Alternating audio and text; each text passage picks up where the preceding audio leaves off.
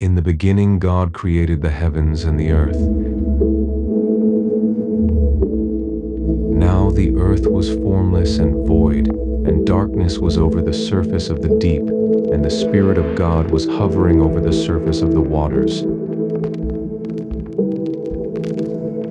And God said, "Let there be light," and there was light. And God saw that the light was good, and he separated the light from the darkness. God called the light day, and the darkness he called night. And there was evening, and there was morning the first day. And God said, "Let there be an expanse between the waters, to separate the waters from the waters." So God made the expanse and separated the waters beneath it from the waters above, and it was so. God called the expanse sky, and there was evening, and there was morning the second day. And God said, "Let the waters under the sky be gathered into one place, so that the dry land may appear," and it was so. God called the dry land earth, and the gathering of waters he called seas. And God saw that it was good. Then God said, "Let the earth bring forth vegetation, seed-bearing plants and fruit trees, each bearing fruit with seed according to its kind." And it was so. The earth produced vegetation, seed-bearing plants according to their kinds, and trees bearing fruit with seed according to their kinds. And God saw that it was good. And there was evening, and there was morning the third day. And God said, "Let there be lights in the expanse of the sky to distinguish between the day and the night, and let them be signs to mark the seasons and days and years. And let them serve as lights in the expanse of the sky to shine upon the earth." And it was so. God made two great lights, the greater light to rule the day and the lesser light to rule the night. And he made the stars as well. God set these lights in the expanse of the sky to shine upon the earth, to preside over the day and the night, and to separate the light from the darkness. And God saw that it was good. And there was evening, and there was morning the fourth day. And God said, "Let the waters teem with living creatures, and let birds fly above the earth in the open expanse of the sky."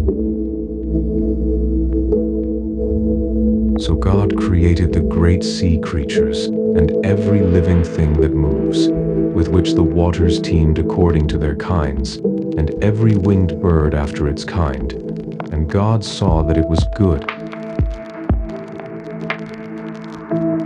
Then God blessed them and said, "Be fruitful and multiply, and fill the waters of the seas, and let birds multiply on the earth." And there was evening, and there was morning the fifth day. And God said, "Let the earth bring forth living creatures according to their kinds, livestock, land crawlers, and beasts of the earth according to their kinds." And it was so. God made the beasts of the earth according to their kinds, the livestock according to their kinds, and everything that crawls upon the earth according to its kind. And God saw that it was good. Then God said, "Let us make man in our image, after our likeness, to rule over the fish of the sea and the birds of the air, over the livestock, and over all the earth itself, and every creature that crawls upon it. So God created man in his own image. In the image of God he created him. Male and female he created them. God blessed them and said to them, "Be fruitful and multiply and fill the earth and subdue it. Rule over the fish of the sea and the birds of the air and every creature that crawls upon the earth." Then God said, "Behold, I have given you every seed-bearing plant on the face of all the earth, and every tree whose fruit contains seed. They will be yours for food. And to every beast of the earth and every bird of the air and every creature that crawls upon the earth, everything that has the breath of life in it, I have given every green plant for food." And it was so. And God looked upon all that he had made, and indeed it was very good. And there was evening, and there was morning the sixth day.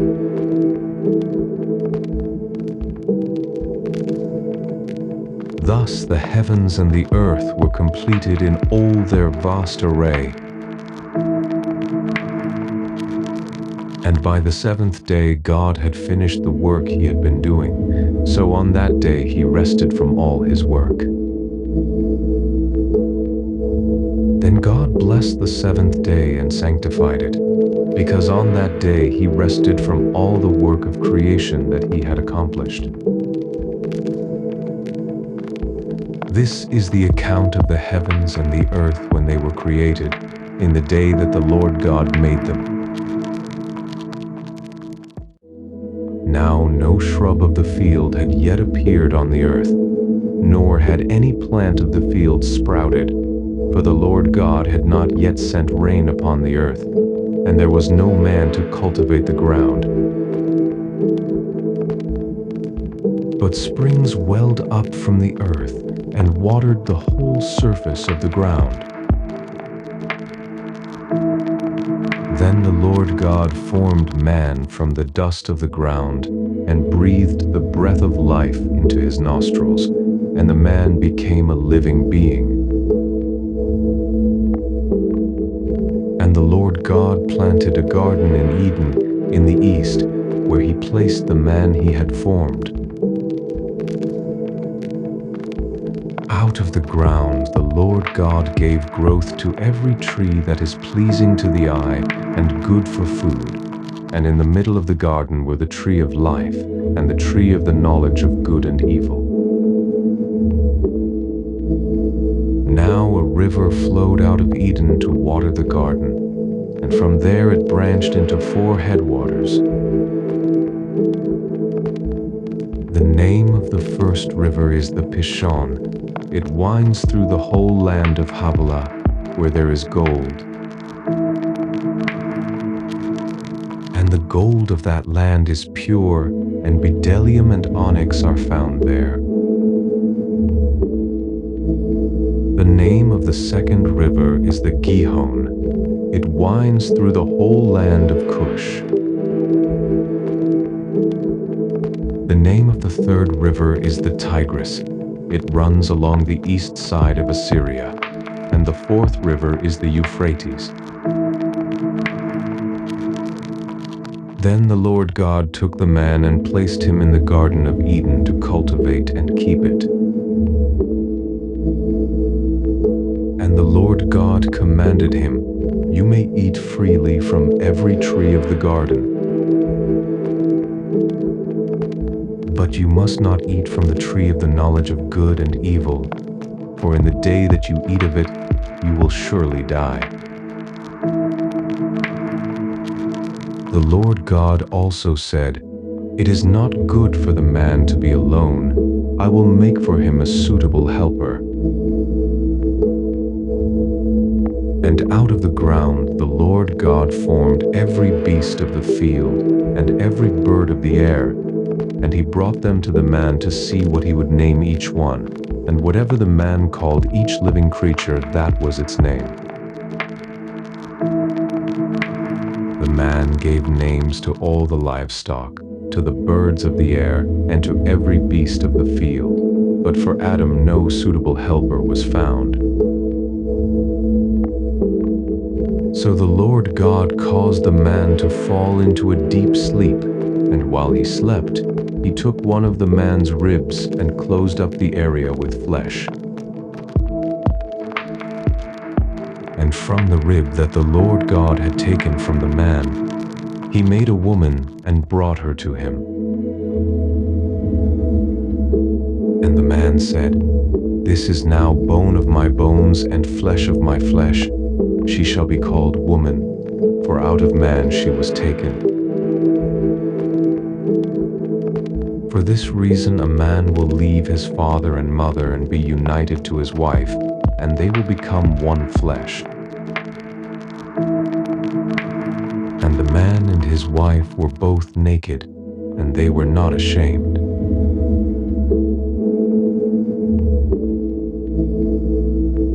Now the serpent was more crafty than any beast of the field that the Lord God had made. And he said to the woman, "Did God really say, 'You must not eat from any tree in the garden'?" The woman answered the serpent, "We may eat the fruit of the trees of the garden. But about the fruit of the tree in the middle of the garden, God has said, 'You must not eat of it or touch it, or you will die.'" "You will not surely die," the serpent told the woman. "For God knows that in the day you eat of it, your eyes will be opened, and you will be like God, knowing good and evil." When the woman saw that the tree was good for food and pleasing to the eyes, and that it was desirable for obtaining wisdom, she took the fruit and ate it.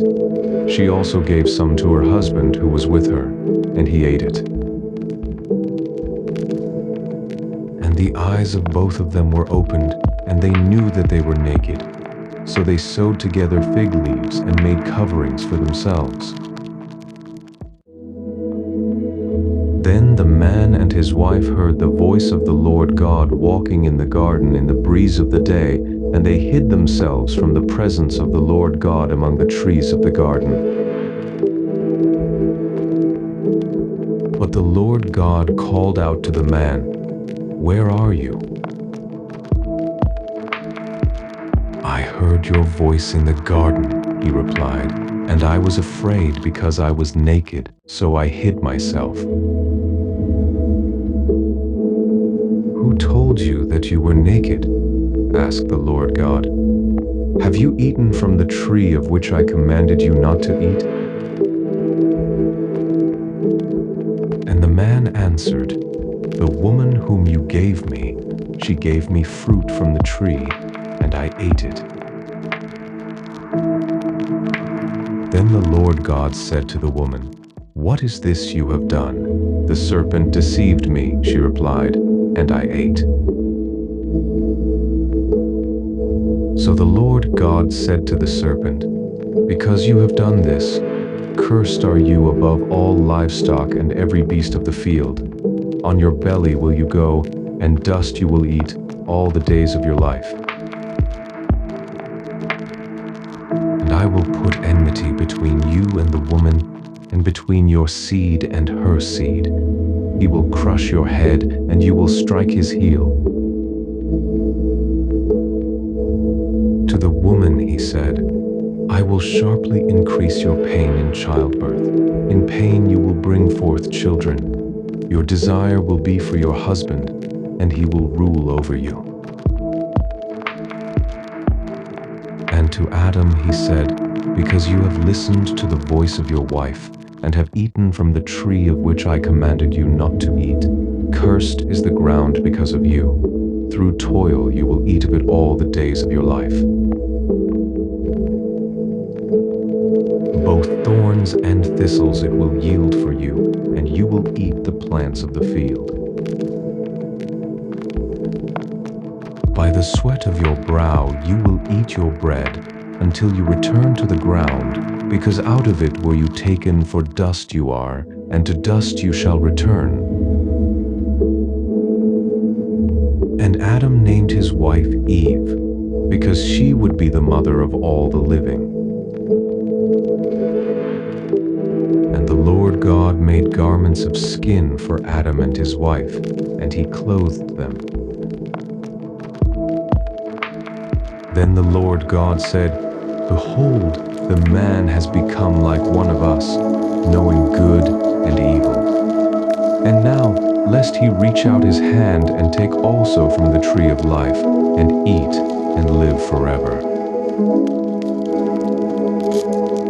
Therefore the Lord God banished him from the Garden of Eden to work the ground from which he had been taken.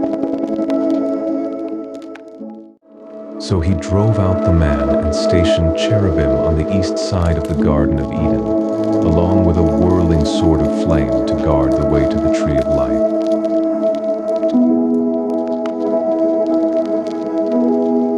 And Adam had relations with his wife Eve, and she conceived and gave birth to Cain.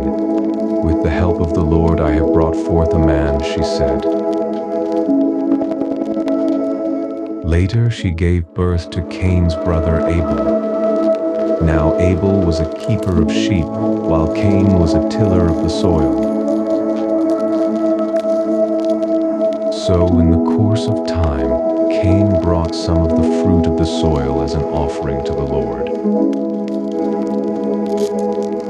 while Abel brought the best portions of the firstborn of his flock, and the Lord looked with favor on Abel and his offering. But he had no regard for Cain and his offering. So Cain became very angry, and his countenance fell. Why are you angry? Said the Lord to Cain, and why has your countenance fallen? If you do what is right, will you not be accepted? But if you refuse to do what is right, sin is crouching at your door. It desires you, but you must master it.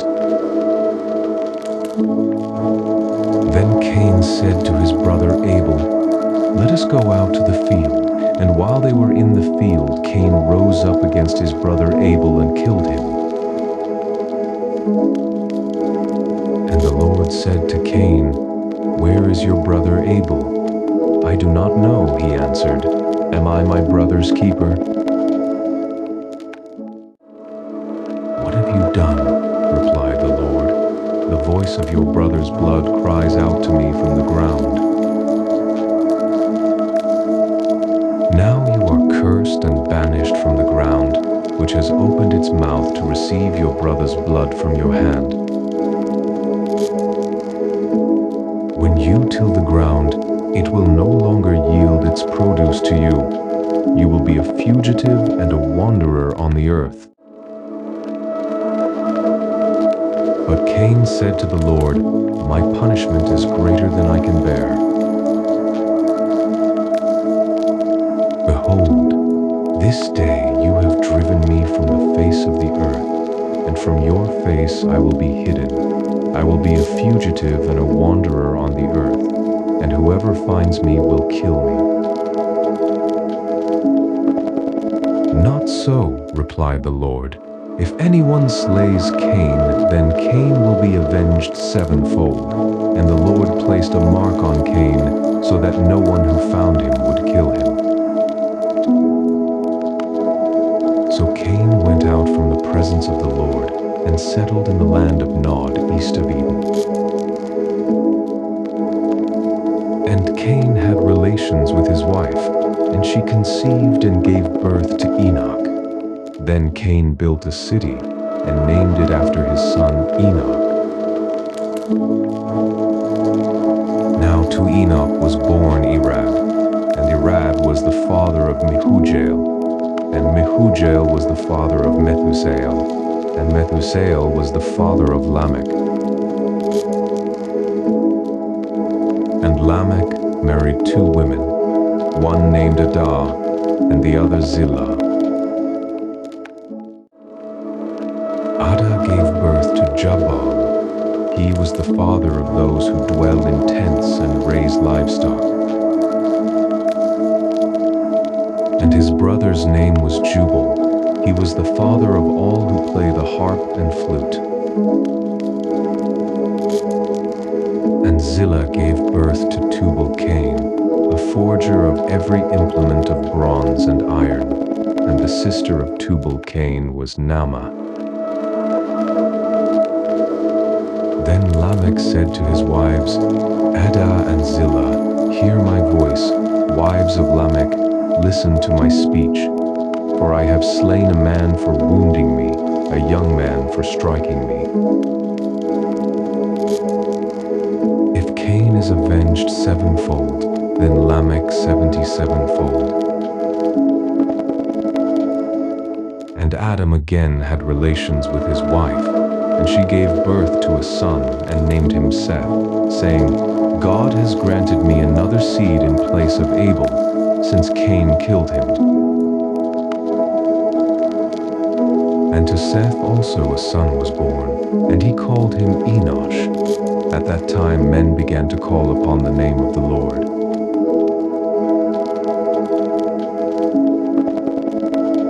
This is the book of the generations of Adam. In the day that God created man, he made him in his own likeness. Male and female he created them, and he blessed them. And in the day they were created, he called them man. When Adam was 130 years old, he had a son in his own likeness, after his own image, and he named him Seth. And after he had become the father of Seth, Adam lived 800 years and had other sons and daughters.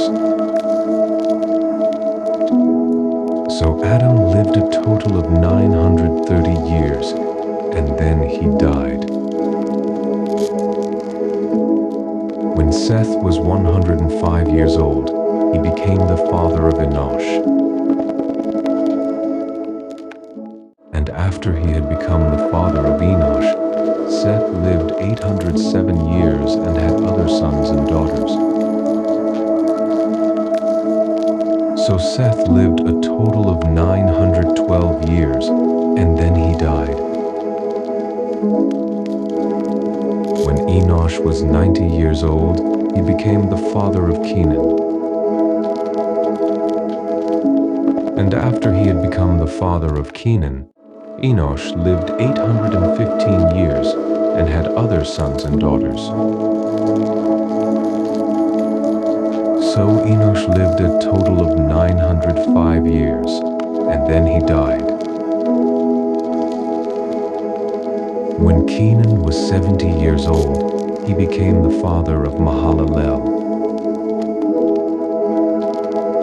And after he had become the father of Mahalalel, Canaan lived 840 years and had other sons and daughters.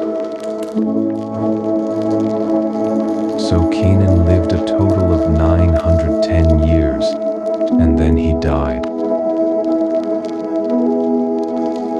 When Mahalalel was 65 years old, he became the father of Jared. And after he had become the father of Jared, Mahalalel lived 830 years and had other sons and daughters. So Mahalalel lived a total of 895 years, and then he died.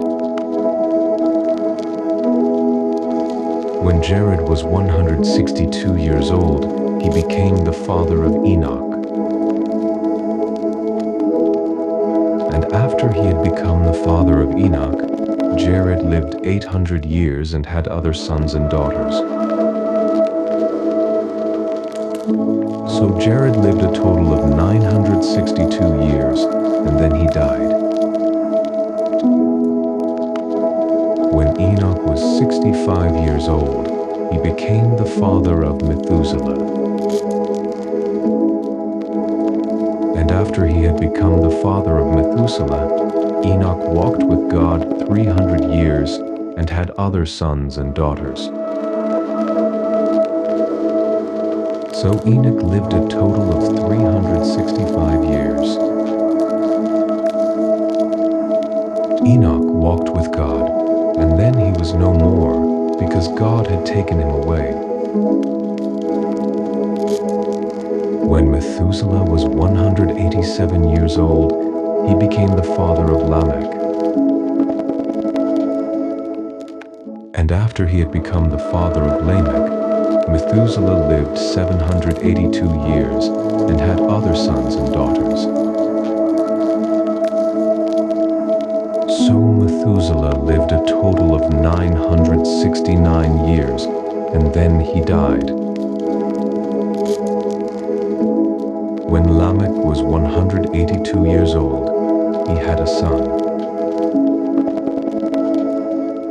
And he named him Noah, saying, "May this one comfort us in the labor and toil of our hands caused by the ground that the Lord has cursed."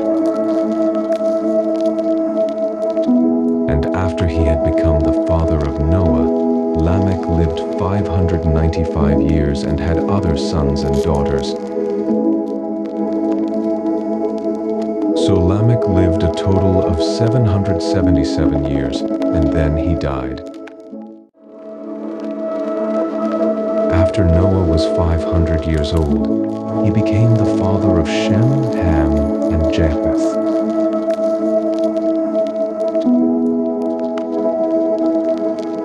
Now when men began to multiply on the face of the earth and daughters were born to them, the sons of God saw that the daughters of men were beautiful, and they took as wives whomever they chose. So the Lord said, "My spirit will not contend with man forever, for he is mortal. His days shall be 120 years. The Nephilim were on the earth in those days and afterward as well, when the sons of God had relations with the daughters of men, and they bore them children who became the mighty men of old, men of renown. Then the Lord saw that the wickedness of man was great upon the earth, and that every inclination of the thoughts of his heart was altogether evil all the time. And the Lord regretted that he had made man on the earth, and he was grieved in his heart. So the Lord said, I will blot out man, whom I have created, from the face of the earth every man and beast and crawling creature and bird of the air, for I am grieved that I have made them. Noah, however, found favor in the eyes of the Lord. This is the account of Noah. Noah was a righteous man, blameless in his generation. Noah walked with God. And Noah had 3 sons, Shem, Ham, and Japheth. Now the earth was corrupt in the sight of God, and full of violence. And God looked upon the earth and saw that it was corrupt, for all living creatures on the earth had corrupted their ways. Then God said to Noah, the end of all living creatures has come before me, because through them the earth is full of violence. Now behold, I will destroy both them and the earth. Make for yourself an ark of gopher wood. Make rooms in the ark, and coat it with pitch inside and out. This is how you are to build it. The ark is to be 300 cubits long, 50 cubits wide, and 30 cubits high. You are to make a roof for the ark. Finish its walls a cubit from the top. Place a door in the side of the ark, and build lower, middle, and upper decks. And behold, I will bring floodwaters upon the earth to destroy every creature under the heavens that has the breath of life. Everything on the earth will perish. But I will establish my covenant with you, and you will enter the ark, you and your sons and your wife and your sons' wives with you. And you are to bring 2 of every living creature into the ark, male and female, to keep them alive with you. 2 of every kind of bird and animal and crawling creature will come to you to be kept alive. You are also to take for yourself every kind of food that is eaten, and gather it as food for yourselves and for the animals. So Noah did everything precisely as God had commanded him.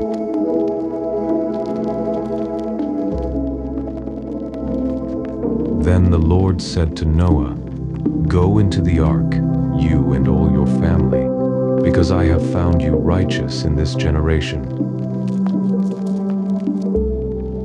You are to take with you 7 pairs of every kind of clean animal, a male and its mate, a pair of every kind of unclean animal, a male and its mate, and 7 pairs of every kind of bird of the air, male and female, to preserve their offspring on the face of all the earth. For 7 days from now I will send rain on the earth for 40 days and 40 nights, and I will wipe from the face of the earth every living thing I have made." And Noah did all that the Lord had commanded him. Now Noah was 600 years old when the floodwaters came upon the earth. And Noah and his wife, with his sons and their wives, entered the ark to escape the waters of the flood. The clean and unclean animals, the birds, and everything that crawls along the ground came to Noah to enter the ark 2 by 2, male and female, as God had commanded Noah. And after 7 days the floodwaters came upon the earth. In the 600th year of Noah's life, on the 17th day of the 2nd month, all the fountains of the great deep burst forth, and the floodgates of the heavens were opened. And the rain fell upon the earth for 40 days and 40 nights. On that very day Noah entered the ark, along with his sons Shem, Ham, and Japheth, and his wife, and the 3 wives of his sons. They and every kind of wild animal, livestock, crawling creature, bird, and winged creature. They came to Noah to enter the ark, 2 by 2 of every creature with the breath of life. And they entered, the male and female of every living thing, as God had commanded Noah. Then the Lord shut him in. For 40 days the flood kept coming on the earth, and the waters rose and lifted the ark high above the earth. So the waters continued to surge and rise greatly on the earth, and the ark floated on the surface of the waters. Finally, the waters completely prevailed upon the earth, so that all the high mountains under all the heavens were covered. The waters rose and covered the mountain tops to a depth of 15 cubits. And every living thing that moved upon the earth perished, birds, livestock, animals, every creature that swarms upon the earth, and all mankind.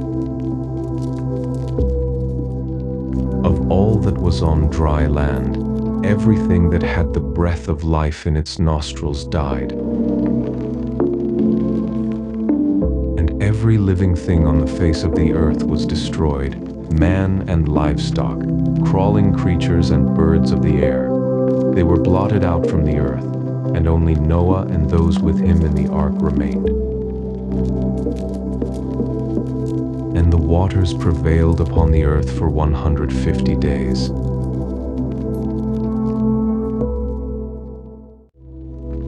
But God remembered Noah and all the animals and livestock that were with him in the ark. And God sent a wind over the earth, and the waters began to subside. The springs of the deep and the floodgates of the heavens were closed, and the rain from the sky was restrained. The waters receded steadily from the earth, and after 150 days the waters had gone down. On the 17th day of the 7th month, the ark came to rest on the mountains of Ararat. And the waters continued to recede until the 10th month, and on the first day of the 10th month the tops of the mountains became visible. After 40 days, Noah opened the window he had made in the ark and sent out a raven. It kept flying back and forth until the waters had dried up from the earth. Then Noah sent out a dove to see if the waters had receded from the surface of the ground. But the dove found no place to rest her foot, and she returned to him in the ark, because the waters were still covering the surface of all the earth. So he reached out his hand and brought her back inside the ark. Noah waited 7 more days and again sent out the dove from the ark. And behold, the dove returned to him in the evening with a freshly plucked olive leaf in her beak. So Noah knew that the waters had receded from the earth. And Noah waited 7 more days and sent out the dove again, but this time she did not return to him. In Noah's 601st year, on the first day of the 1st month, the waters had dried up from the earth. So Noah removed the covering from the ark and saw that the surface of the ground was dry. By the 27th day of the 2nd month, the earth was fully dry. Then God said to Noah, "Come out of the ark, you and your wife, along with your sons and their wives. Bring out all the living creatures that are with you, birds, livestock, and everything that crawls upon the ground, so that they can spread out over the earth and be fruitful and multiply upon it." So Noah came out, along with his sons and his wife and his sons' wives. Every living creature, every creeping thing, and every bird, everything that moves upon the earth came out of the ark, kind by kind. Then Noah built an altar to the Lord, and taking from every kind of clean animal and clean bird, he offered burnt offerings on the altar. When the Lord smelled the pleasing aroma, he said in his heart, "Never again will I curse the ground because of man, even though every inclination of his heart is evil from his youth, and never again will I destroy all living creatures as I have done. As long as the earth endures, seed time and harvest, cold and heat, summer and winter, day and night shall never cease."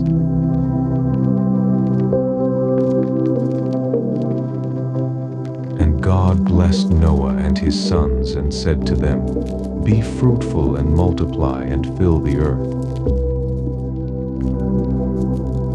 The fear and dread of you will fall on every living creature on the earth, every bird of the air, every creature that crawls on the ground, and all the fish of the sea. They are delivered into your hand. and everything that lives and moves will be food for you. Just as I gave you the green plants, I now give you all things. But you must not eat meat with its lifeblood still in it. And surely I will require the life of any man or beast by whose hand your lifeblood is shed. I will demand an accounting from anyone who takes the life of his fellow man. Whoever sheds the blood of man, by man his blood will be shed, for in his own image God has made mankind.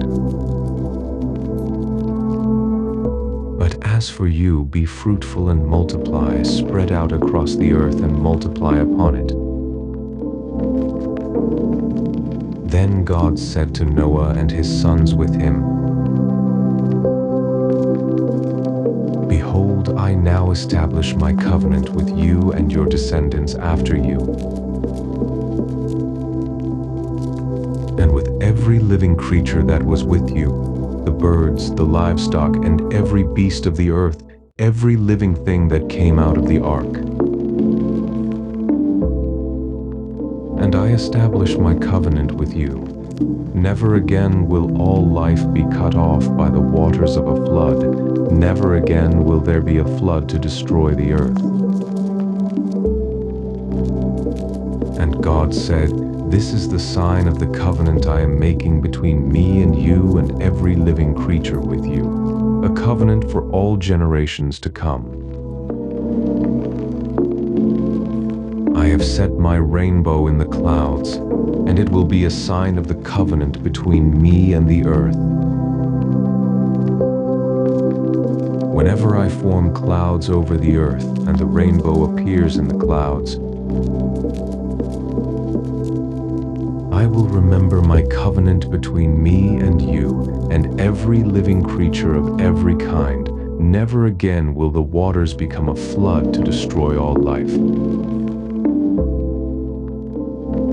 Whenever the rainbow appears in the clouds, I will see it and remember the everlasting covenant between God and every living creature of every kind that is on the earth.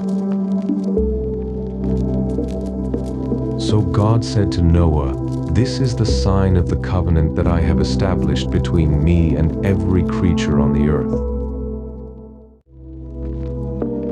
The sons of Noah who came out of the ark were Shem, Ham, and Japheth. And Ham was the father of Canaan. These three were the sons of Noah, and from them the whole earth was populated. Now Noah, a man of the soil, proceeded to plant a vineyard. But when he drank some of its wine, he became drunk and uncovered himself inside his tent. And Ham, the father of Canaan, saw his father's nakedness and told his two brothers outside. Then Shem and Japheth took a garment and placed it across their shoulders, and walking backward, they covered their father's nakedness. Their faces were turned away so that they did not see their father's nakedness. When Noah awoke from his drunkenness and learned what his youngest son had done to him, he said, Cursed be Canaan, a servant of servants shall he be to his brothers. He also declared, Blessed be the Lord, the God of Shem. May Canaan be the servant of Shem. May God expand the territory of Japheth. May he dwell in the tents of Shem, and may Canaan be his servant. After the flood, Noah lived 350 years. So Noah lived a total of 950 years, and then he died.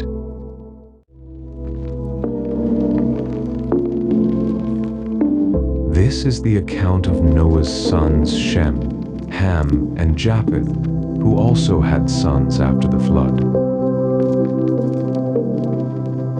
The sons of Japheth: Gomer, Magog, Madai, Javan, Tubal, Meshech, and Tiras. The sons of Gomer: Ashkenaz, Riphath, and Togarma. And the sons of Javan: Elisha, Tarshish, the Kittites, and the Rodanites. From these, the maritime peoples separated into their territories according to their languages by clans within their nations. The sons of Ham: Cush, Mizraim, Put, and Canaan. The sons of Cush: Seba, Havilah, Sabta, Rama, and Sabteka. And the sons of Rama: Sheba and Dedan. Cush was the father of Nimrod, who began to be a mighty one on the earth. He was a mighty hunter before the Lord, so it is said, like Nimrod, a mighty hunter before the Lord. His kingdom began in Babylon, Erech, Akkad, and Calneh in the land of Shinar. From that land he went forth into Assyria, where he built Nineveh, Rehoboth-ir, Calah, and Rezin, which is between Nineveh and the great city of Calah. Mizraim was the father of the Ludites, the Anamites, the Lehabites, the Naphtuhites, the Pathrasites, the Casluites, from whom the Philistines came, and the Caphtorites. And Canaan was the father of Sidon, his firstborn, and of the Hittites, the Jebusites, the Amorites, the Girgashites, the Hivites, the Archites, the Sinites, the Arvadites, the Zemarites, and the Hamathites. Later, the Canaanite clans were scattered. And the borders of Canaan extended from Sidon toward Gerar as far as Gaza, and then toward Sodom, Gomorrah, Admah, and Zeboim as far as Lasha. These are the sons of Ham according to their clans, languages, lands, and nations. And sons were also born to Shem, the older brother of Japheth. Shem was the forefather of all the sons of Eber. The sons of Shem: Elam, Ashur, Arphaxad, Lud, and Aram. The sons of Aram: Uz, Hul, Gether, and Mash. Arphaxad was the father of Shelah, and Shelah was the father of Eber. Two sons were born to Eber. One was named Peleg, because in his days the earth was divided, and his brother was named Joktan. And Joktan was the father of Almodad, Shelef, Hazarmaveth, Jerah, Hadoram, Uzal, Dikla, Obal, Abimael, Sheba, Ophir, Havilah, and Jobab. All these were sons of Joktan. Their territory extended from Mesha to Sephar in the eastern hill country. These are the sons of Shem according to their clans, languages, lands, and nations. All these are the clans of Noah's sons, according to their generations and nations. From these the nations of the earth spread out after the flood.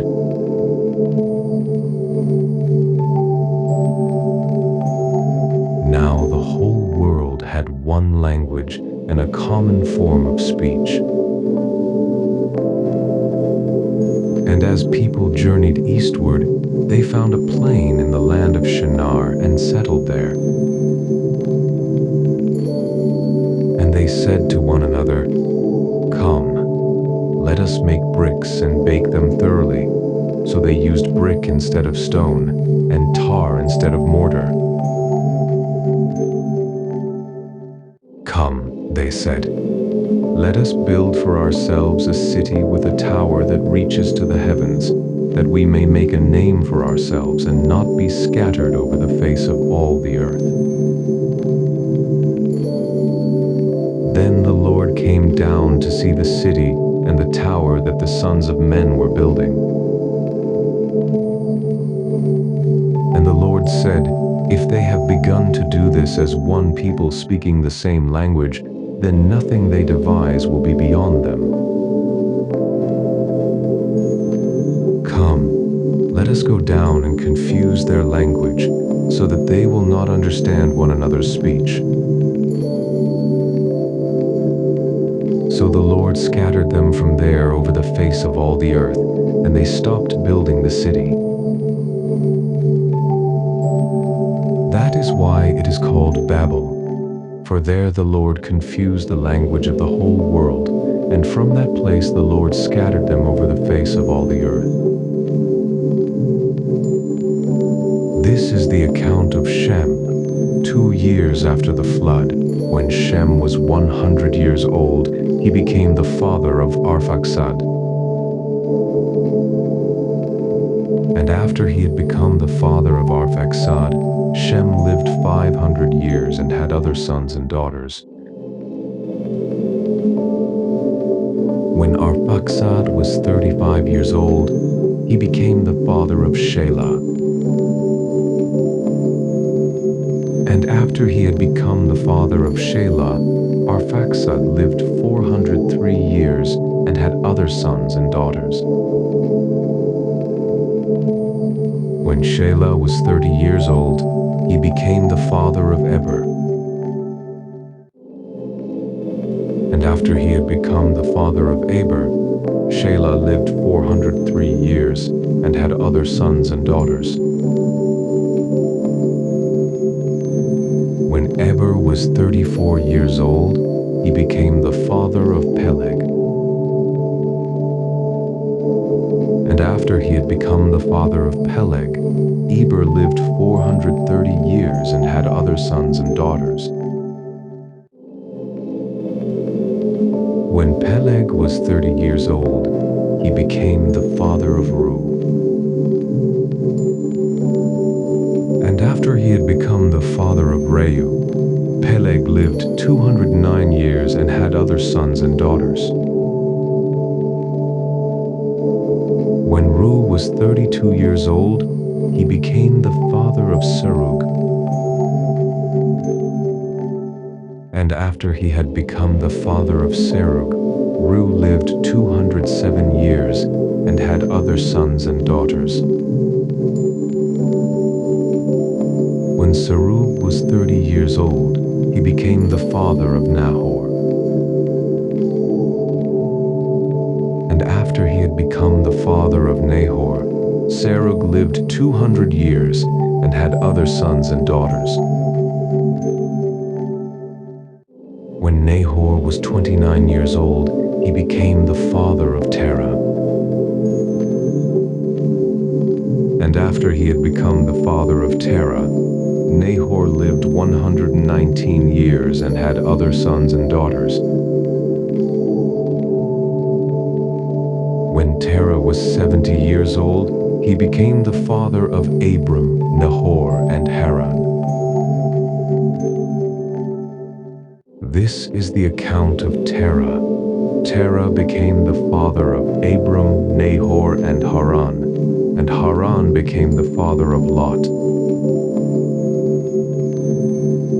During his father Terah's lifetime, Haran died in his native land, in Ur of the Chaldeans.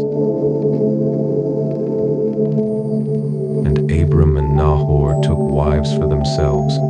Abram's wife was named Sarai, and Nahor's wife was named Milcah. She was the daughter of Haran, who was the father of both Milcah and Iscah. But Sarai was barren, she had no children. And Terah took his son Abram, his grandson Lot, son of Haran, and his daughter-in-law Sarai, the wife of Abram, and they set out from Ur of the Chaldeans for the land of Canaan. But when they arrived in Haran, they settled there.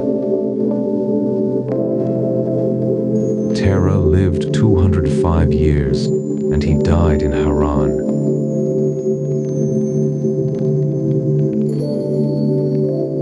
Then the Lord said to Abram, "Leave your country, your kindred, and your father's household, and go to the land I will show you. I will make you into a great nation, and I will bless you. I will make your name great, so that you will be a blessing. I will bless those who bless you, and curse those who curse you, and all the families of the earth will be blessed through you." So Abram departed, as the Lord had directed him, and Lot went with him. Abram was 75 years old when he left Haran. And Abram took his wife Sarai, his nephew Lot, and all the possessions and people they had acquired in Haran, and set out for the land of Canaan. When they came to the land of Canaan, Abram traveled through the land as far as the site of the oak of Moreh at Shechem, and at that time the Canaanites were in the land. Then the Lord appeared to Abram and said, "I will give this land to your offspring." So Abram built an altar there to the Lord, who had appeared to him. From there, Abram moved on to the hill country east of Bethel and pitched his tent, with Bethel to the west and Ai to the east. There he built an altar to the Lord, and he called on the name of the Lord. And Abram journeyed on toward the Negev. Now there was a famine in the land, so Abram went down to Egypt to live there for a while because the famine was severe. As he was about to enter Egypt, he said to his wife Sarai, "Look, I know that you are a beautiful woman. And when the Egyptians see you, they will say, 'This is his wife.' Then they will kill me, but will let you live. Please say you are my sister, so that I will be treated well for your sake, and on account of you my life will be spared." So when Abram entered Egypt, the Egyptians saw that the woman was very beautiful. When Pharaoh's officials saw Sarai, they commended her to him, and she was taken into the palace of Pharaoh. He treated Abram well on her account, and Abram acquired sheep and cattle, male and female donkeys, menservants and maidservants, and camels. The Lord, however, afflicted Pharaoh and his household with severe plagues because of Abram's wife Sarai. So Pharaoh summoned Abram and asked, "What have you done to me? Why didn't you tell me she was your wife? Why did you say, 'She is my sister,' so that I took her as my wife? Now then, here is your wife. Take her and go." Then Pharaoh gave his men orders concerning Abram, and they sent him away with his wife and all his possessions.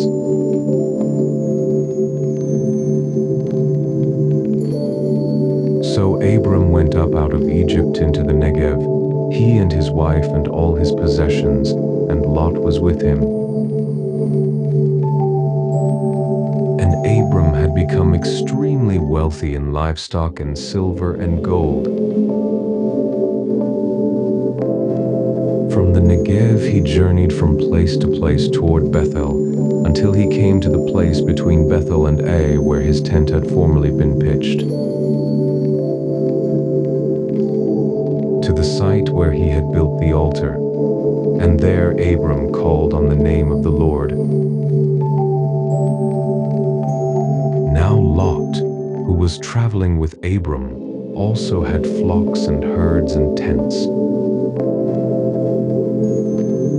But the land was unable to support both of them while they stayed together, for they had so many possessions that they were unable to coexist.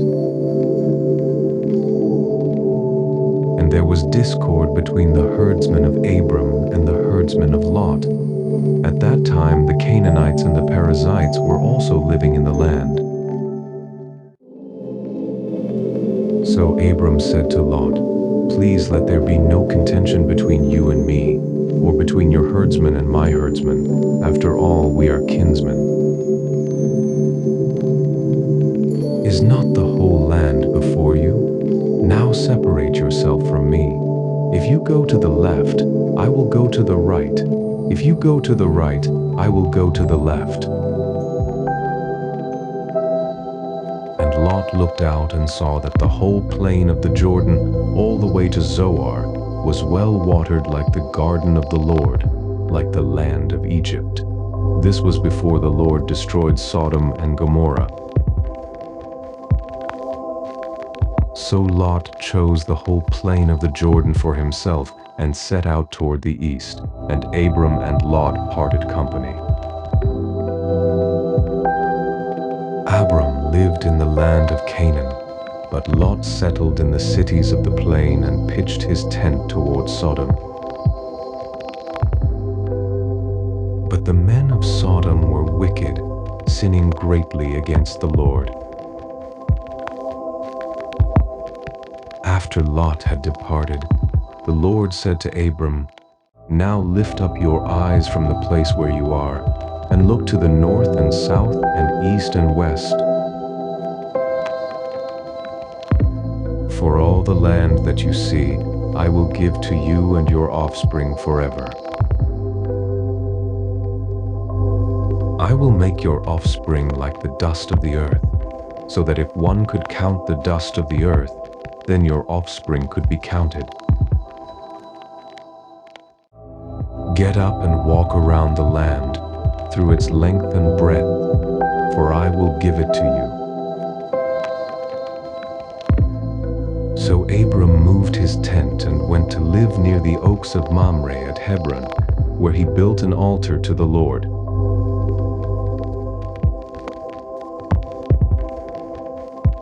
In those days Amraphel king of Shinar, Arioch king of Elasar, Chedorlaomer king of Elam, and Tidal king of Goyim went to war against Bera king of Sodom, Birsha king of Gomorrah, Shinab king of Admah, Shemeber king of Zeboaim, and the king of Bela, that is, Zoar. The latter five came as allies to the valley of Siddim, that is, the Salt Sea.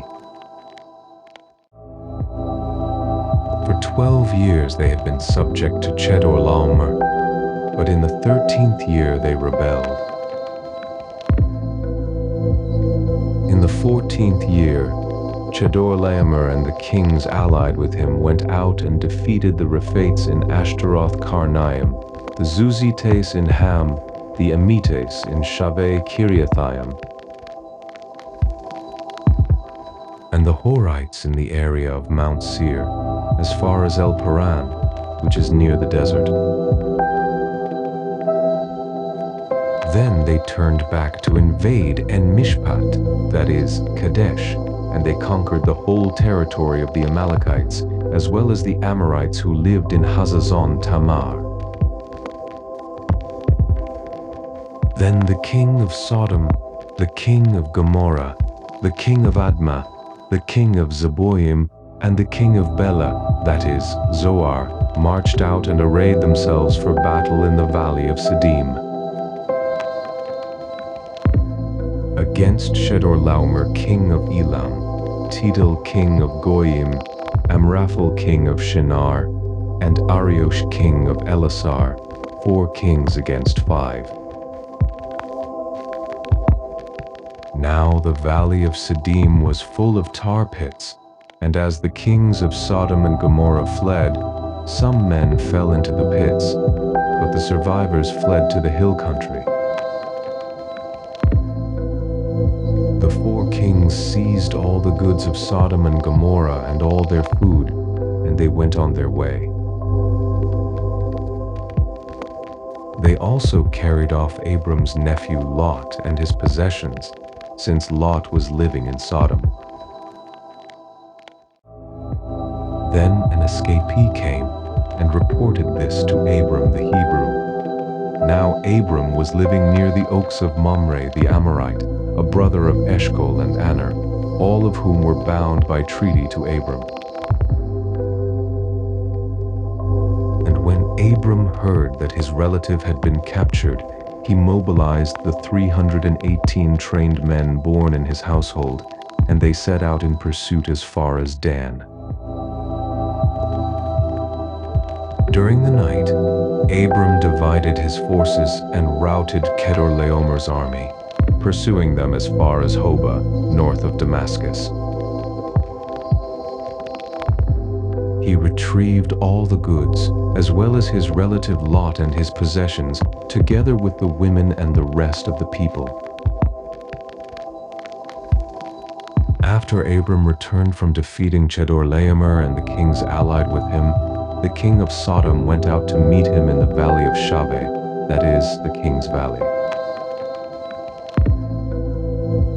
Then Melchizedek, king of Salem, brought out bread and wine, since he was priest of God Most High.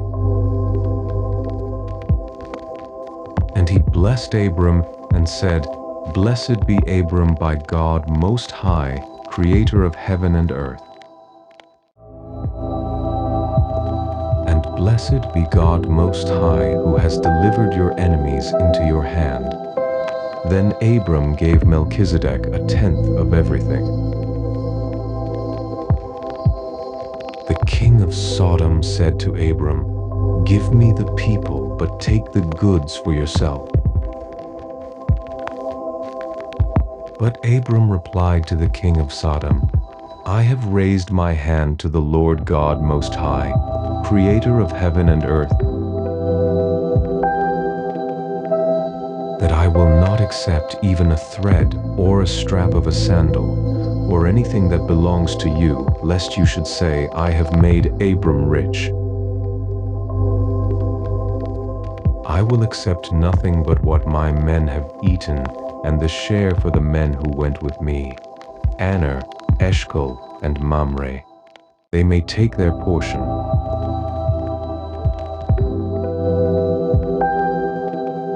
After these events, the word of the Lord came to Abram in a vision. "Do not be afraid, Abram. I am your shield, your very great reward." But Abram replied, "O Lord God, what can you give me, since I remain childless and the heir of my house is Eliezer of Damascus?" Abram continued, "Behold, you have given me no offspring, so a servant in my household will be my heir." Then the word of the Lord came to Abram, saying, "This one will not be your heir, but one who comes from your own body will be your heir." And the Lord took him outside and said, "Now look to the heavens and count the stars if you are able." Then he told him, "So shall your offspring be." Abram believed the Lord, and it was credited to him as righteousness. The Lord also told him, "I am the Lord, who brought you out of Ur of the Chaldeans to give you this land to possess." Abram replied, "Lord God, how can I know that I will possess it?" And the Lord said to him, "Bring me a heifer, a goat, and a ram, each 3 years old, along with a turtle dove and a young pigeon."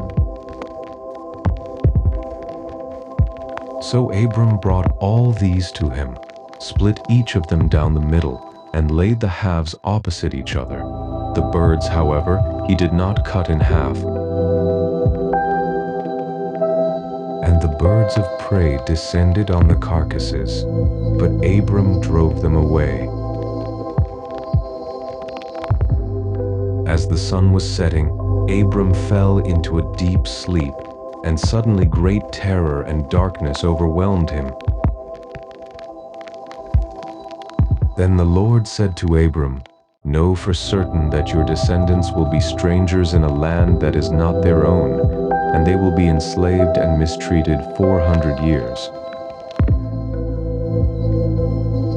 But I will judge the nation they serve as slaves, and afterward they will depart with many possessions.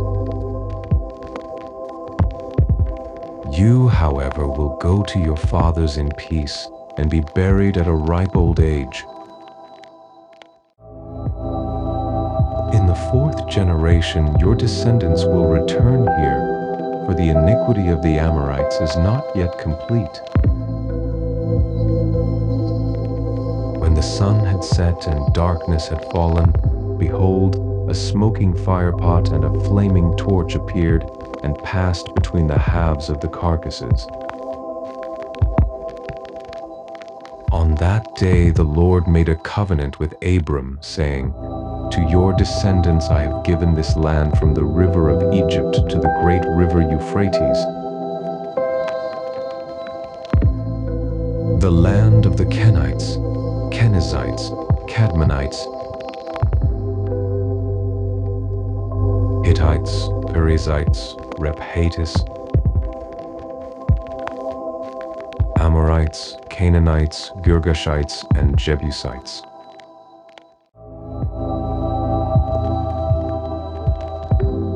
Now Abram's wife Sarai had borne him no children, but she had an Egyptian maidservant named Hagar. So Sarai said to Abram, "Look now, the Lord has prevented me from bearing children. Please go to my maidservant. Perhaps I can build a family by her." And Abram listened to the voice of Sarai. So after he had lived in Canaan for 10 years, his wife Sarai took her Egyptian maidservant Hagar and gave her to Abram to be his wife. And he slept with Hagar, and she conceived. But when Hagar realized that she was pregnant, she began to despise her mistress. Then Sarai said to Abram, "May the wrong done to me be upon you. I delivered my servant into your arms, and ever since she saw that she was pregnant, she has treated me with contempt. May the Lord judge between you and me." "Here," said Abram, "your servant is in your hands. Do whatever you want with her." Then Sarai treated Hagar so harshly that she fled from her. Now the angel of the Lord found Hagar by a spring of water in the desert, the spring along the road to Shur. "Hagar, servant of Sarai," he said, "where have you come from, and where are you going?" "I am running away from my mistress Sarai," she replied. So the angel of the Lord told her, "Return to your mistress and submit to her authority." Then the angel added, "I will greatly multiply your offspring so that they will be too numerous to count." The angel of the Lord proceeded, "Behold, you have conceived and will bear a son, and you shall name him Ishmael, for the Lord has heard your cry of affliction. He will be a wild donkey of a man, and his hand will be against everyone, and everyone's hand against him. He will live in hostility toward all his brothers. So Hagar gave this name to the Lord who had spoken to her. You are the God who sees me. For she said, Here I have seen the one who sees me. Therefore the well was called Beer Lahai Roi. It is located between Kadesh and Bered. And Hagar bore Abram a son, and Abram gave the name Ishmael to the son she had born. Abram was 86 years old when Hagar bore Ishmael to him.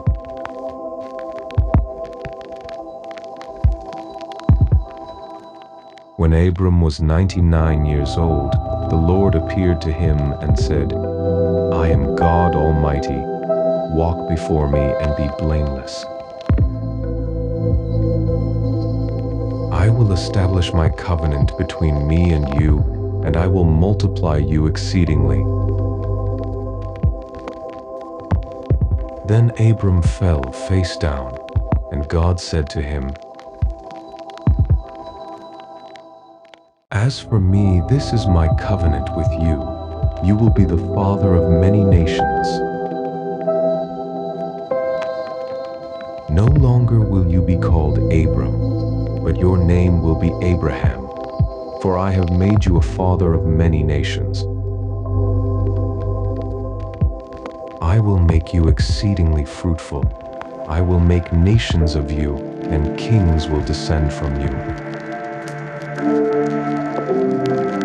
I will establish my covenant as an everlasting covenant between me and you and your descendants after you, to be your God and the God of your descendants after you. And to you and your descendants I will give the land where you are residing, all the land of Canaan, as an eternal possession, and I will be their God. God also said to Abraham, You must keep my covenant, you and your descendants in the generations after you. This is my covenant with you and your descendants after you, which you are to keep. Every male among you must be circumcised. You are to circumcise the flesh of your foreskin, and this will be a sign of the covenant between me and you.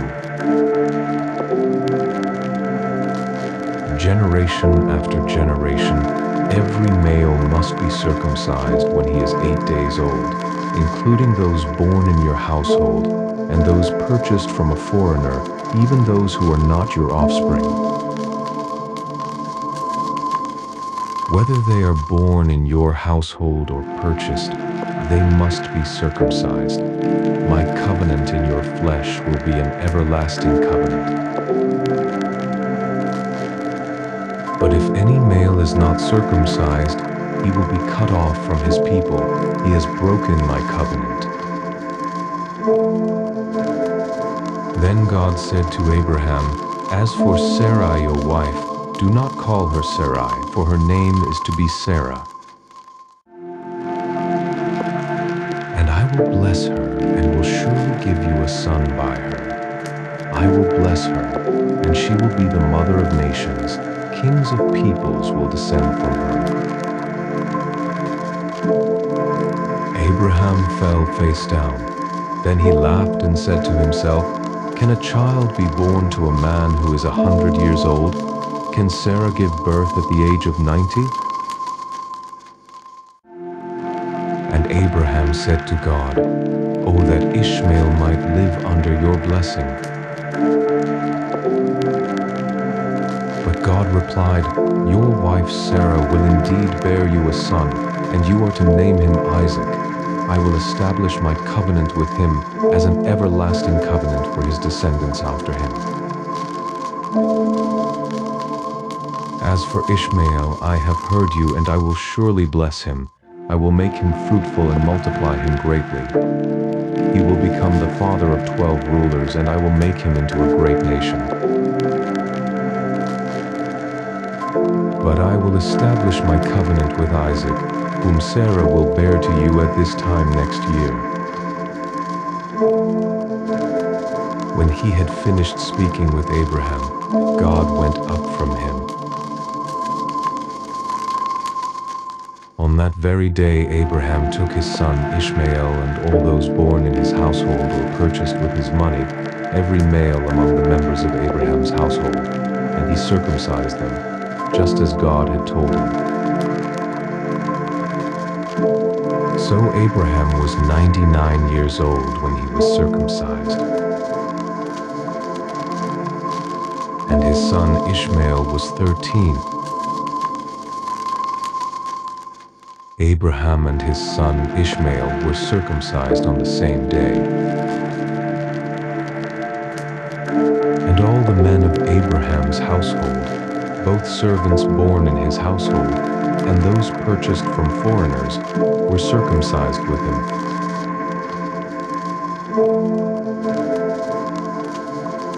Then the Lord appeared to Abraham by the oaks of Mamre in the heat of the day, while he was sitting at the entrance of his tent.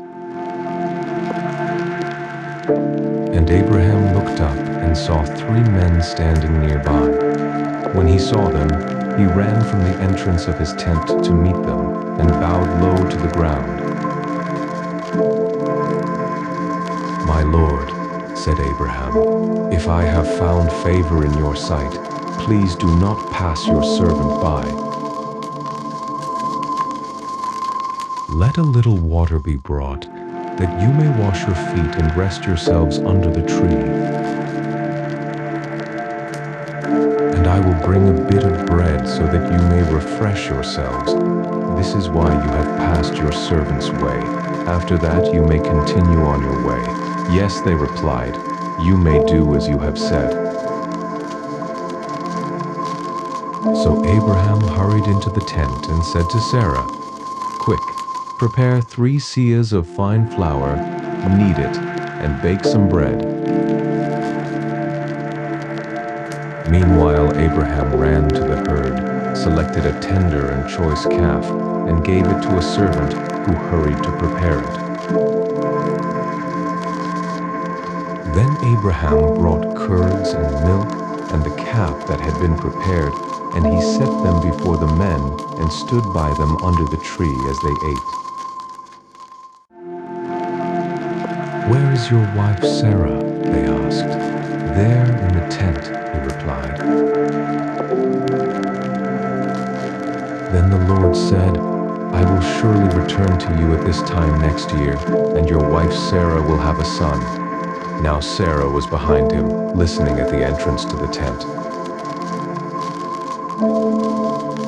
And Abraham and Sarah were already old and well along in years.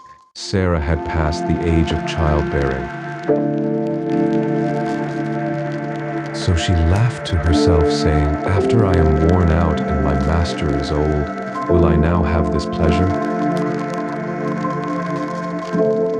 And the Lord asked Abraham, "Why did Sarah laugh and say, 'Can I really bear a child when I am old?'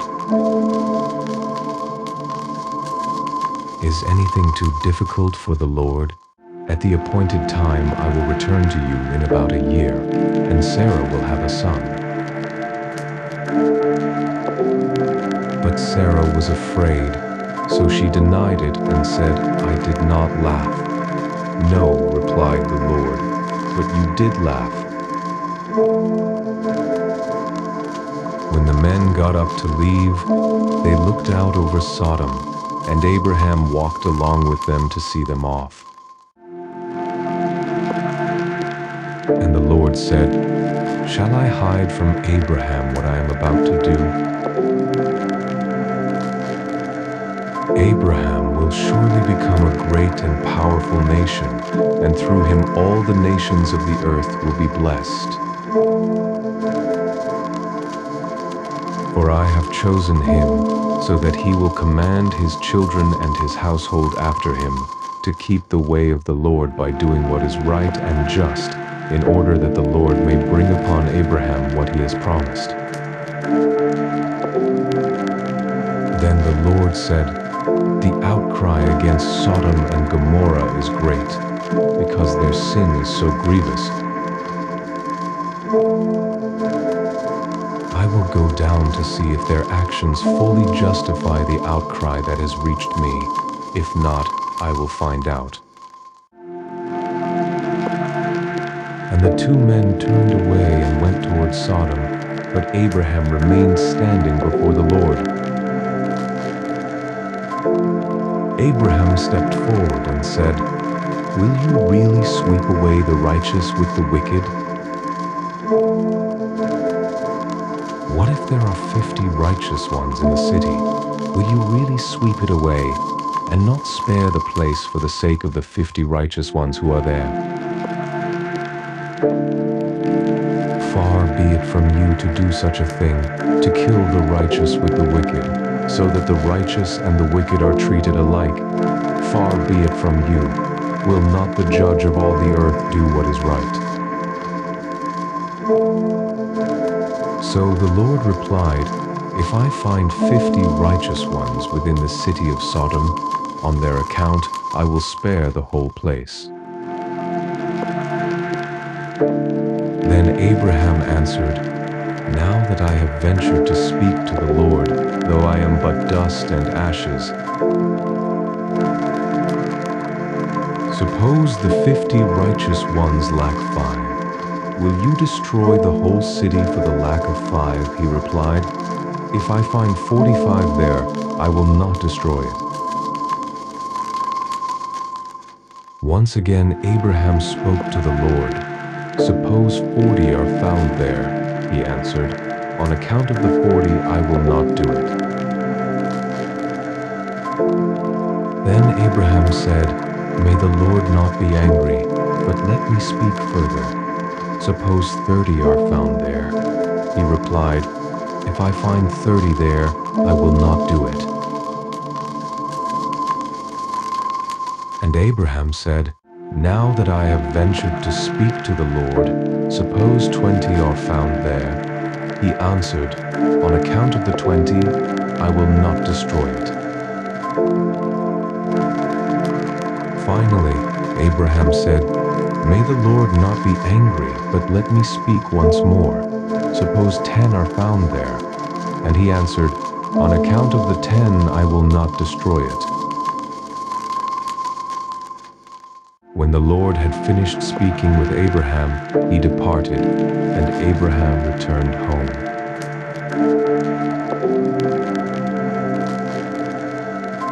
Now the two angels arrived at Sodom in the evening, and Lot was sitting in the gateway of the city. When Lot saw them, he got up to meet them, bowed face down, and said, "My lords, please turn aside into the house of your servant. Wash your feet and spend the night. Then you can rise early and go on your way." "No," they answered, "we will spend the night in the square." But Lot insisted so strongly that they followed him into his house. He prepared a feast for them and baked unleavened bread, and they ate. Before they had gone to bed, all the men of the city of Sodom, both young and old, surrounded the house.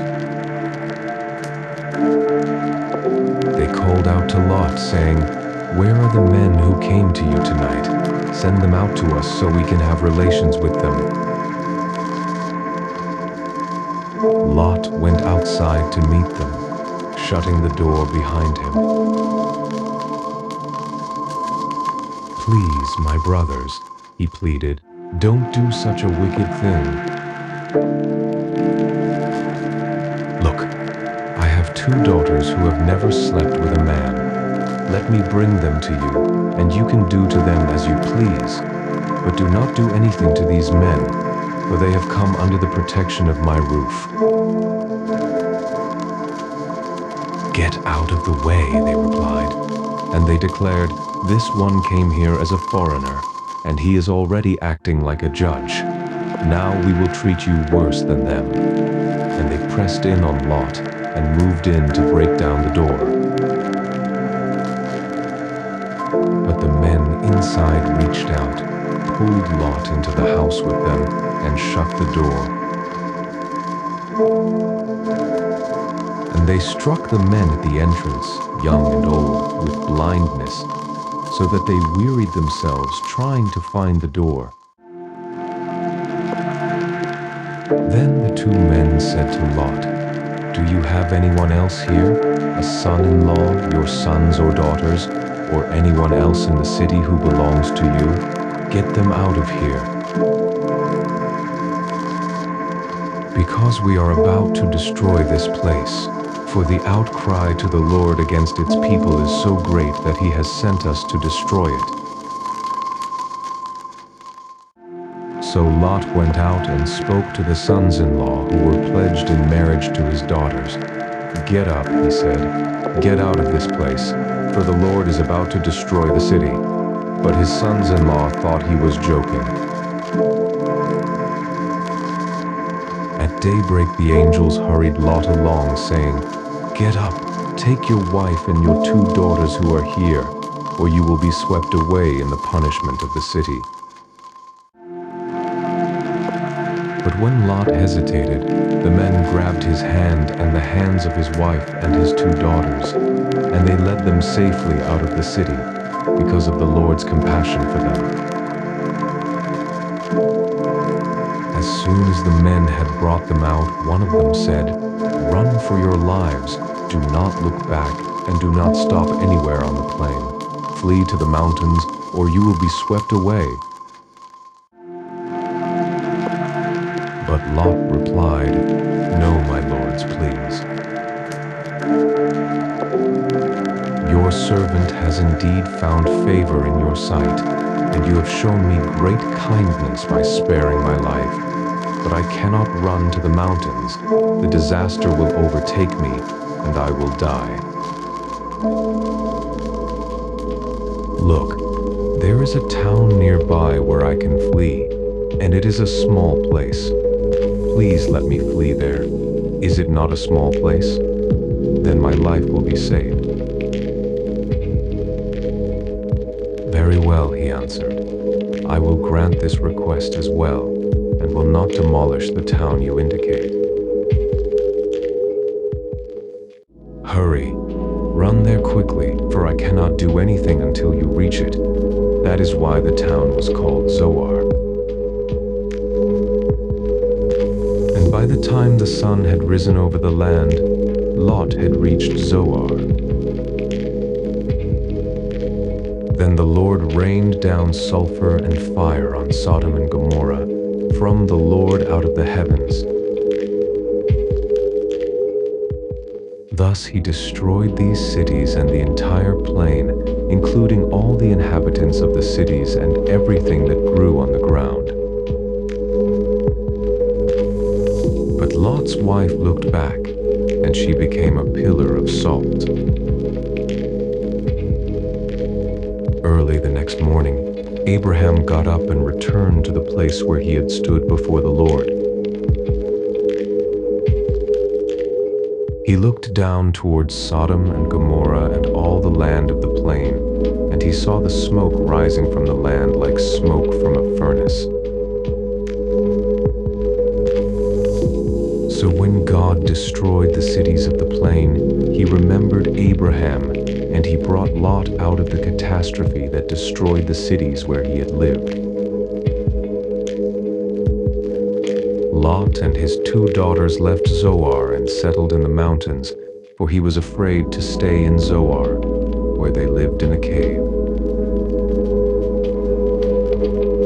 One day the older daughter said to the younger, "Our father is old, and there is no man in the land to sleep with us, as is the custom over all the earth. Come, let us get our father drunk with wine so we can sleep with him and preserve his line."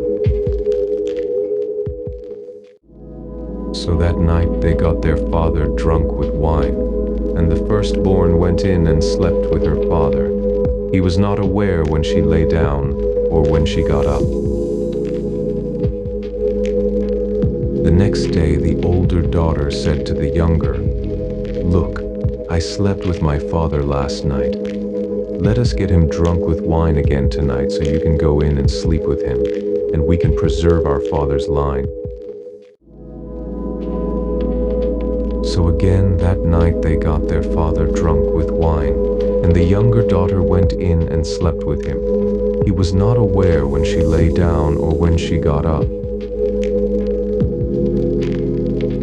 Thus both of Lot's daughters became pregnant by their father. The older daughter gave birth to a son and named him Moab. He is the father of the Moabites of today. The younger daughter also gave birth to a son, and she named him Ben-Ami. He is the father of the Ammonites of today.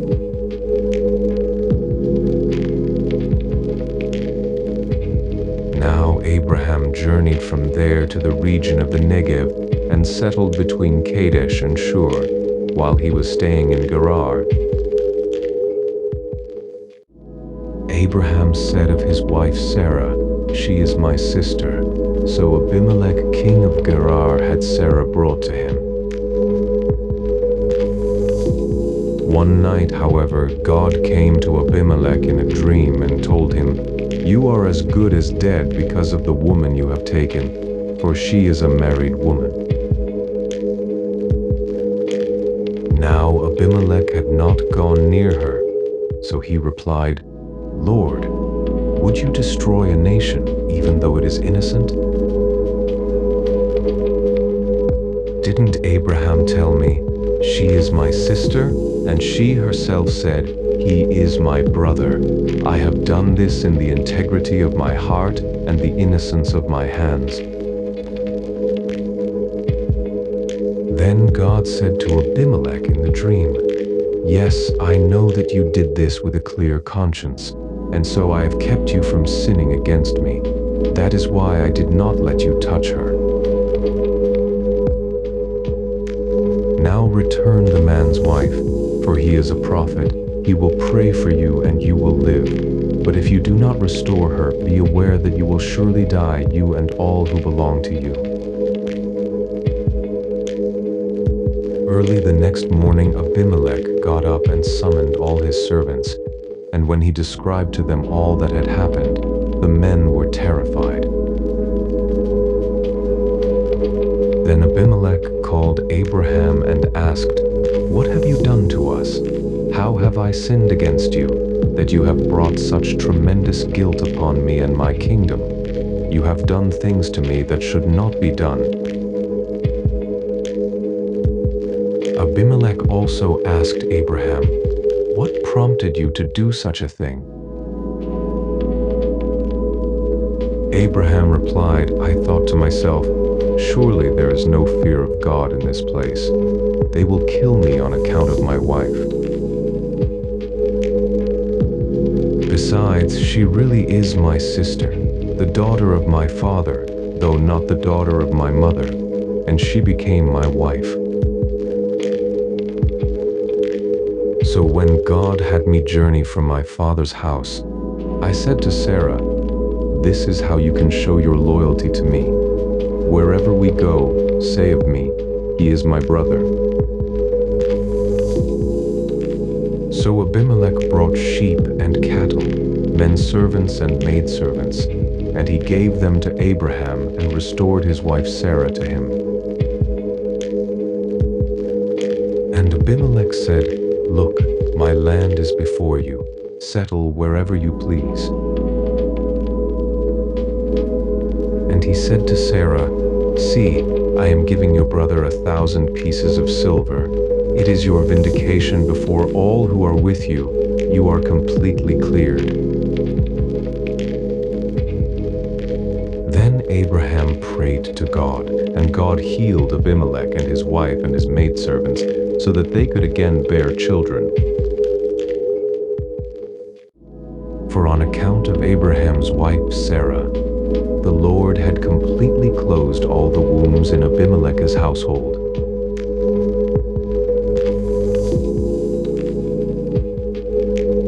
Now the Lord attended granted to Sarah as he had said, and the Lord did for Sarah what he had promised. So Sarah conceived and bore a son to Abraham in his old age, at the very time God had promised. And Abraham gave the name Isaac to the son Sarah bore to him.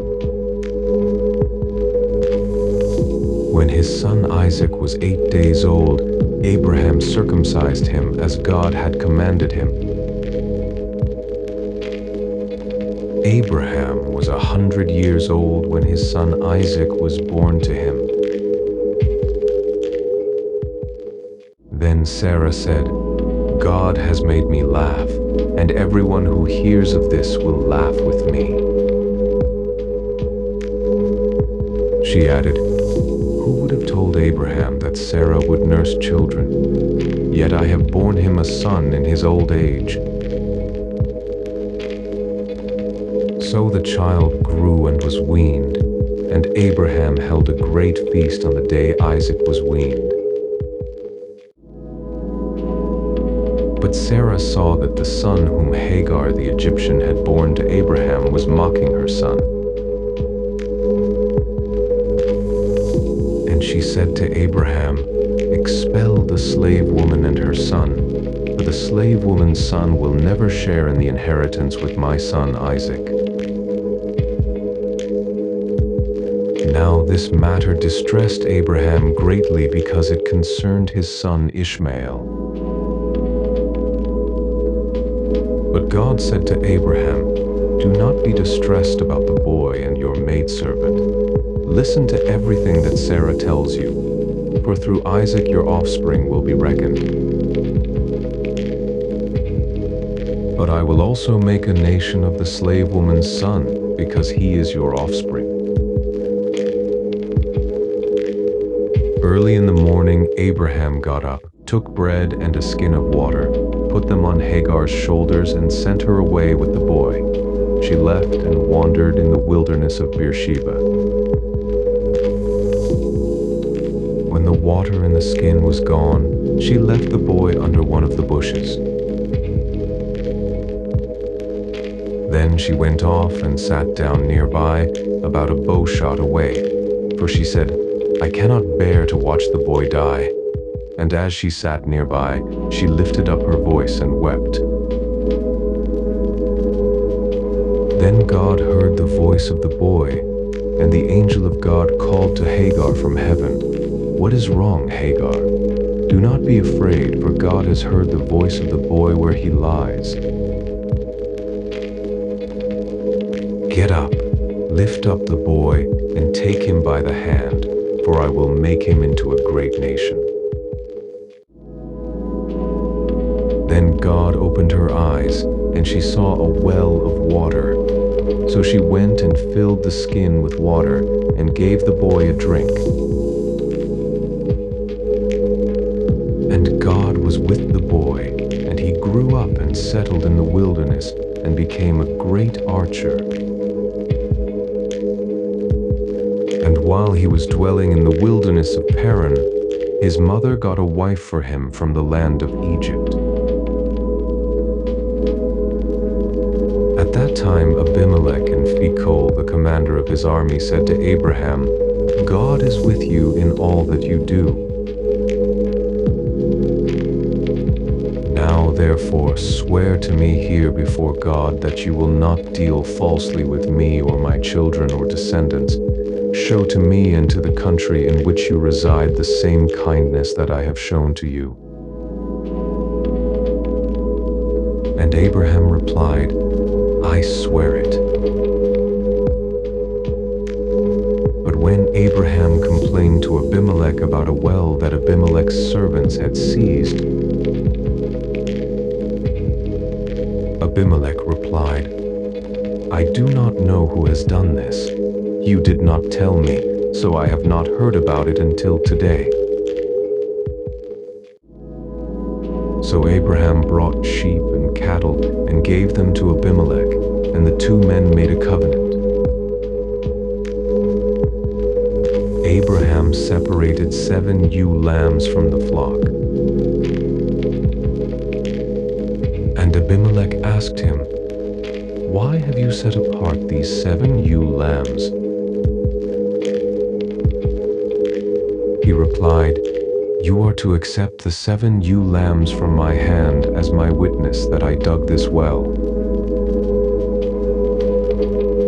So that place was called Beersheba, because it was there that the 2 of them swore an oath.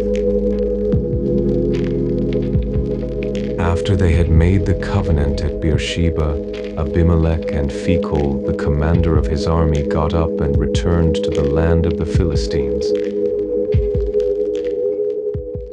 And Abraham planted a tamarisk tree in Beersheba, and there he called upon the name of the Lord, the eternal God. And Abraham resided in the land of the Philistines for a long time.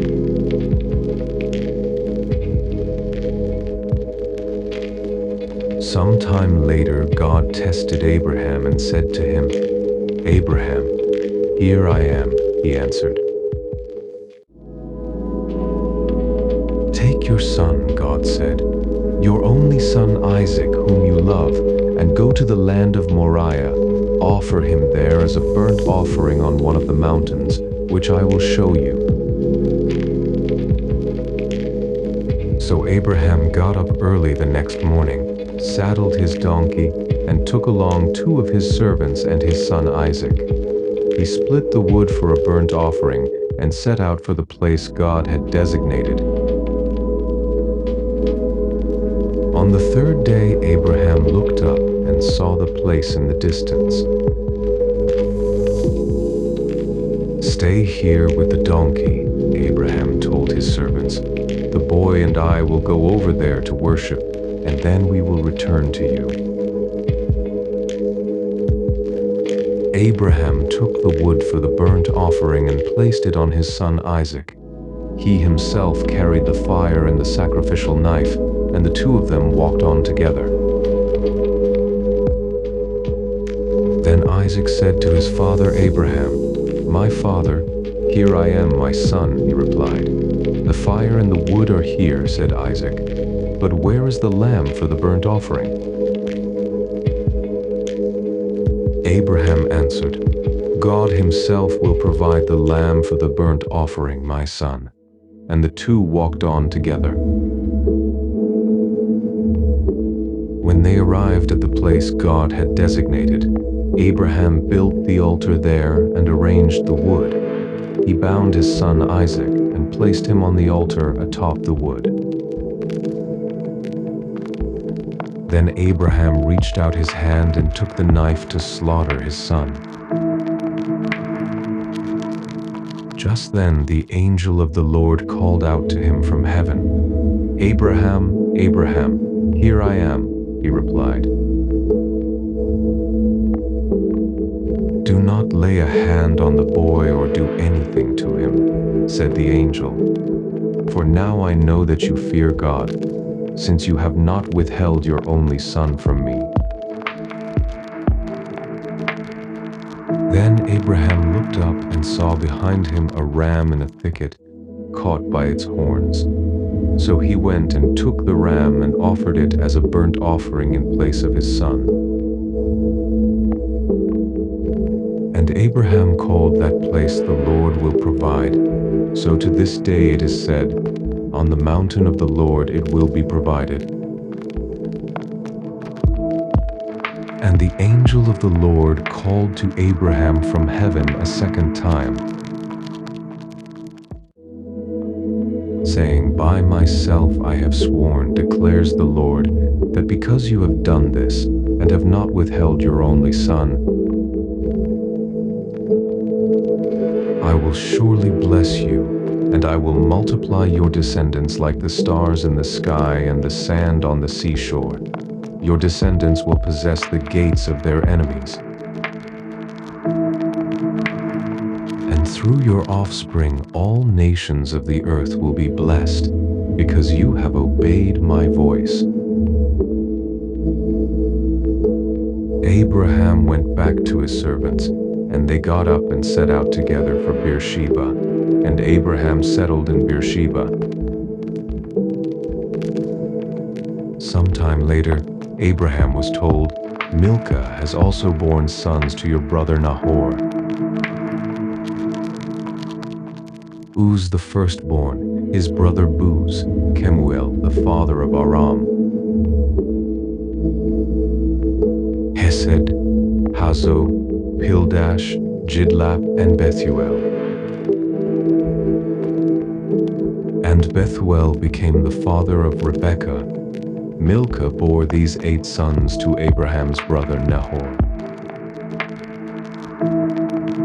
Moreover, Nahor's concubine, whose name was Reumah, bore Teba, Gaham, Tahash, and Maacah.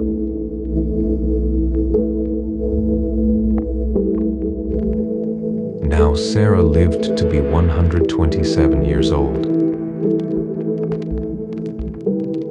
She died in Kiriath Arba, that is, Hebron in the land of Canaan, and Abraham went out to mourn and to weep for her.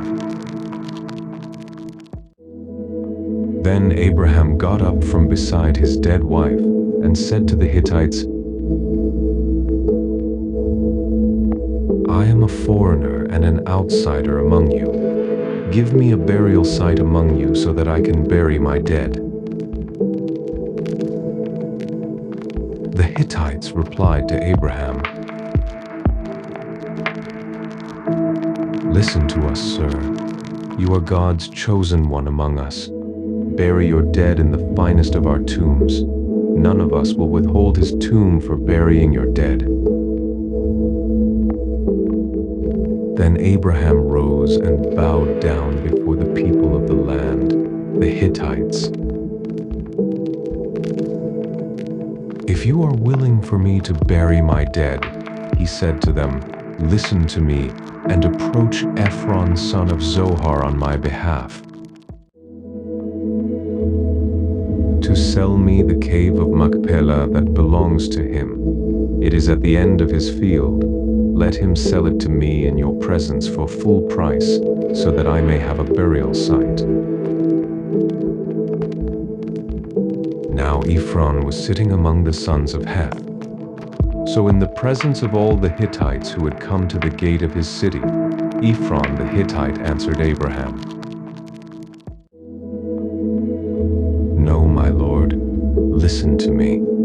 I give you the field, and I give you the cave that is in it. I give it to you in the presence of my people. Bury your dead. Again Abraham bowed down before the people of the land and said to Ephron in their presence, If you will please listen to me, I will pay you the price of the field. Accept it from me so that I may bury my dead there. Ephron answered Abraham, Listen to me, my lord. The land is worth 400 shekels of silver. But what is that between you and me? Bury your dead. Abraham agreed to Ephron's terms and weighed out for him the price he had named in the hearing of the Hittites, 400 shekels of silver, according to the standard of the merchants. So Ephron's field at Machpelah near Mamre, the cave that was in it, and all the trees within the boundaries of the field were deeded over to Abraham's possession in the presence of all the Hittites who had come to the gate of his city. After this, Abraham buried his wife Sarah in the cave of the field at Machpelah near Mamre, that is, Hebron, in the land of Canaan. So the field and its cave were deeded by the Hittites to Abraham as a burial site.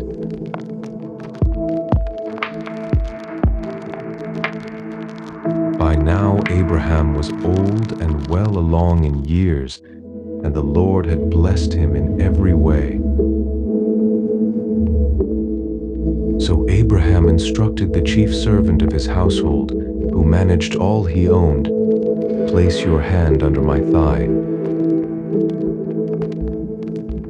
and I will have you swear by the Lord, the God of heaven and the God of earth, that you will not take a wife for my son from the daughters of the Canaanites among whom I am dwelling, but will go to my country and my kindred to take a wife for my son Isaac.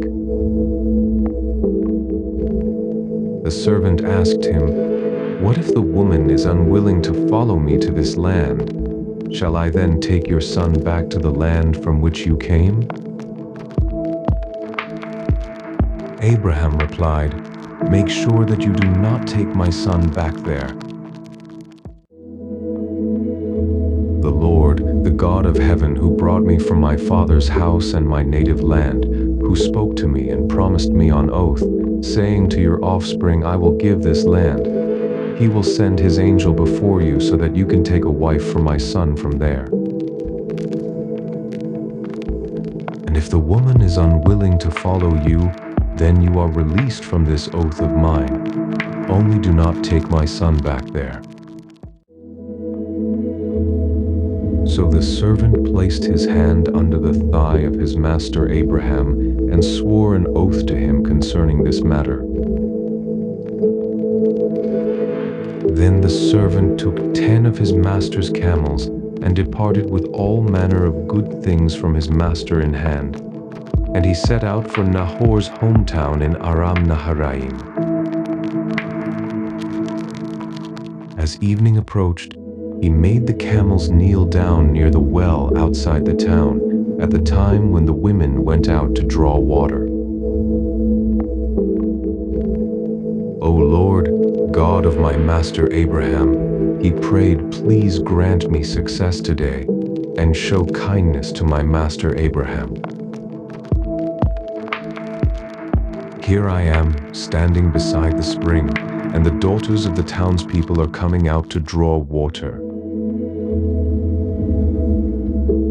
Now may it happen that the girl to whom I say, 'Please let down your jar that I may drink,' and who responds, 'Drink, and I will water your camels as well,' let her be the one you have appointed for your servant Isaac.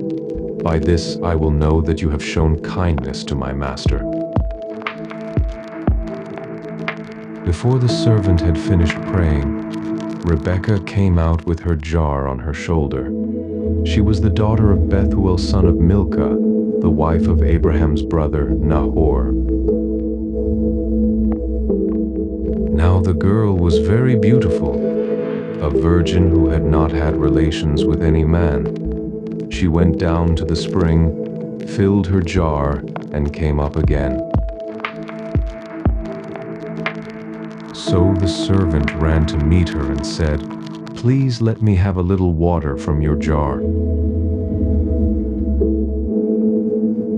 "Drink, my lord," she replied, and she quickly lowered her jar to her hands and gave him a drink. After she had given him a drink, she said, "I will also draw water for your camels, until they have had enough to drink." And she quickly emptied her jar into the trough and ran back to the well to draw water, until she had drawn water for all his camels. Meanwhile, the man watched her silently to see whether or not the Lord had made his journey a success. And after the camels had finished drinking, he took out a gold ring weighing a bikah, and 2 gold bracelets for her wrists weighing 10 shekels. "Whose daughter are you?" he asked. "Please tell me, is there room in your father's house for us to spend the night?" She replied, "I am the daughter of Bethuel, the son that Milcah bore to Nahor." Then she added, "We have plenty of straw and feed, as well as a place for you to spend the night." Then the man bowed down and worshipped the Lord, saying, "Blessed be the Lord, the God of my master Abraham, who has not withheld his kindness and faithfulness from my master. As for me, the Lord has led me on the journey to the house of my master's relatives." The girl ran and told her mother's household about these things. Now Rebekah had a brother named Laban, and he rushed out to the man at the spring. As soon as he saw the ring and the bracelets on his sister's wrists and heard Rebekah's words, "The man said this to me," he went and found the man standing by the camels near the spring. "Come, you who are blessed by the Lord," said Laban. "Why are you standing out here? I have prepared the house and a place for the camels." So the man came to the house, and the camels were unloaded. Straw and feed were brought to the camels, and water to wash his feet and the feet of his companions. Then a meal was set before the man, but he said, "I will not eat until I have told you what I came to say." So Laban said, "Please speak." "I am Abraham's servant," he replied. "The Lord has greatly blessed my master, and he has become rich. He has given him sheep and cattle, silver and gold, menservants and maidservants, camels and donkeys. My master's wife Sarah has borne him a son in her old age, and my master has given him everything he owns. My master made me swear an oath and said, 'You shall not take a wife for my son from the daughters of the Canaanites in whose land I dwell. But you shall go to my father's house and to my kindred to take a wife for my son.' Then I asked my master, 'What if the woman will not come back with me?' And he told me, 'The Lord, before whom I have walked, will send his angel with you and make your journey a success, so that you may take a wife for my son from my kindred and from my father's house. And when you go to my kindred, if they refuse to give her to you, then you will be released from my oath.' So when I came to the spring today, I prayed, 'O Lord, God of my master Abraham, if only you would make my journey a success.' Here I am, standing beside this spring. Now if a maiden comes out to draw water and I say to her, 'Please let me drink a little water from your jar,' and she replies, 'Drink, and I will draw water for your camels as well. May she be the woman the Lord has appointed for my master's son.' And before I had finished praying in my heart, there was Rebekah coming out with her jar on her shoulder, and she went down to the spring and drew water. So I said to her, 'Please give me a drink.' She quickly lowered her jar from her shoulder and said, 'Drink, and I will water your camels as well.' So I drank, and she also watered the camels. Then I asked her, 'Whose daughter are you?' She replied, 'The daughter of Bethuel, son of Nahor, whom Milcah bore to him.' So I put the ring on her nose and the bracelets on her wrists. Then I bowed down and worshipped the Lord, and I blessed the Lord, the God of my master Abraham, who led me on the right road to take the granddaughter of my master's brother for his son. Now if you will show kindness and faithfulness to my master, tell me, but if not, let me know so that I may go elsewhere." Laban and Bethuel answered, "This is from the Lord. We have no choice in the matter." is here before you. Take her and go, and let her become the wife of your master's son, just as the Lord has decreed." When Abraham's servant heard their words, he bowed down to the ground before the Lord. Then he brought out jewels of silver and gold, and articles of clothing, and he gave them to Rebekah. He also gave precious gifts to her brother and her mother. Then he and the men with him ate and drank and spent the night there. When they got up the next morning, he said, "Send me on my way to my master." But her brother and mother said, "Let the girl remain with us 10 days or so. After that, she may go." But he replied, "Do not delay me, since the Lord has made my journey a success. Send me on my way so that I may go to my master." So they said, "We will call the girl and ask her opinion." They called Rebekah and asked her, "Will you go with this man?" "I will go," she replied. So they sent their sister Rebekah on her way, along with her nurse and Abraham's servant and his men. And they blessed Rebekah and said to her, "Our sister, may you become the mother of thousands upon thousands. May your offspring possess the gates of their enemies." Then Rebekah and her servant girls got ready, mounted the camels, and followed the man. So the servant took Rebekah and left. Now Isaac had just returned from Beer-lahai-roi, where he was living in the Negev. Early in the evening, Isaac went out to the field to meditate, and looking up, he saw the camels approaching. And when Rebekah looked up and saw Isaac, she got down from her camel and asked the servant, "Who is that man in the field coming to meet us?"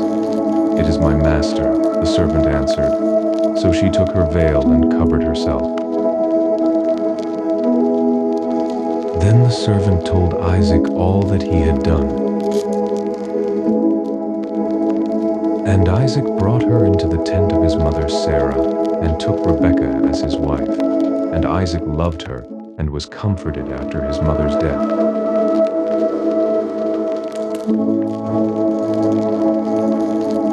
Now Abraham had taken another wife named Keturah,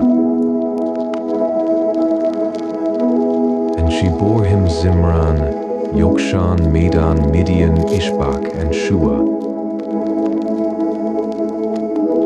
Yokshan was the father of Sheba and Dedan, and the sons of Dedan were the Asherites, the Letushites, and the Leumites.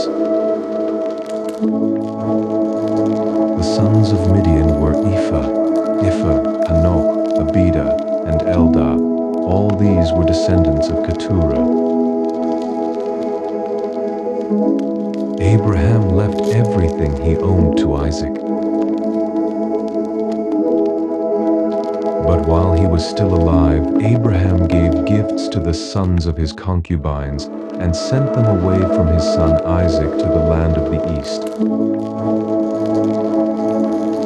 Abraham lived a total of 175 years. And at a ripe old age he breathed his last and died, old and contented, and was gathered to his people. His sons Isaac and Ishmael buried him in the cave of Machpelah near Mamre, in the field of Ephron son of Zohar the Hittite. This was the field that Abraham had bought from the Hittites. Abraham was buried there with his wife Sarah. After Abraham's death, God blessed his son Isaac, who lived near Beer-lahai-roi.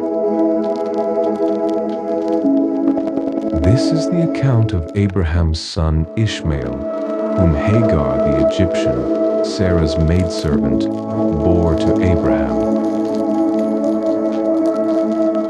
These are the names of the sons of Ishmael in the order of their birth. Nebaioth, the firstborn of Ishmael, then Kedar, Adbeel, Mibsam, Mishma, Duma, Massa, Hadad, Tema, Jetur, Naphish, and Kedemah. These were the sons of Ishmael, and these were their names by their villages and encampments, 12 princes of their tribes. Ishmael lived a total of 137 years. Then he breathed his last and died and was gathered to his people. Ishmael's descendants settled from Havilah to Shur, which is near the border of Egypt as you go toward Ashur, and they lived in hostility toward all their brothers. This is the account of Abraham's son Isaac. Abraham became the father of Isaac.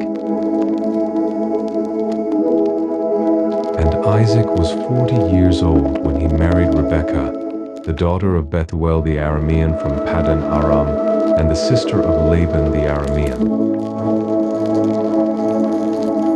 Later, Isaac prayed to the Lord on behalf of his wife, because she was barren, and the Lord heard his prayer, and his wife Rebekah conceived.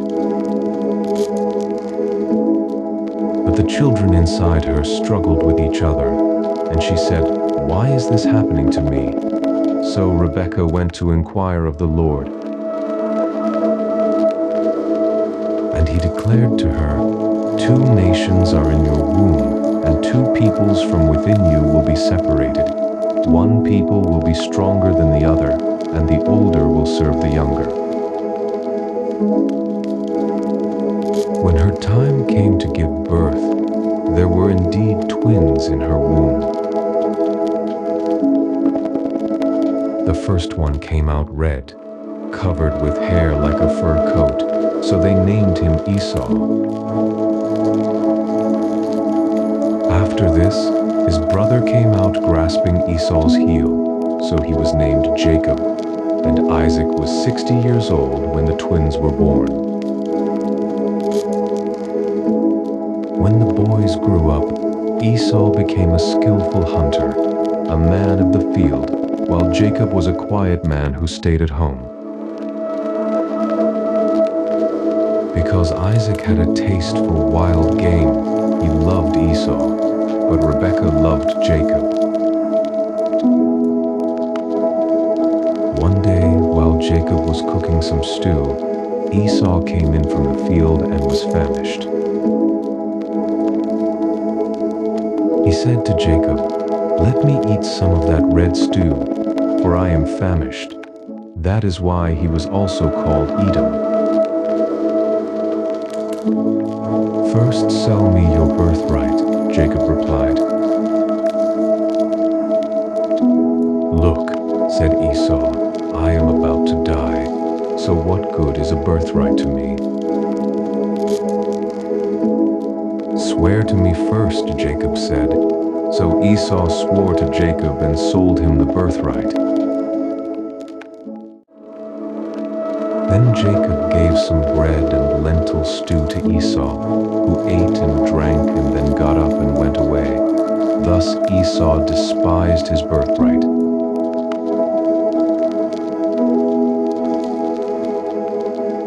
Now there was another famine in the land, subsequent to the one that had occurred in Abraham's time, and Isaac went to Abimelech, king of the Philistines at Gerar.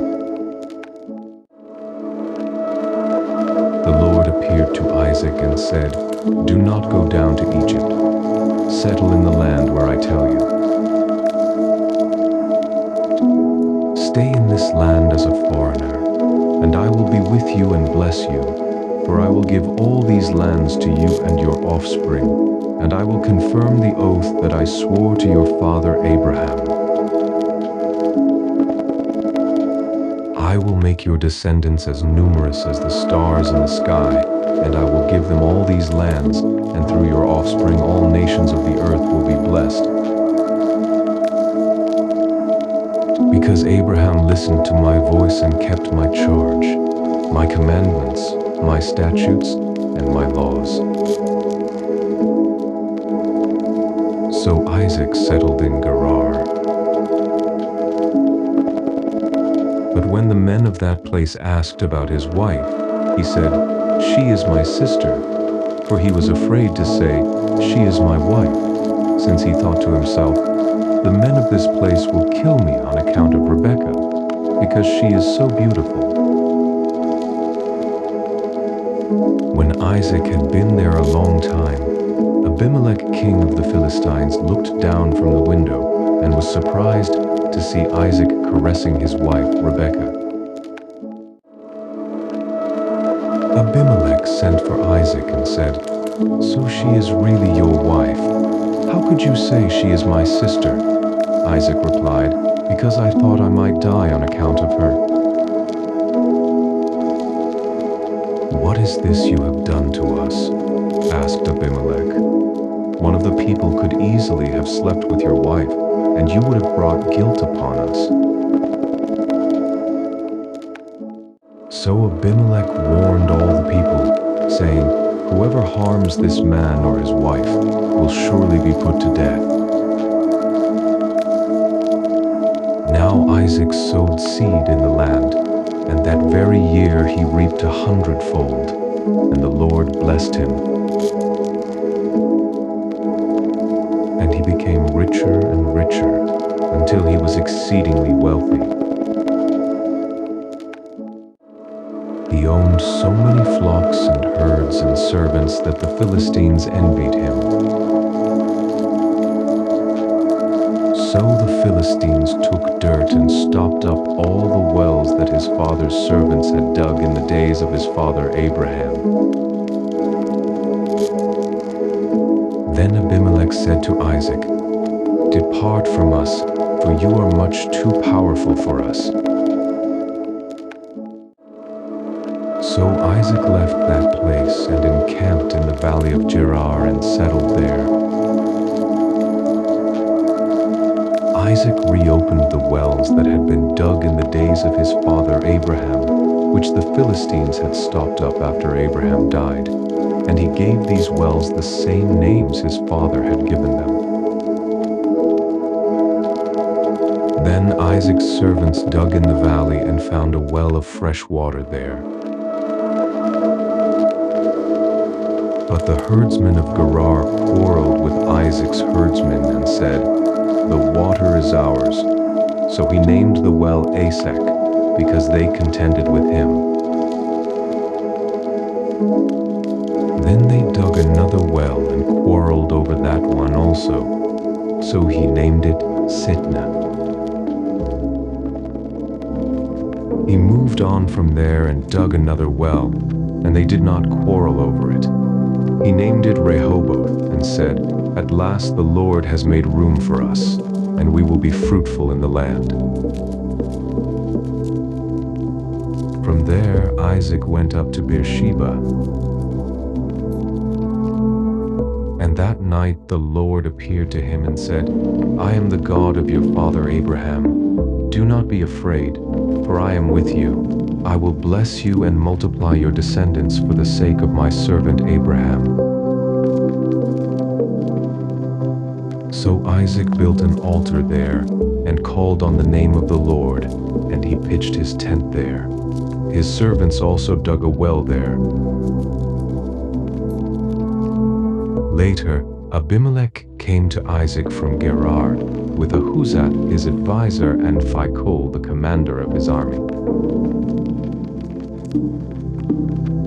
"Why have you come to me?" Isaac asked them. "You hated me and sent me away." "We can plainly see that the Lord has been with you," they replied. "We recommend that there should now be an oath between us and you. Let us make a covenant with you, that you will not harm us, just as we have not harmed you, but have done only good to you, sending you on your way in peace. And now you are blessed by the Lord." So Isaac prepared a feast for them, and they ate and drank. And they got up early the next morning and swore an oath to each other. Then Isaac sent them on their way, and they left him in peace. On that same day, Isaac's servants came and told him about the well they had dug. "We have found water," they told him. So he called it Sheba, and to this day the name of the city is Beersheba. When Esau was 40 years old, he took as his wives Judith daughter of Beeri the Hittite, and Basemath daughter of Elon the Hittite. And they brought grief to Isaac and Rebekah.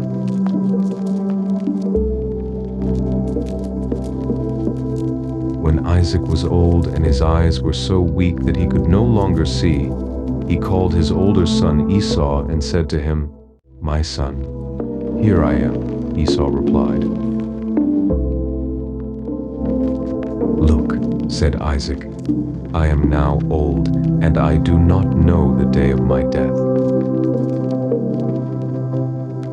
Take your weapons, your quiver and bow, and go out into the field to hunt some game for me. Then prepare a tasty dish that I love and bring it to me to eat, so that I may bless you before I die."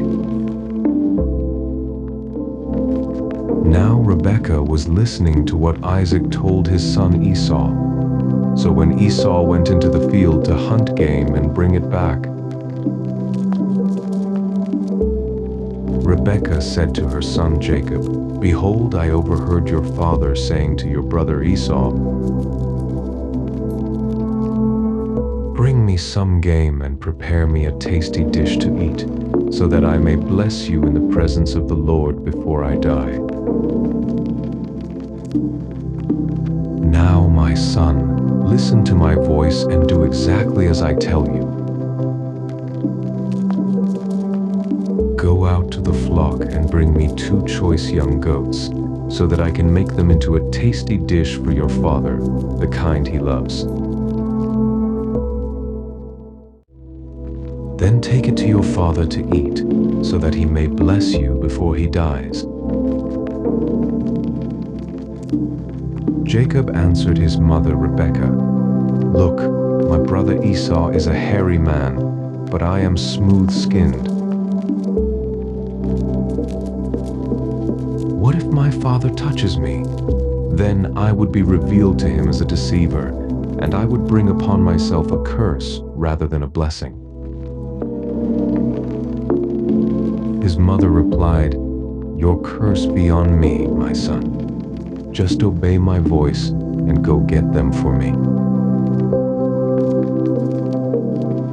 So Jacob went and got 2 goats and brought them to his mother, who made the tasty food his father loved. And Rebekah took the finest clothes in the house that belonged to her older son Esau, and she put them on her younger son Jacob. She also put the skins of the young goats on his hands and on the smooth part of his neck. Then she handed her son Jacob the tasty food and bread she had made. So Jacob went to his father and said, "My father." "Here I am," he answered. "Which one are you, my son?" Jacob said to his father, "I am Esau, your firstborn. I have done as you told me. Please sit up and eat some of my game so that you may bless me." But Isaac asked his son, "How did you ever find it so quickly, my son?" "Because the Lord your God brought it to me," he replied. Then Isaac said to Jacob, Please come closer so I can touch you, my son. Are you really my son Esau or not?" So Jacob came close to his father Isaac, who touched him and said, "The voice is the voice of Jacob, but the hands are the hands of Esau." Isaac did not recognize him, because his hands were hairy like those of his brother Esau, so he blessed him. Again he asked, "Are you really my son Esau?" And he replied, "I am." "Serve me," said Isaac, "and let me eat some of my son's game so that I may bless you." Jacob brought it to him, and he ate. Then he brought him wine, and he drank. Then his father Isaac said to him, "Please come near and kiss me, my son." So he came near and kissed him. When Isaac smelled his clothing, he blessed him and said, "Ah, the smell of my son is like the smell of a field that the Lord has blessed." May God give to you the dew of heaven and the richness of the earth, an abundance of grain and new wine. May peoples serve you and nations bow down to you. May you be the master of your brothers, and may the sons of your mother bow down to you. May those who curse you be cursed, and those who bless you be blessed. As soon as Isaac had finished blessing him and Jacob had left his father's presence, his brother Esau returned from the hunt. He too made some tasty food, brought it to his father, and said to him, "My father, sit up and eat of your son's game so that you may bless me." But his father Isaac replied, "Who are you?" "I am Esau, your firstborn son," he answered. Isaac began to tremble violently and said, "Who was it then? Who hunted the game and brought it to me?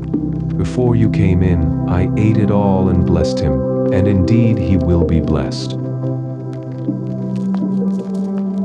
When Esau heard his father's words, he let out a loud and bitter cry and said to his father, "Bless me too, O my father." But Isaac replied, "Your brother came deceitfully and took your blessing." So Esau declared, "Is he not rightly named Jacob? For he has cheated me twice. He took my birthright, and now he has taken my blessing." Then he asked, "Haven't you saved a blessing for me?" But Isaac answered Esau, "Look, I have made him your master and given him all his relatives as servants. I have sustained him with grain and new wine. What is left that I can do for you, my son?" Esau said to his father, "Do you have only one blessing, my father? Bless me too, O my father." Then Esau wept aloud. His father Isaac answered him, "Behold, your dwelling place shall be away from the richness of the land, away from the dew of heaven above. You shall live by the sword and serve your brother. But when you rebel, you will tear his yoke from your neck." Esau held a grudge against Jacob because of the blessing his father had given him. And Esau said in his heart, "The days of mourning for my father are at hand, then I will kill my brother Jacob." When the words of her older son Esau were relayed to Rebekah, she sent for her younger son Jacob and told him, "Look, your brother Esau is consoling himself by plotting to kill you. So now, my son, obey my voice and flee at once to my brother Laban in Haran. Stay with him for a while, until your brother's fury subsides, until your brother's rage against you wanes and he forgets what you have done to him. Then I will send for you and bring you back from there. Why should I lose both of you in one day?" Then Rebekah said to Isaac, "I am weary of my life because of these Hittite women. If Jacob takes a Hittite wife from among them, what good is my life?"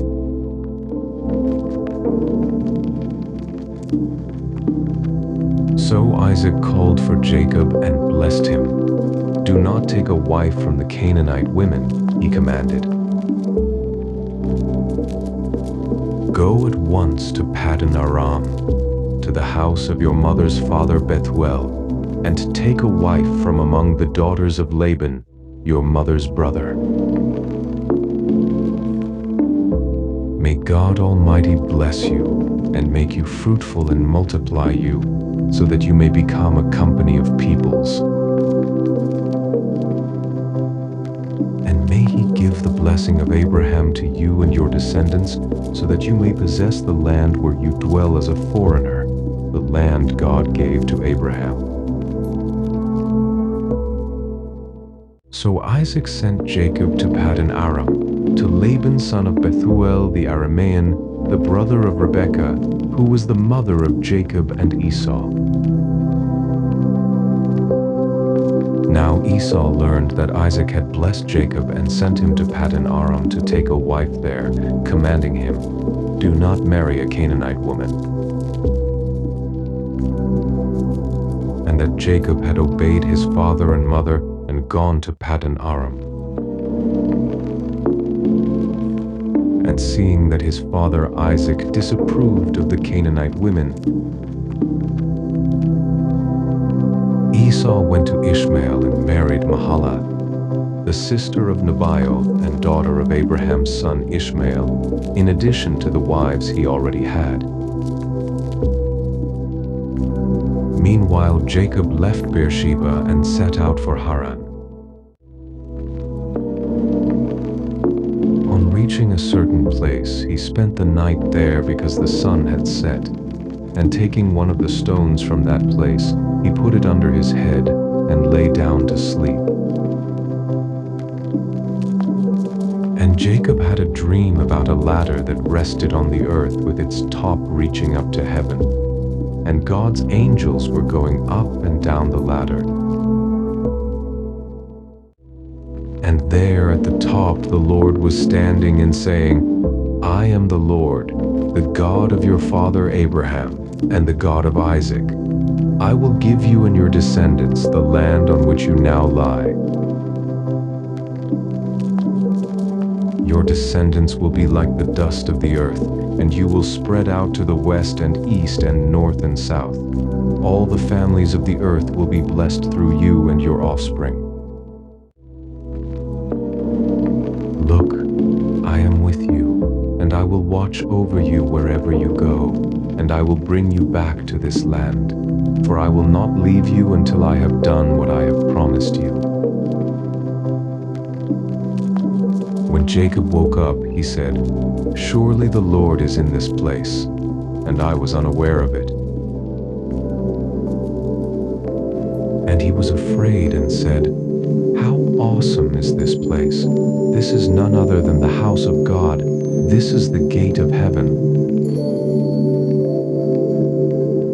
Early the next morning, Jacob took the stone that he had placed under his head, and he set it up as a pillar.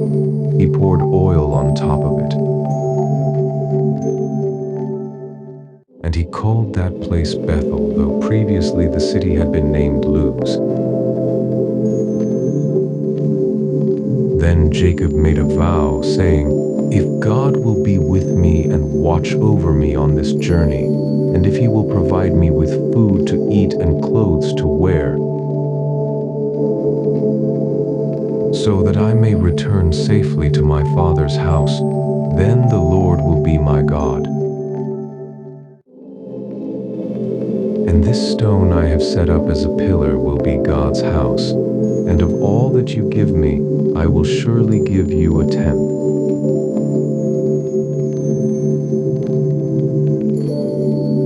Jacob resumed his journey and came to the land of the people of the east.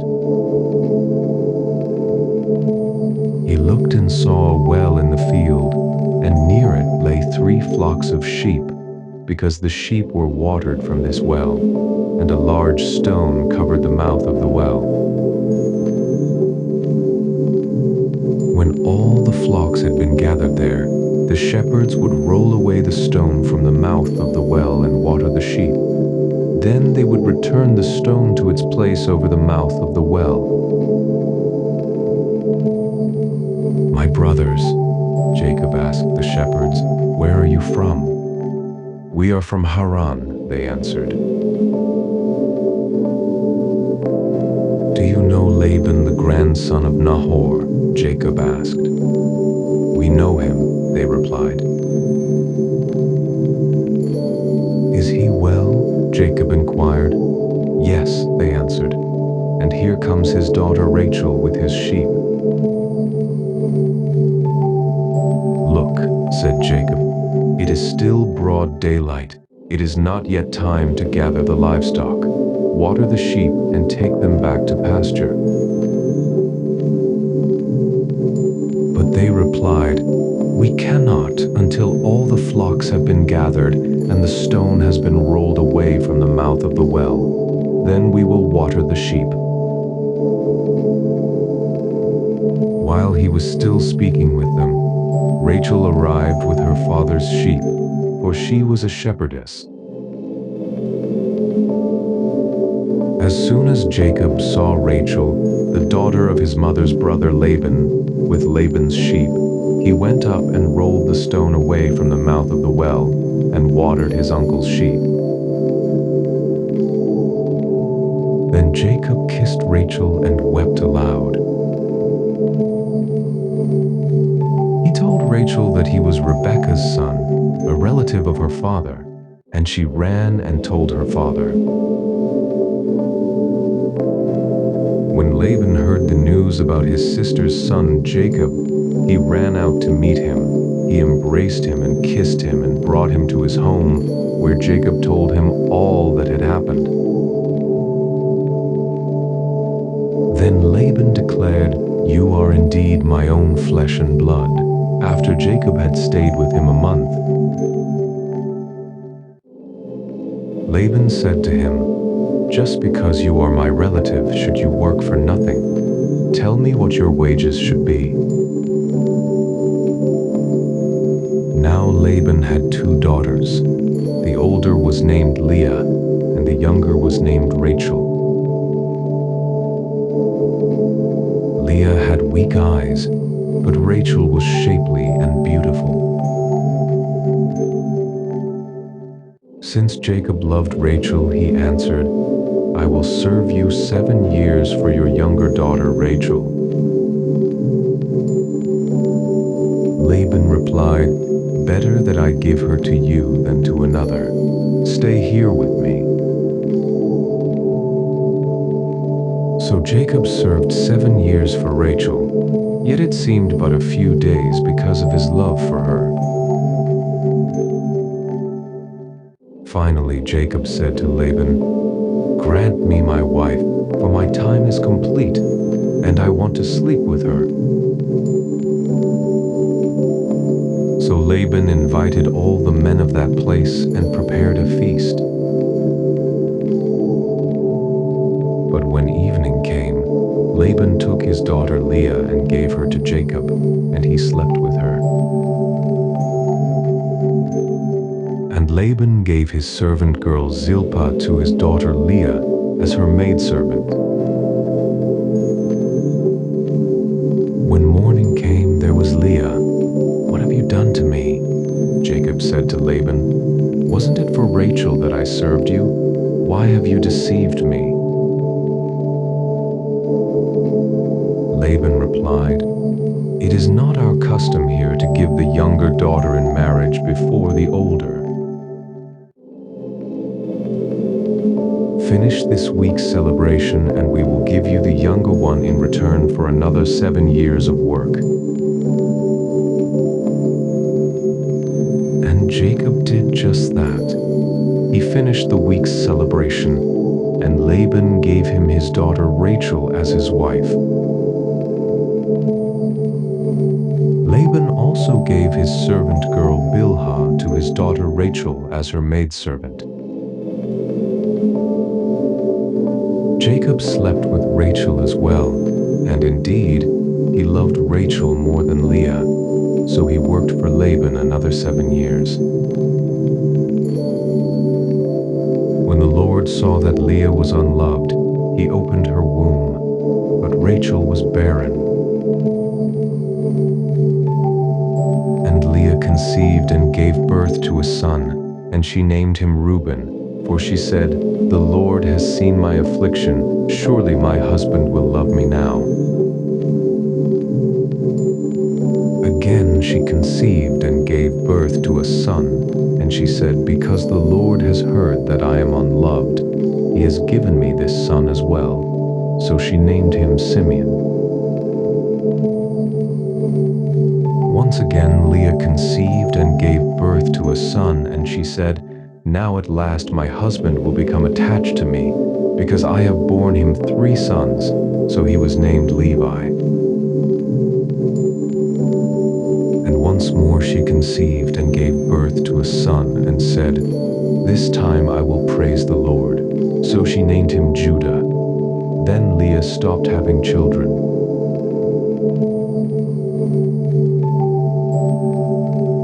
When Rachel saw that she was not bearing any children for Jacob, she envied her sister. "Give me children, or I will die," she said to Jacob. Jacob became angry with Rachel and said, "Am I in the place of God who has withheld children from you?" Then she said, "Here is my maidservant Bilhah. Sleep with her, that she may bear children for me, so that through her I too can build a family." So Rachel gave Jacob her servant Bilhah as a wife, and he slept with her. And Bilhah conceived and bore him a son. Then Rachel said, "God has vindicated me. He has heard my plea and given me a son." So she named him Dan. And Rachel's servant Bilhah conceived again and bore Jacob a second son. Then Rachel said, "In my great struggles I have wrestled with my sister and won." So she named him Naphtali. When Leah saw that she had stopped having children, she gave her servant Zilpah to Jacob as a wife. And Leah's servant Zilpah bore Jacob a son. Then Leah said, "How fortunate!" So she named him Gad. When Leah's servant Zilpah bore Jacob a second son, Leah said, "How happy I am, for the women call me happy." So she named him Asher. Now during the wheat harvest, Reuben went out and found some mandrakes in the field. When he brought them to his mother, Rachel begged Leah, "Please give me some of your son's mandrakes." But Leah replied, "Is it not enough that you have taken away my husband? Now you want to take my son's mandrakes as well?" "Very well," said Rachel. "He may sleep with you tonight in exchange for your son's mandrakes." When Jacob came in from the field that evening, Leah went out to meet him and said, "You must come with me, for I have hired you with my son's mandrakes." So he slept with her that night. And God listened to Leah, and she conceived and bore a 5th son to Jacob. Then Leah said, "God has rewarded me for giving my maidservant to my husband." So she named him Issachar. Again, Leah conceived and bore a sixth son to Jacob. God has given me a good gift, she said. This time my husband will honor me, because I have borne him 6 sons. And she named him Zebulun. After that, Leah gave birth to a daughter and named her Dinah. Then God remembered Rachel. He listened to her and opened her womb. And she conceived and gave birth to a son. God has taken away my shame, she said. She named him Joseph and said, May the Lord add to me another son. Now, after Rachel had given birth to Joseph, Jacob said to Laban, Send me on my way so I can return to my homeland. Give me my wives and children for whom I have served you, that I may go on my way. You know how hard I have worked for you. But Laban replied, If I have found favor in your eyes, please stay. I have learned by divination that the Lord has blessed me because of you. And he added, Name your wages, and I will pay them. Then Jacob answered, You know how I have served you, and how your livestock have thrived under my care. Indeed, you had very little before my arrival, but now your wealth has increased many times over. The Lord has blessed you wherever I set foot. But now, when may I also provide for my own household? What can I give you? Laban asked. You do not need to give me anything, Jacob replied. If you do this one thing for me, I will keep on shepherding and keeping your flocks. Let me go through all your flocks today, and remove from them every speckled or spotted sheep, every dark-colored lamb, and every spotted or speckled goat. These will be my wages. So my honesty will testify for me when you come to check on my wages in the future. If I have any goats that are not speckled or spotted, or any lambs that are not dark-colored, they will be considered stolen. Agreed, said Laban. Let it be as you have said. That very day Laban removed all the streaked or spotted male goats, and every speckled or spotted female goat, every one that had any white on it, and every dark-colored lamb, and he placed them under the care of his sons. Then he put a 3-day journey between himself and Jacob, while Jacob was shepherding the rest of Laban's flocks. Jacob, however, took fresh branches of poplar, almond, and plane trees, and peeled the bark, exposing the white inner wood of the branches. Then he set the peeled branches in the watering troughs in front of the flocks coming in to drink. So when the flocks were in heat and came to drink,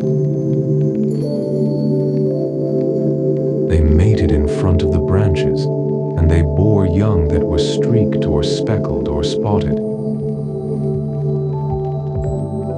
Jacob set apart the young, but made the rest face the streaked, dark-colored sheep in Laban's flocks. Then he set his own stock apart and did not put them with Laban's animals. Whenever the stronger females of the flock were in heat, Jacob would place the branches in the troughs in full view of the animals, so that they would breed in front of the branches. But if the animals were weak, he did not set out the branches. So the weaker animals went to Laban, and the stronger ones to Jacob. Thus Jacob became exceedingly prosperous.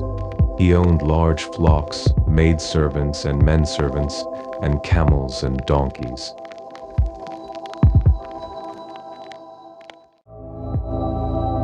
Now Jacob heard that Laban's sons were saying, "Jacob has taken away all that belonged to our father and built all this wealth at our father's expense."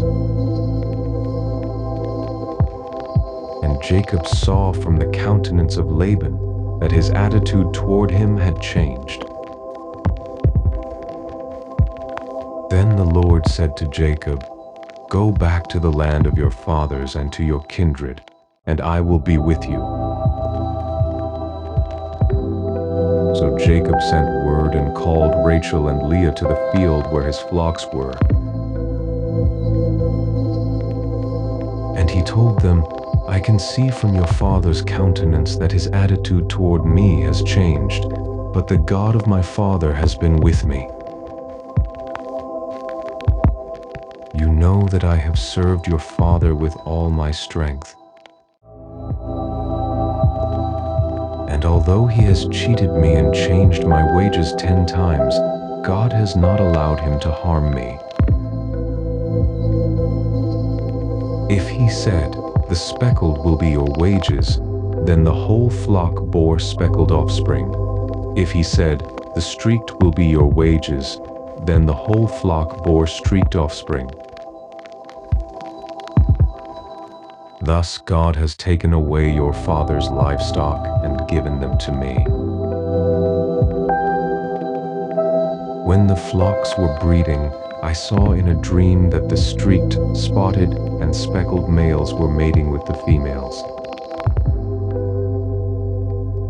In that dream the angel of God said to me, "Jacob," and I replied, "Here I am." "Look up," he said, "and see that all the males that are mating with the flock are streaked, spotted, or speckled, for I have seen all that Laban has done to you. I am the God of Bethel, where you anointed the pillar and made a solemn vow to me. Now get up, leave this land at once, and return to your native land." And Rachel and Leah replied, "Do we have any portion or inheritance left in our father's house? Are we not regarded by him as outsiders?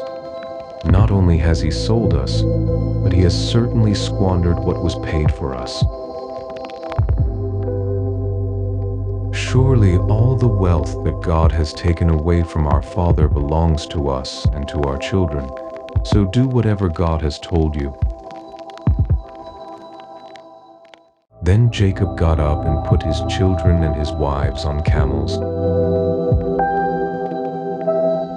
And he drove all his livestock before him, along with all the possessions he had acquired in Paddan Aram, to go to his father Isaac in the land in Canaan. Now, while Laban was out shearing his sheep, Rachel stole her father's household idols. Moreover, Jacob deceived Laban the Aramean by not telling him that he was running away. So he fled with all his possessions, crossed the Euphrates, and headed for the hill country of Gilead. On the third day, Laban was informed that Jacob had fled. So he took his relatives with him, pursued Jacob for 7 days, and overtook him in the hill country of Gilead. But that night, God came to Laban the Aramean in a dream and warned him, "Be careful not to say anything to Jacob, either good or bad." Now Jacob had pitched his tent in the hill country of Gilead when Laban overtook him, and Laban and his relatives camped there as well. Then Laban said to Jacob, "What have you done? You have deceived me and carried off my daughters like captives of war. Why did you run away secretly and deceive me, without even telling me? I would have sent you away with joy and singing, with tambourines and harps. But you did not even let me kiss my grandchildren and my daughters goodbye. Now you have done a foolish thing. I have power to do you great harm, but last night the God of your father said to me, "Be careful not to say anything to Jacob, either good or bad." Now you have gone off because you long for your father's house. But why have you stolen my gods? I was afraid, Jacob answered, for I thought you would take your daughters from me by force. If you find your gods with anyone here, he shall not live in the presence of our relatives. See for yourself if anything is yours, and take it back. For Jacob did not know that Rachel had stolen the idols. So Laban went into Jacob's tent, then Leah's tent, and then the tents of the two maidservants, but he found nothing. Then he left Leah's tent and entered Rachel's tent. Now Rachel had taken Laban's household idols, put them in the saddlebag of her camel, and was sitting on them. And Laban searched everything in the tent but found nothing. Rachel said to her father, "Sir, do not be angry that I cannot stand up before you, for I am having my period." So Laban searched but could not find the household idols. Then Jacob became incensed and challenged Laban. "What is my crime?" he said. "For what sin of mine have you so hotly pursued me? You have searched all my goods. Have you found anything that belongs to you? Put it here before my brothers and yours, that they may judge between the two of us. I have been with you for 20 years now. Your sheep and goats have not miscarried, nor have I eaten the rams of your flock. I did not bring you anything torn by wild beasts. I bore the loss myself, and you demanded payment from me for what was stolen by day or night. As it was, the heat consumed me by day, and the frost by night, and sleep fled from my eyes. Thus for 20 years I have served in your household, 14 years for your 2 daughters and 6 years for your flocks, and you have changed my wages 10 times. If the God of my father, the God of Abraham and the fear of Isaac, had not been with me, surely by now you would have sent me away empty-handed. But God has seen my affliction and the toil of my hands, and last night he rendered judgment." But Laban answered Jacob, "These daughters are my daughters, these sons are my sons, and these flocks are my flocks. Everything you see is mine. Yet what can I do today about these daughters of mine, or the children they have borne? Come now, let us make a covenant, you and I, and let it serve as a witness between you and me." So Jacob picked out a stone and set it up as a pillar. And he said to his relatives, "Gather some stones." So they took stones and made a mound, and there by the mound they ate. Laban called it Jagar Sahadutha, and Jacob called it Gilead. Then Laban declared, "This mound is a witness between you and me this day." Therefore the place was called Gilead. It was also called Mizpah, because Laban said, "May the Lord keep watch between you and me when we are absent from each other." If you mistreat my daughters or take other wives, although no one is with us, remember that God is a witness between you and me." Laban also said to Jacob, "Here is the mound, and here is the pillar I have set up between you and me. This mound is a witness, and this pillar is a witness, that I will not go past this mound to harm you, and you will not go past this mound and pillar to harm me. May the God of Abraham and the God of Nahor, the God of their father, judge between us." So Jacob swore by the fear of his father Isaac. Then Jacob offered a sacrifice on the mountain and invited his relatives to eat a meal, and after they had eaten, they spent the night on the mountain. Early the next morning, Laban got up and kissed his grandchildren and daughters and blessed them. Then he left to return home.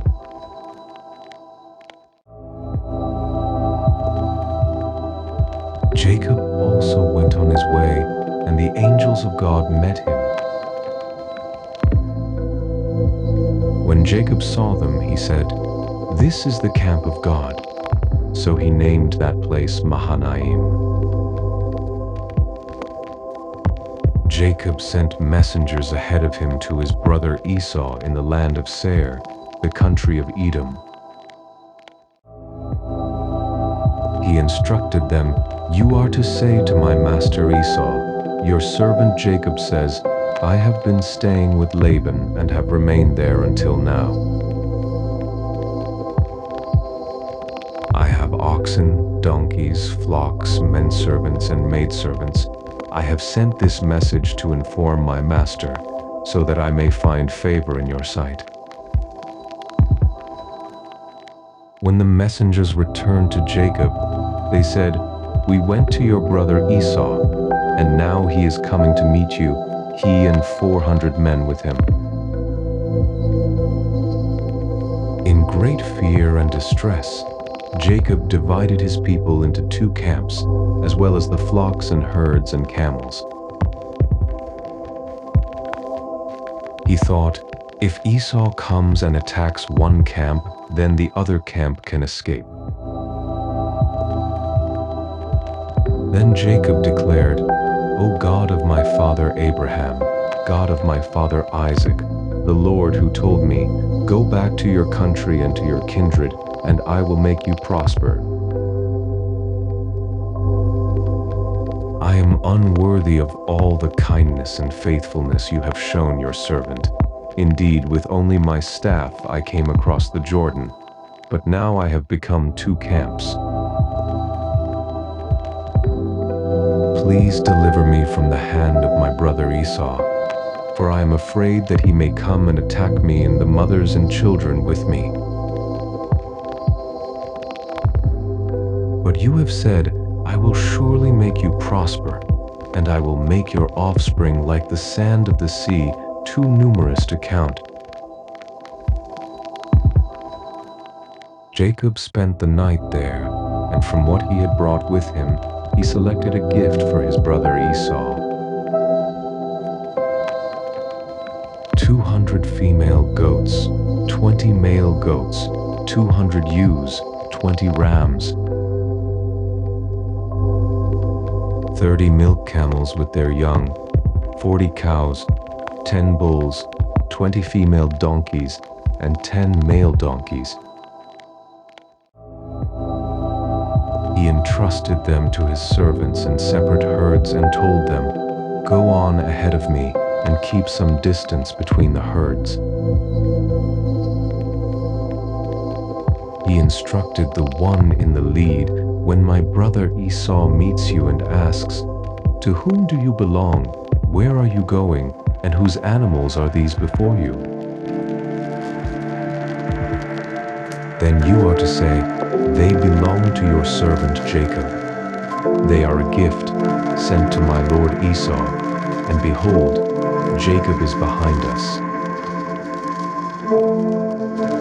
He also instructed the second, the third, and all those following behind the herds. When you meet Esau, you are to say the same thing to him. You are also to say, "Look, your servant Jacob is right behind us." For he thought, "I will appease Esau with the gift that is going before me. After that I can face him, and perhaps he will accept me." So Jacob's gifts went on before him, while he spent the night in the camp. During the night, Jacob got up and took his 2 wives, his 2 maidservants, and his 11 sons, and crossed the ford of the Jabbok.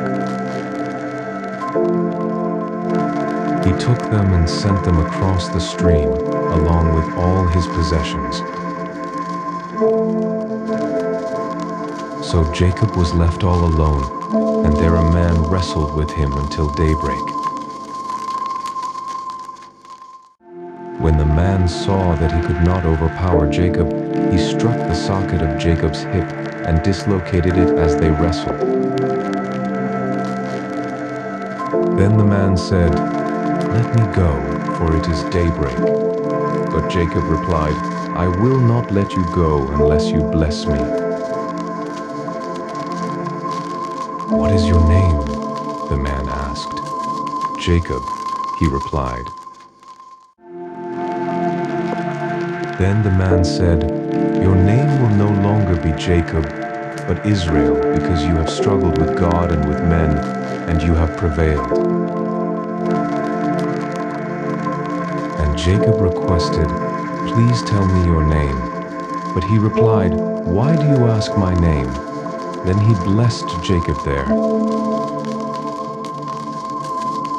So Jacob named the place Peniel, saying, "Indeed I have seen God face to face, and yet my life was spared." The sun rose above him as he passed by Penuel, and he was limping because of his hip. Therefore to this day the Israelites do not eat the tendon attached to the socket of the hip, because the socket of Jacob's hip was struck near that tendon.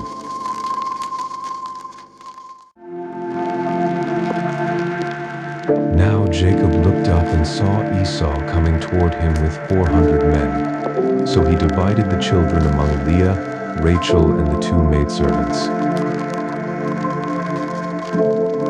He put the maidservants and their children in front, Leah and her children next, and Rachel and Joseph at the rear.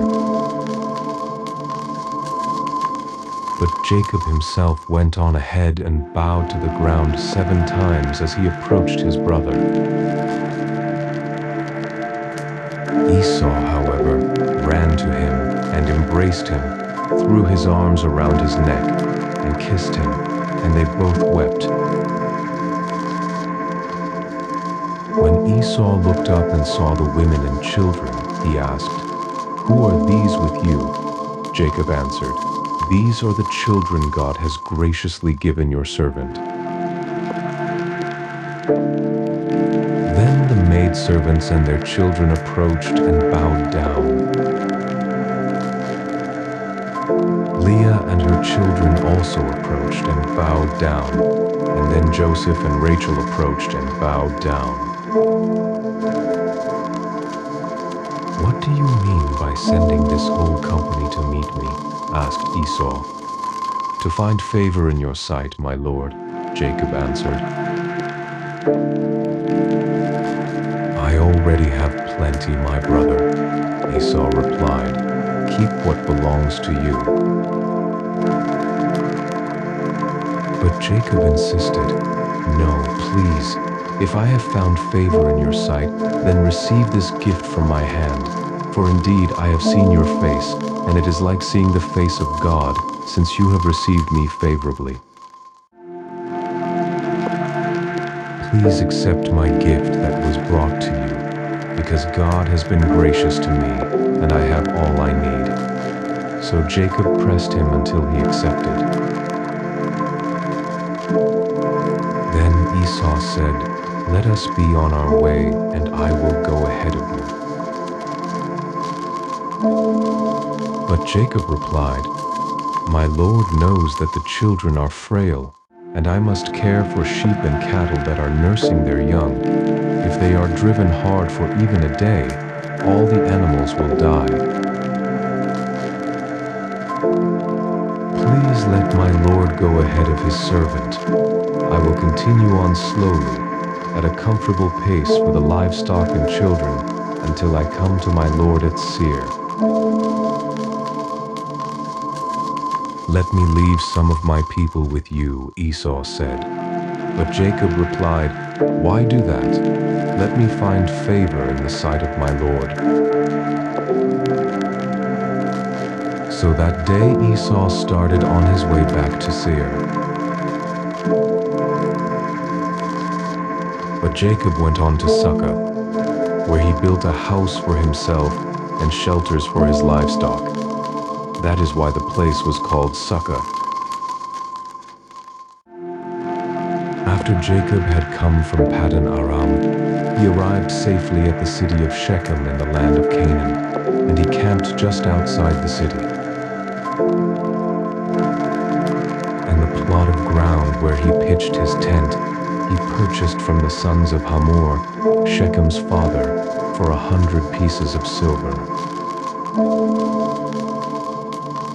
There he set up an altar and called it El Elohe Israel.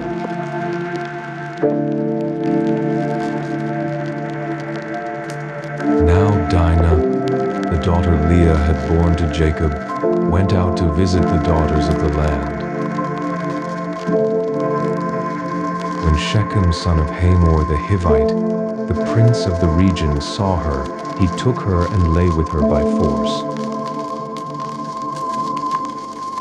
And his soul was drawn to Dinah, the daughter of Jacob. He loved the young girl and spoke to her tenderly. So Shechem told his father Hamor, "Get me this girl as a wife." Jacob heard that Shechem had defiled his daughter Dinah, but since his sons were with his livestock in the field, he remained silent about it until they returned. Meanwhile, Shechem's father Hamor came to speak with Jacob. When Jacob's sons heard what had happened, they returned from the field. They were filled with grief and fury, because Shechem had committed an outrage in Israel by lying with Jacob's daughter, a thing that should not be done. But Hamor said to them, "My son Shechem longs for your daughter. Please give her to him as his wife. Intermarry with us. Give us your daughters and take our daughters for yourselves. You may settle among us, and the land will be open to you. Live here, move about freely, and acquire your own property." Then Shechem said to Dinah's father and brothers, "Grant me this favor, and I will give you whatever you ask. Demand a high dowry and an expensive gift, and I will give you whatever you ask. Only give me the girl as my wife." But because Shechem had defiled their sister Dinah, Jacob's sons answered him and his father Hamor deceitfully. "We cannot do such a thing," they said. "To give our sister to an uncircumcised man would be a disgrace to us. We will consent to this on one condition, that you become circumcised like us, every one of your males. Then we will give you our daughters and take your daughters for ourselves. We will dwell among you and become one people. But if you will not agree to be circumcised, then we will take our sister and go." Their offer offer seemed good to Hamor and his son Shechem. The young man, who was the most respected of all his father's household, did not hesitate to fulfill this request because he was delighted with Jacob's daughter. So Hamor and his son Shechem went to the gate of their city and addressed the men of their city. These men are at peace with us. Let them live and trade in our land. Indeed, it is large enough for them.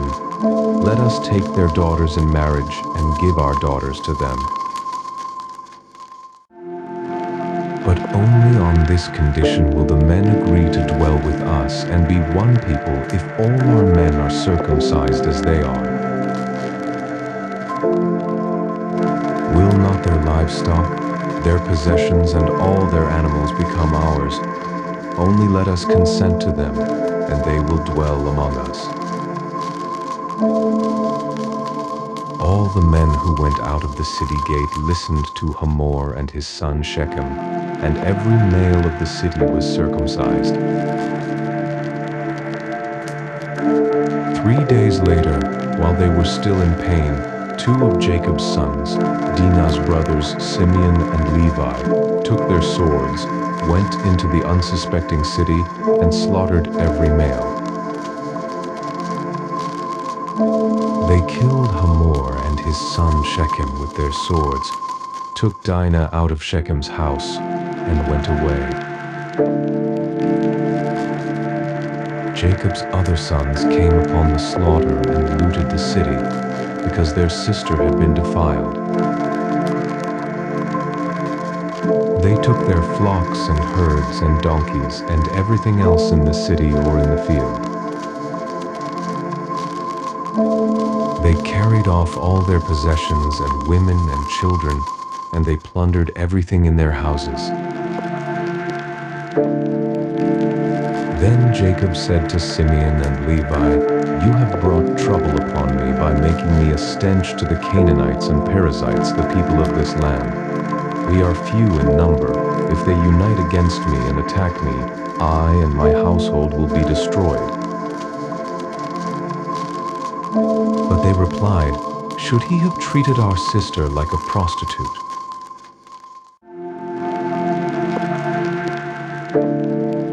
Then God said to Jacob, "Arise, go up to Bethel, and settle there. Build an altar there to the God who appeared to you when you fled from your brother Esau." So Jacob told his household and all who were with him, "Get rid of the foreign gods that are among you. Purify yourselves and change your garments. Then let us arise and go to Bethel. I will build an altar there to God, who answered me in my day of distress. He has been with me wherever I have gone." So they gave Jacob all their foreign gods and all their earrings, and Jacob buried them under the oak near Shechem. As they set out, a terror from God fell over the surrounding cities, so that they did not pursue Jacob's sons. So Jacob and everyone with him arrived in Luz, that is Bethel, in the land of Canaan. There Jacob built an altar, and he called that place El-Bethel, because it was there that God had revealed himself to Jacob as he fled from his brother. Now Deborah, Rebekah's nurse, died and was buried under the oak below Bethel. So Jacob named it Allon-Bacuth. After Jacob had returned from Paddan Aram, God appeared to him again and blessed him. And God said to him, "Though your name is Jacob, you will no longer be called Jacob. Instead, your name will be Israel." So God named him Israel. And God told him, "I am God Almighty. Be fruitful and multiply. A nation, even a company of nations, shall come from you, and kings shall descend from you. The land that I gave to Abraham and Isaac I will give to you, and I will give this land to your descendants after you. Then God went up from the place where he had spoken with him. So Jacob set up a pillar in the place where God had spoken with him, a stone marker, and he poured out a drink offering on it and anointed it with oil. Jacob called the place where God had spoken with him Bethel. Later, they set out from Bethel, and while they were still some distance from Ephrath, Rachel began to give birth, and her labor was difficult. During her severe labor, the midwife said to her, "Do not be afraid, for you are having another son." And with her last breath, for she was dying, she named him Ben-Oni, but his father called him Benjamin. So Rachel died and was buried on the way to Ephrath, that is Bethlehem. Jacob set up a pillar on her grave. It marks Rachel's tomb to this day. Israel again set out and pitched his tent beyond the Tower of Eder. While Israel was living in that region, Reuben went in and slept with his father's concubine Bilhah, and Israel heard about it. Jacob had 12 sons. The sons of Leah were Reuben, the firstborn of Jacob, Simeon, Levi, Judah, Issachar, and Zebulun. The sons of Rachel were Joseph and Benjamin. The sons of Rachel's maidservant Bilhah were Dan and Naphtali. And the sons of Leah's maidservant Zilpah were Gad and Asher. These are the sons of Jacob, who were born to him in Paddan Aram. Jacob returned to his father Isaac at Mamre, near Kiriath Arba, that is Hebron, where Abraham and Isaac had stayed. And Isaac lived 180 years. Then he breathed his last and died, and was gathered to his people, old and full of years, and his sons Esau and Jacob buried him.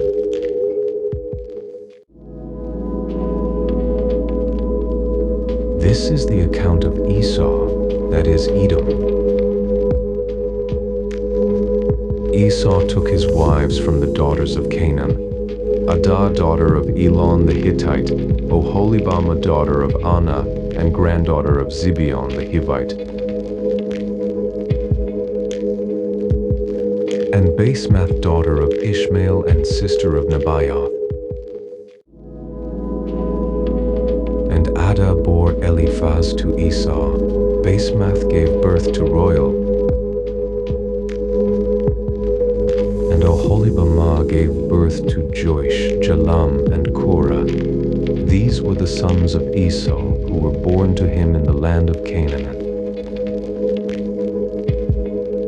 Later, Esau took his wives and sons and daughters and all the people of his household, along with his livestock, all his other animals, and all the property he had acquired in Canaan, and he moved to a land far away from his brother Jacob. For their possessions were too great for them to dwell together. The land where they stayed could not support them because of their livestock. So Esau, that is Edom, settled in the area of Mount Seir. This is the account of Esau, the father of the Edomites, in the area of Mount Seir. These are the names of Esau's sons: Eliphaz, son of Esau's wife Adah, and Reuel son of Esau's wife Basemath. The sons of Eliphaz were Teman, Omar, Zepho, Gatam, and Kenaz. Additionally, Timnah, a concubine of Esau's son Eliphaz, gave birth to Abimelech. These are the grandsons of Esau's wife Adah. These are the sons of Reuel, Nahath, Zerah, Shammah, and Mizah. They are the grandsons of Esau's wife Basemath. These are the sons of Esau's wife Oholibamah, daughter of Anah and granddaughter of Zibeon, whom she bore to Esau, Joish, Jalam, and Korah. These are the chiefs among the sons of Esau. The sons of Eliphaz, the firstborn of Esau, chiefs Teman, Omar, Zepho, Kenaz. Korah, Gatam, and Abimelech. They are the chiefs of Eliphaz in the land of Edom, and they are the grandsons of Adah. These are the sons of Esau's son Reuel, chiefs Nahath, Zerah, Shammah, and Mizah. They are the chiefs descended from Reuel in the land of Edom, and they are the grandsons of Esau's wife Basemath. These are the sons of Esau's wife Oholibamah, chiefs Joish, Jalam, and Korah. They are the chiefs descended from Esau's wife Oholibamah, the daughter of Anah. All these are the sons of Esau, that is Edom, and they were their chiefs. These are the sons of Seir the Horite, who were living in the land: Lotan, Shobal, Zibeon, Anah, Dishon, Ezer, and Dishan. They are the chiefs of the Horites, the descendants of Seir in the land of Edom. The sons of Lotan were Hori and Hemam. Timnah was Lotan's sister. These are the sons of Shobal: Alvan, Manahath, Ebal, Shepho, and Onam. These are the sons of Zibeon, Aya, and Anah. This is the Anah who found the hot springs in the wilderness as he was pasturing the donkeys of his father Zibeon. These are the children of Anah, Dishon and Oholibamah, daughter of Anah. These are the sons of Dishon: Hemdan, Eshban, Ithran, and Sharan. These are the sons of Ezer: Bilhan, Zavan, and Akan.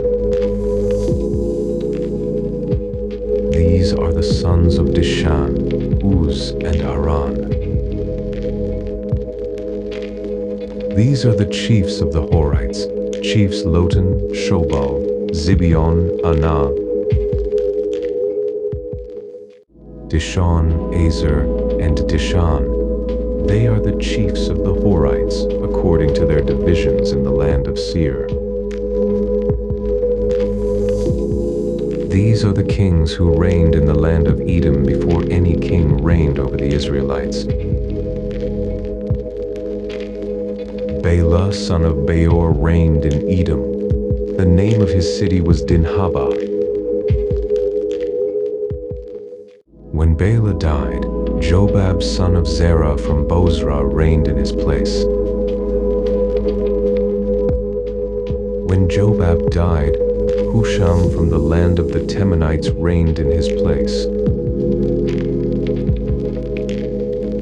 When Husham died, Hadad, son of Bedad, who defeated Midian in the country of Moab, reigned in his place, and the name of his city was Avith. When Hadad died, Samlah from Masrekah reigned in his place. When Samlah died, Shaul from Rehoboth on the Euphrates reigned in his place. When Shaul died, Baal-Hanan son of Akbor reigned in his place. When Baal-Hanan son of Akbor died, Hadad reigned in his place. His city was named Pau, and his wife's name was Mehetabel, daughter of Matred, the daughter of Mezahab. These are the names of Esau's chiefs, according to their families and regions. By their names, chiefs Timnah, Alva, Jetheth, Oholibamah, Elah, Pinon, Kenaz, Teman, Mibzar, Magdiel, and Iram. These were the chiefs of Edom, according to their settlements in the land they possessed. Esau was the father of the Edomites.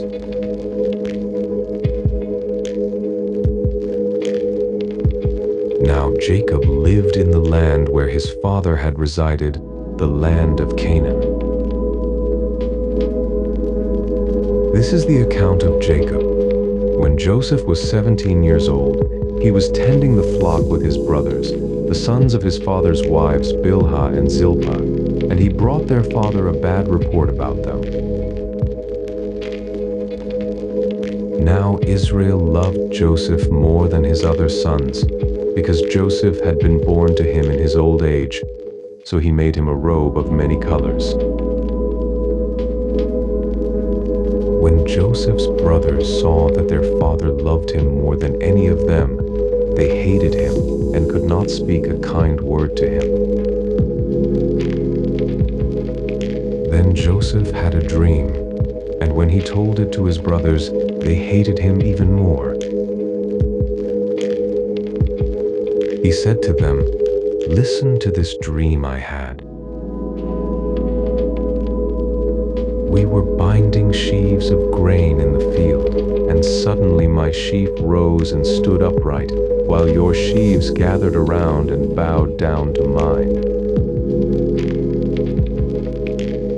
Do you intend to reign over us?" his brothers asked. "Will you actually rule us?" So they hated him even more because of his dream and his statements. Then Joseph had another dream and told it to his brothers. "Look," he said, "I had another dream, and this time the sun and moon and 11 stars were bowing down to me." He told his father and brothers, but his father rebuked him and said, "What is this dream that you have had? Will your mother and brothers and I actually come and bow down to the ground before you?" And his brothers were jealous of him, but his father kept in mind what he had said. Sometime later, Joseph's brothers had gone to pasture their father's flocks near Shechem. Israel said to him, "Are not your brothers pasturing the flocks at Shechem? Get ready, I am sending you to them." "I am ready," Joseph replied. Then Israel told him, "Go now and see how your brothers and the flocks are faring, and bring word back to me." So he sent him off from the valley of Hebron, and when Joseph arrived in Shechem, a man found him wandering in the field and asked, "What are you looking for?" "I am looking for my brothers," Joseph replied. "Can you please tell me where they are pasturing their flocks?"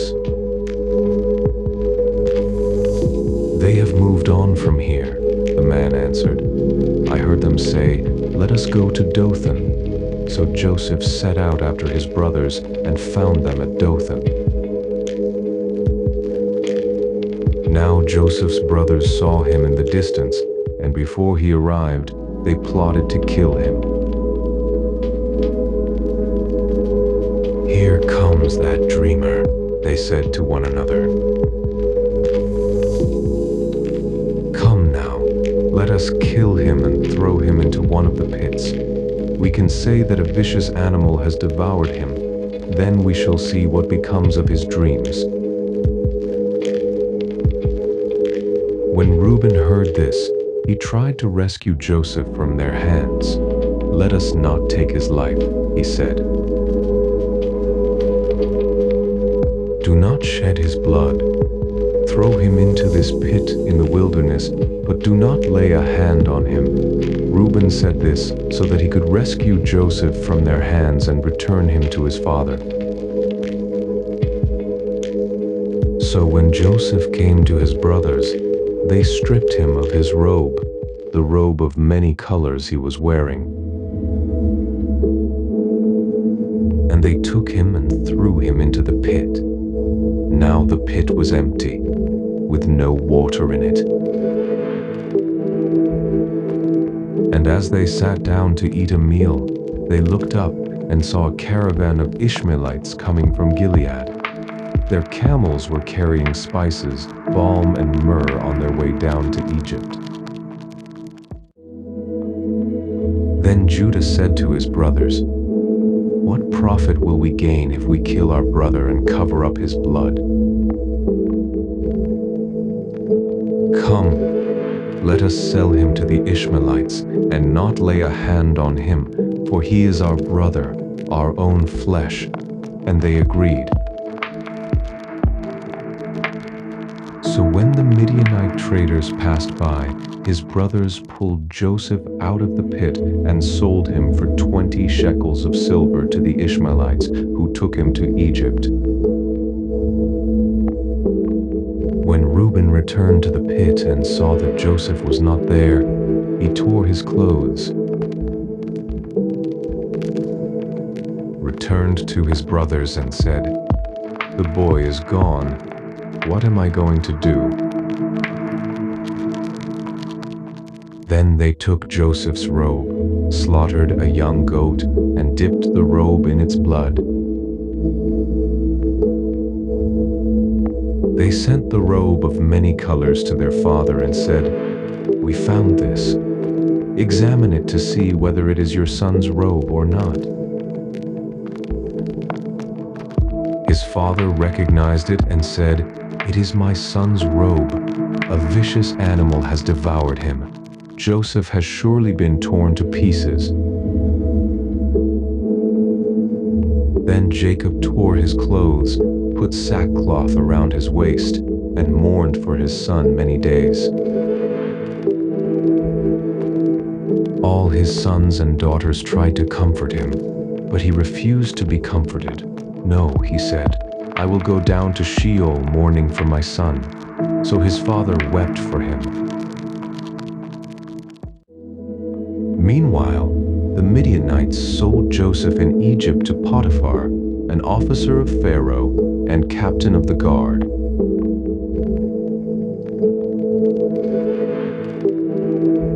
About that time, Judah left his brothers and settled near a man named Hira, an Adulamite. There Judah saw the daughter of a Canaanite man named Shua, and he took her as a wife and slept with her. So she conceived and gave birth to a son, and Judah named him Again she conceived and gave birth to a son, and she named him Onan. Then she gave birth to another son, and named him Shelah. It was at Shezib that she gave birth to him. Now Judah acquired a wife for his firstborn, and her name was Tamar. But Judah's firstborn, was wicked in the sight of the Lord, so the Lord put him to death. Then Judah said to Onan, "Sleep with your brother's wife, perform your duty as her brother-in-law, and raise up offspring for your brother." But Onan knew that the offspring would not belong to him, so whenever he would sleep with his brother's wife, he would spill his seed on the ground so that he would not produce offspring for his brother. What he did was wicked in the sight of the Lord, so he put Onan to death as well. Then Judah said to his daughter-in-law Tamar, "Live as a widow in your father's house until my son Shelah grows up." For he thought, he may die too like his brothers. So Tamar went to live in her father's house. After a long time, Judah's wife, the daughter of Shua, died. When Judah had finished mourning, he and his friend Hira the Adullamite went up to his sheep shearers at Timnah. When Tamar was told, "Your father-in-law is going up to Timnah to shear his sheep," she removed her widow's garments, covered her face with a veil to disguise herself, and sat at the entrance to Enaim, which is on the way to Timnah, for she saw that although Shelah had grown up, she had not been given to him as a wife. When Judah saw her, he thought she was a prostitute because she had covered her face. Not realizing that she was his daughter-in-law, he went over to her and said, "Come now, let me sleep with you." "What will you give me for sleeping with you?" she inquired. "I will send you a young goat from my flock," Judah answered. But she replied, "Only if you leave me something as a pledge until you send it."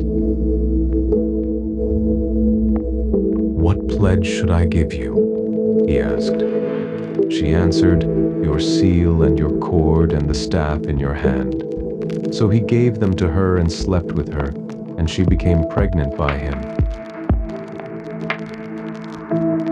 Then Tamar got up and departed, and she removed her veil and put on her widow's garments again. Now when Judah sent his friend Hira the Adullamite with the young goat to collect the items he had left with the woman, he could not find her. He asked the men of that place, "Where is the shrine prostitute who was beside the road at Enaim?" "No shrine prostitute has been here," they answered. So Hira returned to Judah and said, "I could not find her." And furthermore, the men of that place said, "No shrine prostitute has been here." "Let her keep the items," Judah replied. "Otherwise we will become a laughingstock. After all, I did send her this young goat, but you could not find her." About 3 months later, Judah was told, "Your daughter-in-law Tamar has prostituted herself, and now she is pregnant." "Bring her out," Judah replied. "Let her be burned to death." As she was being brought out, Tamar sent a message to her father-in-law, "I am pregnant by the man to whom these items belong." And she added, "Please examine them. Whose seal and cord and staff are these?" Judah recognized the items and said, "She is more righteous than I, since I did not give her to my son Shelah," and he did not have relations with her again. When the time came for Tamar to give birth, there were twins in her womb. And as she was giving birth, one of them put out his hand. So the midwife took a scarlet thread and tied it around his wrist. "This one came out first," she announced. But when he pulled his hand back and his brother came out, she said, "You have broken out first." So he was named Perez. Then his brother came out with a scarlet thread around his wrist, and he was named Zerah.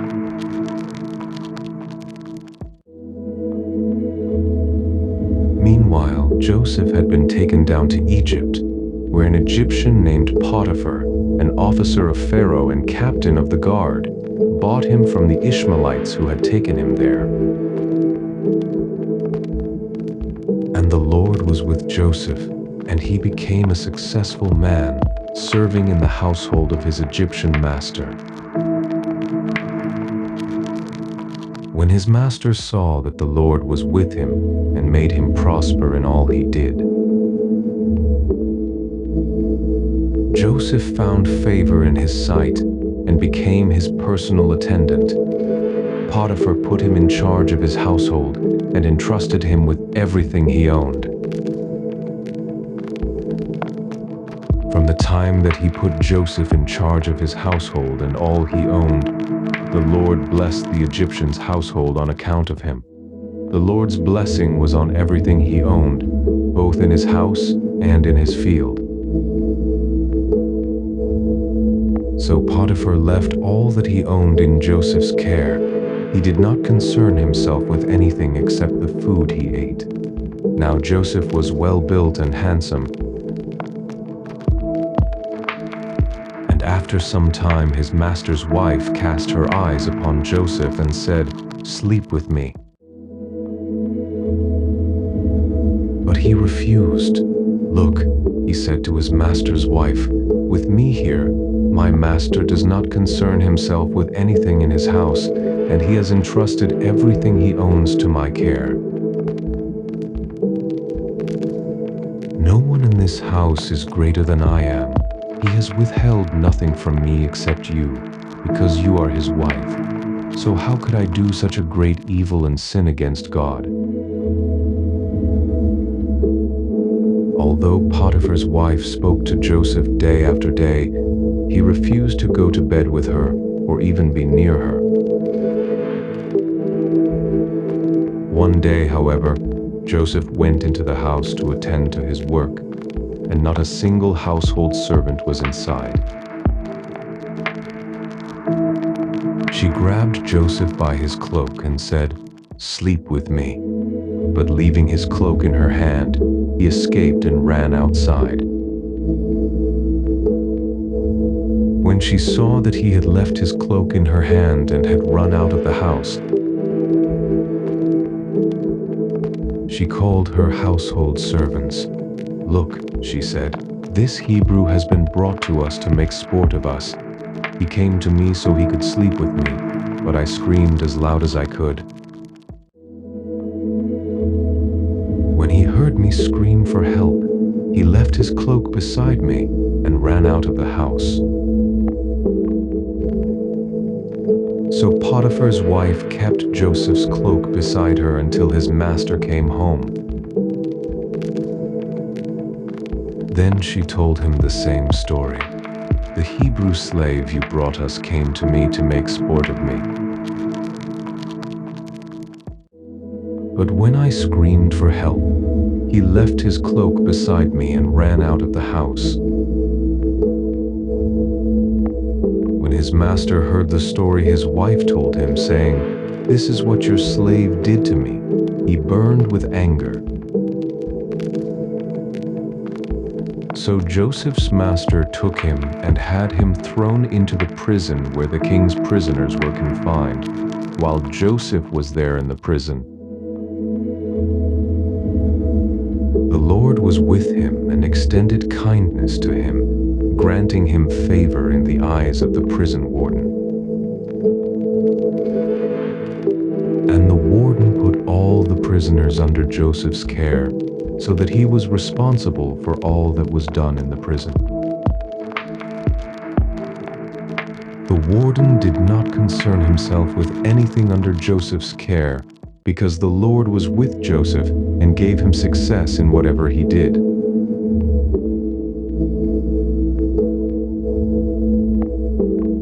Sometime later, the king's cupbearer and baker offended their master, the king of Egypt.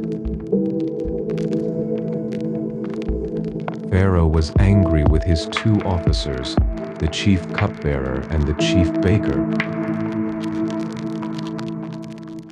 And and imprisoned them in the house of the captain of the guard, the same prison where Joseph was confined. The captain of the guard assigned them to Joseph, and he became their personal attendant after they had been in custody for some time. Both of these men, the Egyptian king's cupbearer and baker, who were being held in the prison, had a dream on the same night, and each dream had its own meaning. When Joseph came to them in the morning, he saw that they were distraught. So he asked the officials of Pharaoh who were in custody with him in his master's house, "Why are your faces so downcast today?" "We both had dreams," they replied, "but there is no one to interpret them." Then Joseph said to them, "Don't interpretations belong to God? Tell me your dreams."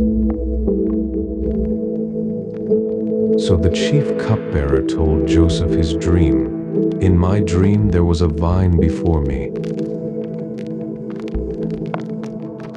and on the vine were 3 branches. As it budded, its blossoms opened and its clusters ripened into grapes. Pharaoh's cup was in my hand, and I took the grapes, squeezed them into his cup, and placed the cup in his hand."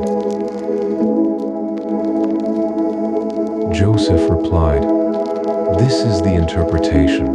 The 3 branches are 3 days. Within 3 days, Pharaoh will lift up your head and restore your position. You will put Pharaoh's cup in his hand, just as you did when you were his cupbearer. But when it goes well for you, please remember me and show me kindness by mentioning me to Pharaoh, that he might bring me out of this prison. For I was kidnapped from the land of the Hebrews, and even here I have done nothing for which they should have put me in this dungeon." When the chief baker saw that the interpretation was favorable, he said to Joseph, "I too had a dream. There were 3 baskets of white bread on my head. In the top basket were all sorts of baked goods for Pharaoh, but the birds were eating them out of the basket on my head." Joseph replied, "This is the interpretation. The 3 baskets are 3 days. Within 3 days Pharaoh will lift off your head and hang you on a tree. Then the birds will eat the flesh of your body.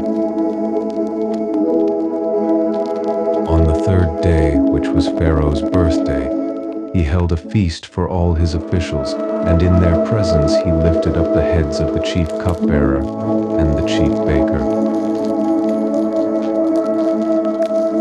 Pharaoh restored the chief cupbearer to his position, so that he once again placed the cup in Pharaoh's hand.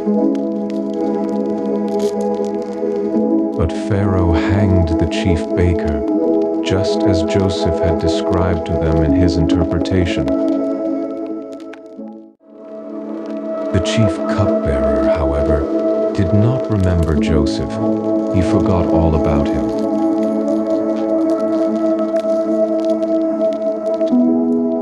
After 2 full years had passed, Pharaoh had a dream. He was standing beside the Nile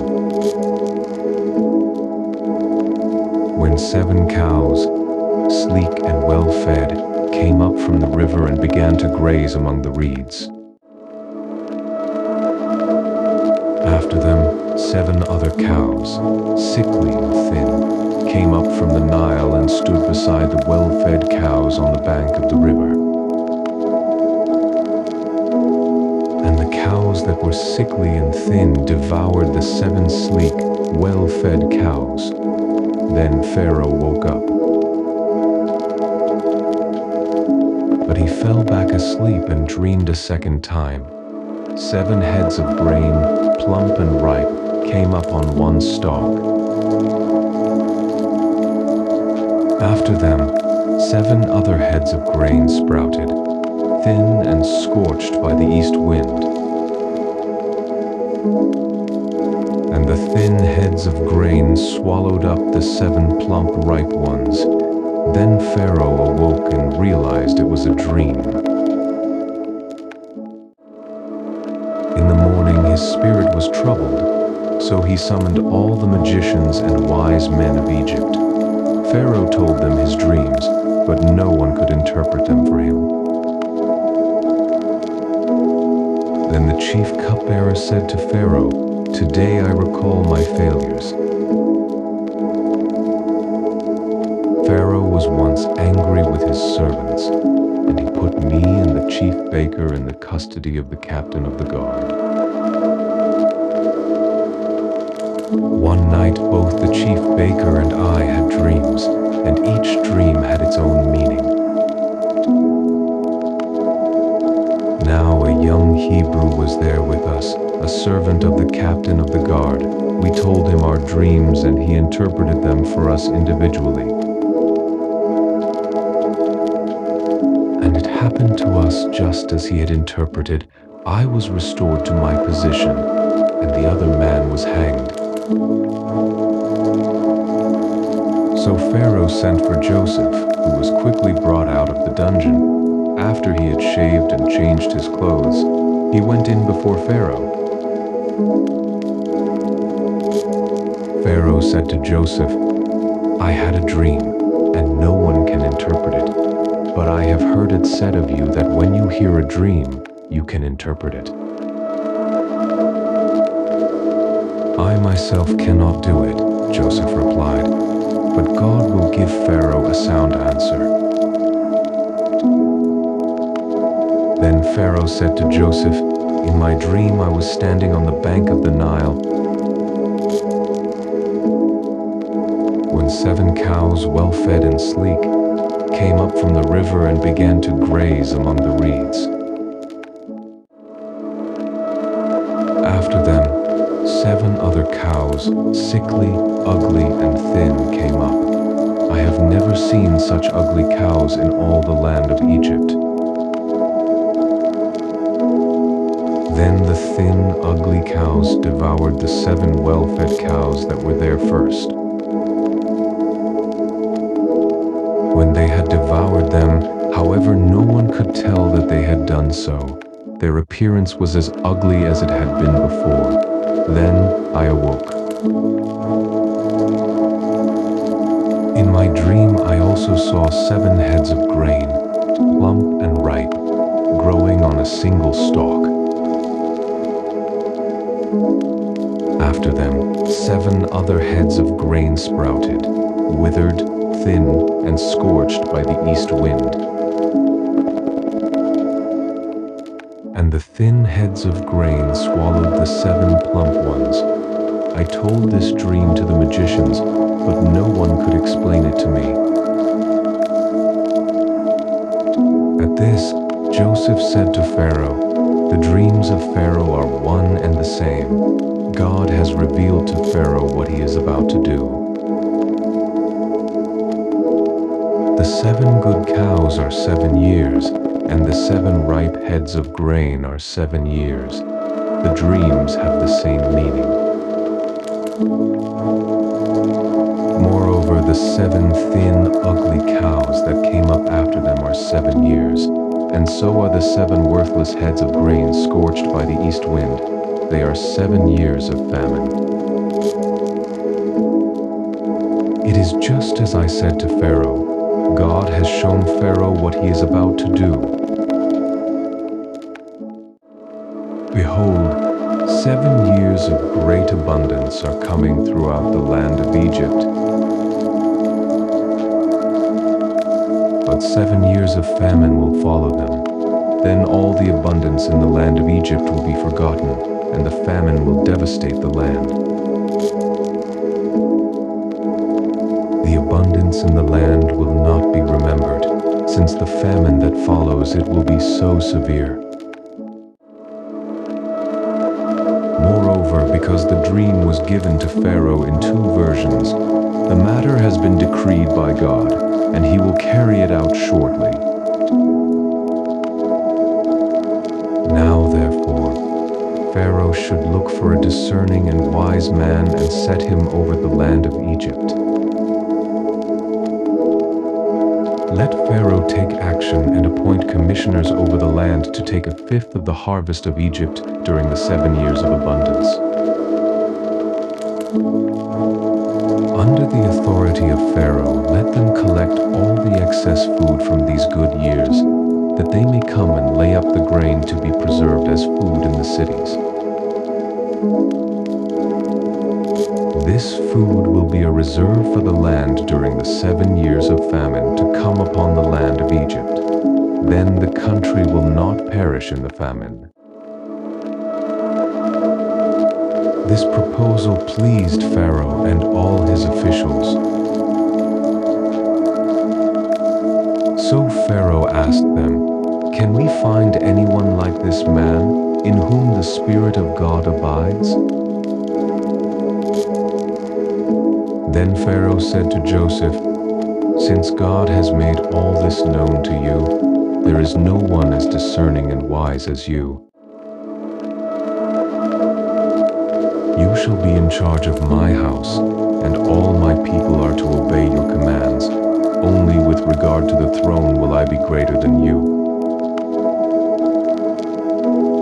Pharaoh also told Joseph, "I hereby place you over all the land of Egypt."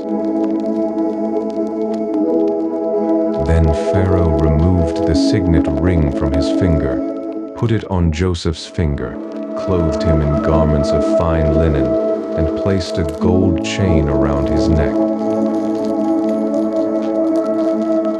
He had Joseph ride in his second chariot, with men calling out before him, "Bow the knee." So he placed him over all the land of Egypt. And Pharaoh declared to Joseph, "I am Pharaoh, but without your permission, no one in all the land of Egypt shall lift his hand or foot." Pharaoh gave Joseph the name Zaphanath-Paneah, and he gave him Asenath, daughter of Potiphar, priest of On, to be his wife. And Joseph took charge of all the land of Egypt. Now Joseph was 30 years old when he entered the service of Pharaoh, king of Egypt. And Joseph left Pharaoh's presence and traveled throughout the land of Egypt.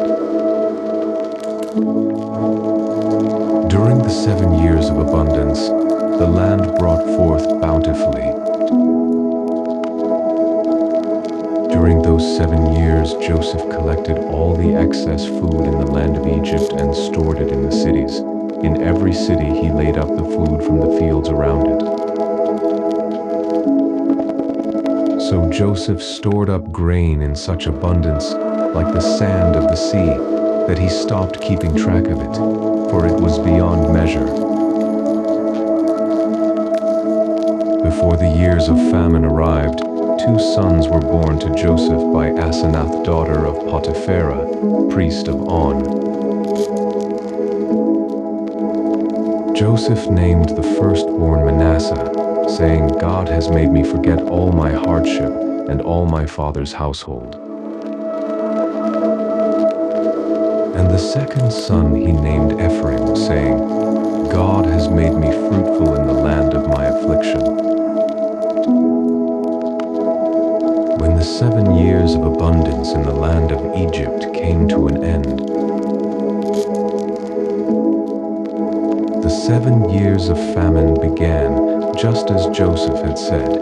And although there was famine in every country, there was food throughout the land of Egypt.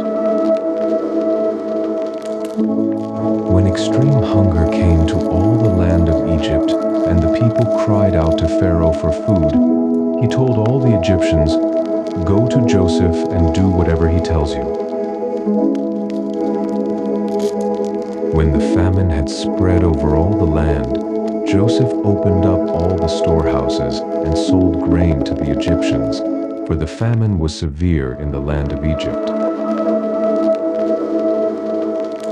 And every nation came to Joseph in Egypt to buy grain, because the famine was severe over all the earth.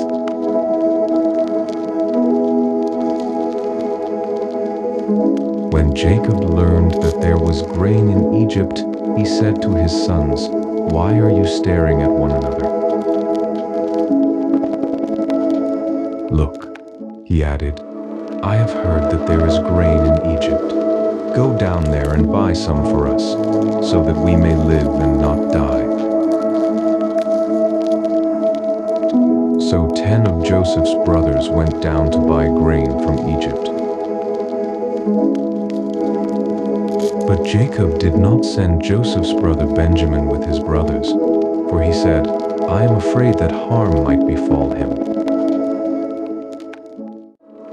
So the sons of Israel were among those who came to buy grain, since the famine had also spread to the land of Canaan. Now Joseph was the ruler of the land. He was the one who sold grain to all its people. So when his brothers arrived, they bowed down before him with their faces to the ground. And when Joseph saw his brothers, he recognized them, but he treated them as strangers and spoke harshly to them. "Where have you come from?" he asked. "From the land of Canaan," they replied. "We are here to buy food." Although Joseph recognized his brothers, they did not recognize him. Joseph remembered his dreams about them and said, "You are spies. You have come to see if our land is vulnerable." "Not so, my lord," they replied. "Your servants have come to buy food. We are all sons of one man. Your servants are honest men, not spies." "No," he told them. "You have come to see if our land is vulnerable." But they answered, "Your servants are 12 brothers, the sons of one man in the land of Canaan. The youngest is now with our father, and one is no more." Then Joseph declared, "Just as I said, you are spies. And this is how you will be tested. As surely as Pharaoh lives, you shall not leave this place unless your youngest brother comes here. Send one of your number to get your brother. The rest of you will be confined so that the truth of your words may be tested. If they are untrue, then as surely as Pharaoh lives, you are spies." So Joseph imprisoned them for 3 days. And on the 3rd day he said to them, "I fear God, so do this and you will live. If you are honest, leave one of your brothers in custody, while the rest of you go and take back grain to relieve the hunger of your households. Then bring your youngest brother to me so that your words can be verified, that you may not die." And to this they consented. Then they said to one another, "Surely we are being punished because of our brother. We saw his anguish when he pleaded with us, but we would not listen. That is why this distress has come upon us." And Reuben responded, "Didn't I tell you not to sin against the boy? But you would not listen. Now we must account for his blood." They did not realize that Joseph understood them, since there was an interpreter between them. And he turned away from them and wept. When he turned back and spoke to them, he took Simeon from them and had him bound before their eyes.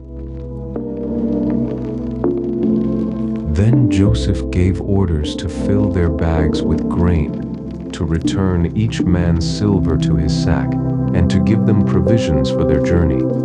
This order was carried out.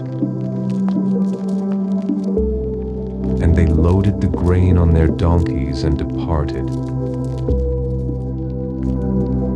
At the place where they lodged for the night, one of them opened his sack to get feed for his donkey, and he saw his silver in the mouth of the sack. "My silver has been returned," he said to his brothers. "It is here in my sack." Their hearts sank, and trembling, they turned to one another and said, "What is this that God has done to us?" When they reached their father Jacob in the land of Canaan, they described to him all that had happened to them. "The man who was lord of the land spoke harshly to us and accused us of spying on the country. But we told him, 'We are honest men, not spies. We are 12 brothers, sons of one father. One is no more, and the youngest is now with our father in the land of Canaan.' Then the man who is lord of the land said to us, 'This is how I will know whether you are honest. Leave one brother with me, take food to relieve the hunger of your households, and go.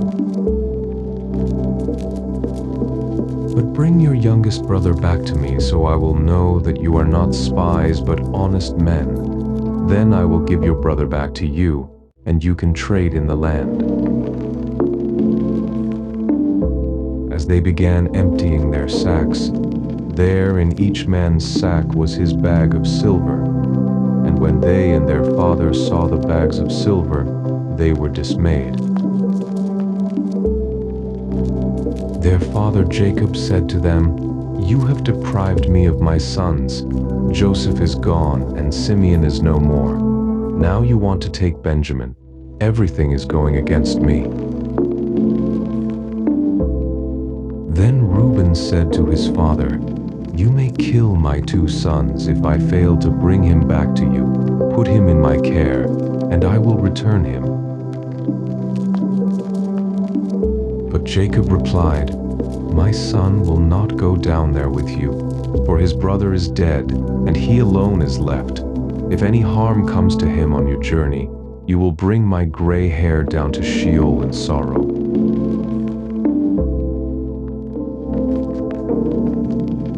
Now the famine was still severe in the land. So when Jacob's sons had eaten all the grain they had brought from Egypt, their father said to them, 'Go back and buy us a little more food.' But Judah replied, 'The man solemnly warned us, "You will not see my face again unless your brother is with you."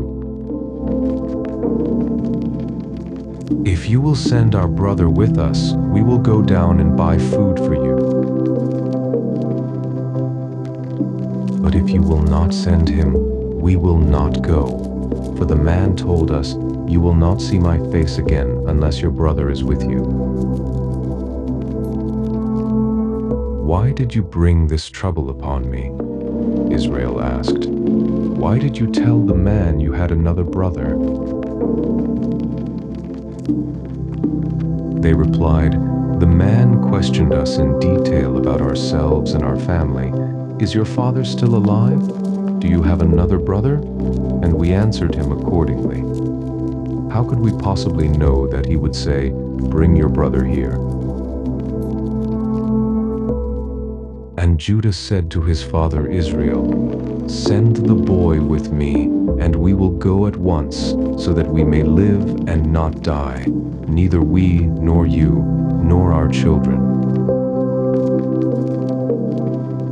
I will guarantee his safety. You may hold me personally responsible. If I do not bring him back and set him before you, then may I bear the guilt before you all my life." If we had not delayed, we could have come and gone twice by now.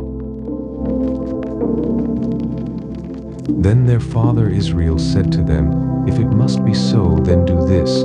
Put some of the best products of the land in your packs and carry them down as a gift for the man, a little balm and a little honey, spices and myrrh, pistachios and almonds. Take double the silver with you, so that you may return the silver that was put back into the mouths of your sacks. Perhaps it was a mistake. Take your brother as well, and return to the man at once. May God Almighty grant you mercy before the man, that he may release your other brother along with Benjamin. As for me, if I am bereaved, I am bereaved. So the men took these gifts, along with double the amount of silver, and Benjamin as well. Then they hurried down to Egypt and stood before Joseph. When Joseph saw Benjamin with his brothers, he said to the steward of his house, "Take these men to my house, slaughter an animal and prepare it, for they shall dine with me at noon." The man did as Joseph had commanded and took the brothers to Joseph's house. But the brothers were frightened that they had been taken to Joseph's house. "We have been brought here because of the silver that was returned in our bags the first time," they said. "They intend to overpower us and take us as slaves, along with our donkeys." So they approached Joseph's steward and spoke to him at the entrance to the house. "Please, sir," they said, "we really did come down here the first time to buy food. But when we came to the place we lodged for the night, we opened our sacks, and behold, each of us found his silver in the mouth of his sack. It was the full amount of our silver, and we have brought it back with us. We have brought additional silver with us to buy food. We do not know who put our silver in our sacks." "It is fine," said the steward. "Do not be afraid.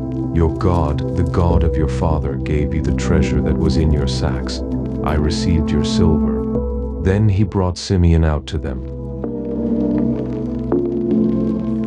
And the steward took the men into Joseph's house, gave them water to wash their feet, and provided food for their donkeys. Since the brothers had been told that they were going to eat a meal there, they prepared their gift for Joseph's arrival at noon. When Joseph came home, they presented him with the gifts they had brought, and they bowed to the ground before him. He asked if they were well, and then he asked, "How is your elderly father you told me about? Is he still alive?" "Your servant, our father, is well," they answered. "He is still alive," and they bowed down to honor him. When Joseph looked up and saw his brother Benjamin, his own mother's son, he asked, "Is this your youngest brother, the one you told me about?" Then he declared, "May God be gracious to you, my son." Joseph hurried out because he was moved to tears for his brother, and he went to a private room to weep. Then he washed his face and came back out. Regaining his composure, he said, "Serve the meal." They separately served Joseph, his brothers, and the Egyptians. They ate separately because the Egyptians would not eat with the Hebrews, since that was detestable to them. They were seated before Joseph in order by age, from the firstborn to the youngest, and the men looked at one another in astonishment. When the portions were served to them from Joseph's table, Benjamin's portion was 5 times larger than any of the others, so they feasted and drank freely with Joseph.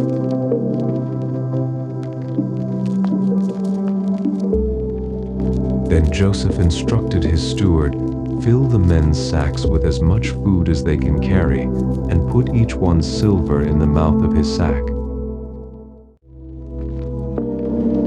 Put my cup, the silver one, in the mouth of the youngest one's sack, along with the silver for his grain." So the steward did as Joseph had instructed.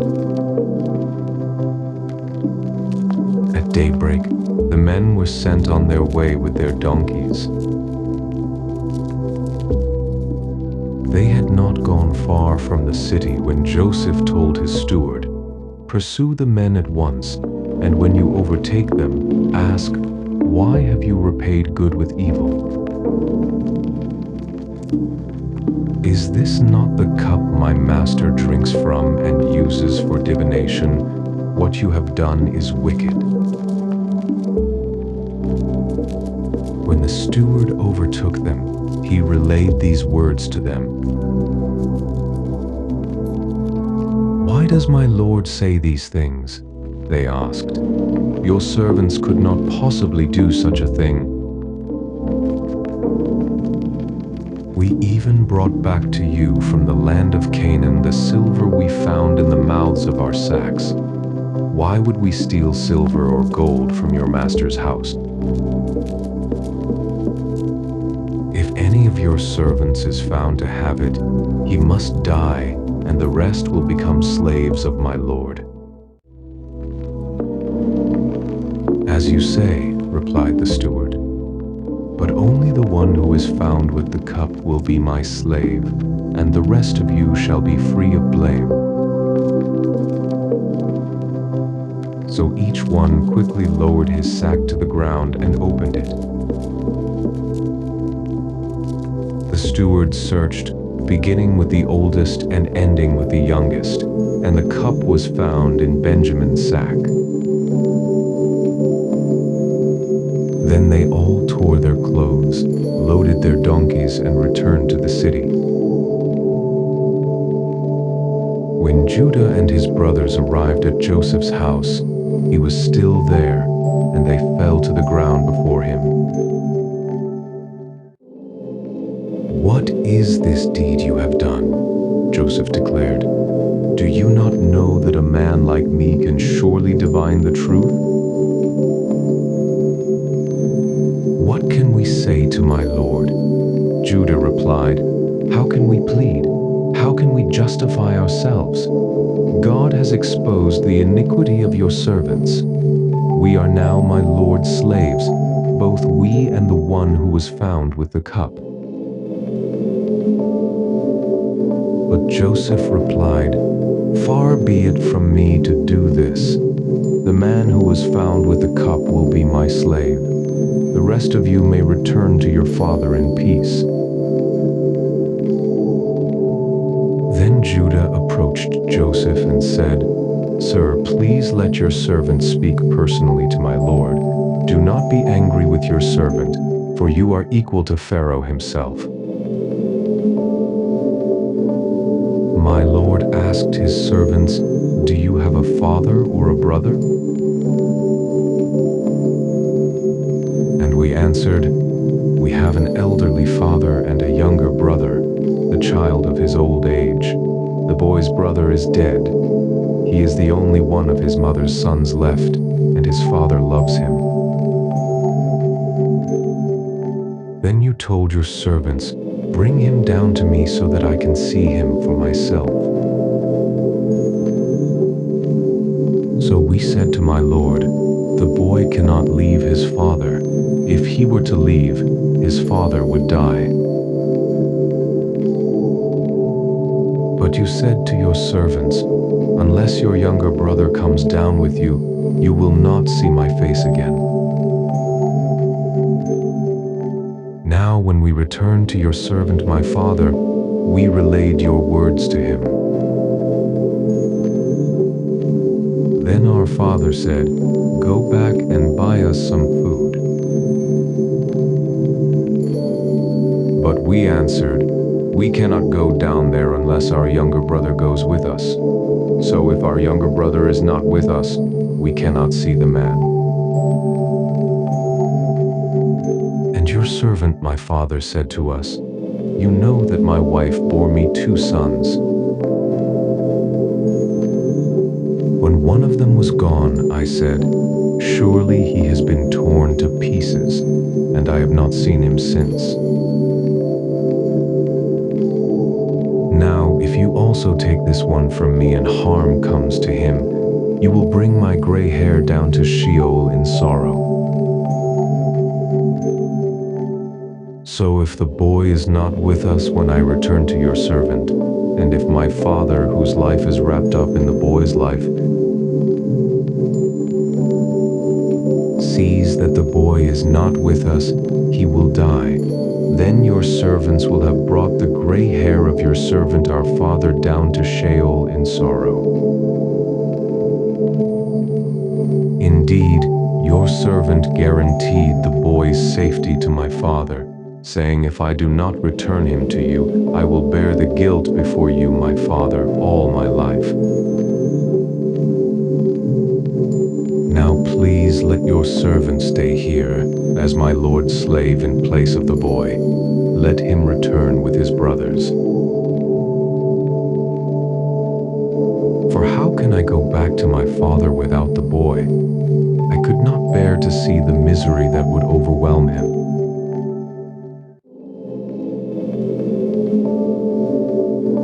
Then Joseph could no longer control himself before all his attendants, and he cried out, 'Send everyone away from me.' So none of them were with Joseph when he made himself known to his brothers. But he wept so loudly that the Egyptians heard him, and Pharaoh's household soon heard of it. Joseph said to his brothers, 'I am Joseph. Is my father still alive?' But they were unable to answer him, because they were terrified in his presence. Then Joseph said to his brothers, 'Please come near me.' And they did so. 'I am Joseph, your brother,' he said, 'the one you sold into Egypt. And now, do not be distressed or angry with yourselves that you sold me into this place, because it was to save lives that God sent me before you. For the famine has covered the land these 2 years, and there will be 5 more years without plowing or harvesting. God sent me before you to preserve you as a remnant on the earth, and to save your lives by a great deliverance. Therefore it was not you who sent me here, but God, who has made me a father to Pharaoh, lord of all his household and ruler over all the land of Egypt. Now return quickly to my father and tell him, 'This is what your son Joseph says, God has made me lord of all Egypt. Come down to me without delay. You shall settle in the land of Goshen and be near me, you and your children and grandchildren, your flocks and herds, and everything you own. And there I will provide for you, because there will be 5 more years of famine.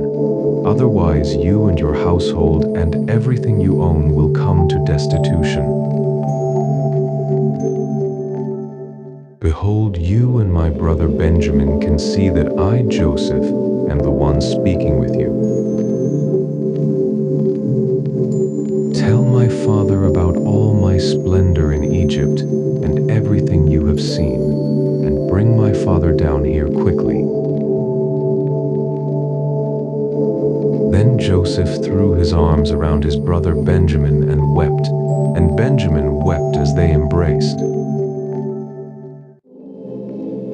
Joseph kissed each of his brothers as he wept over them, and afterward his brothers talked with him. When the news reached Pharaoh's house that Joseph's brothers had come, Pharaoh and his servants were pleased. Pharaoh said to Joseph, "Tell your brothers, do as follows: load your animals and return to the land of Canaan. Then bring your father and your families and return to me. I will give you the best of the land of Egypt, and you shall eat from the fat of the land. You are also directed to tell them, take wagons from the land of Egypt for your young children and your wives, and bring your father and come back. But pay no regard to your belongings, for the best of all the land of Egypt is yours. So the sons of Israel did as they were told. Joseph gave them wagons as Pharaoh had instructed, and he also gave them provisions for their journey. He gave new garments to each of them, but to Benjamin he gave 300 shekels of silver and 5 sets of clothes. And he sent to his father the following: 10 donkeys loaded with the best of Egypt, and 10 female donkeys loaded with grain and bread and provisions for his father's journey. Then Joseph sent his brothers on their way, and as they were leaving, he said to them, "Do not quarrel on the way." So the brothers went up out of Egypt and came to their father Jacob in the land of Canaan. "Joseph is still alive," they said, "and he is ruler over all the land of Egypt." But Jacob was stunned, for he did not believe them. However, when they relayed all that Joseph had told them, and when he saw the wagons that Joseph had sent to carry him back, the spirit of their father Jacob was revived. "Enough," declared Israel. "My son Joseph is still alive. I will go to see him before I die."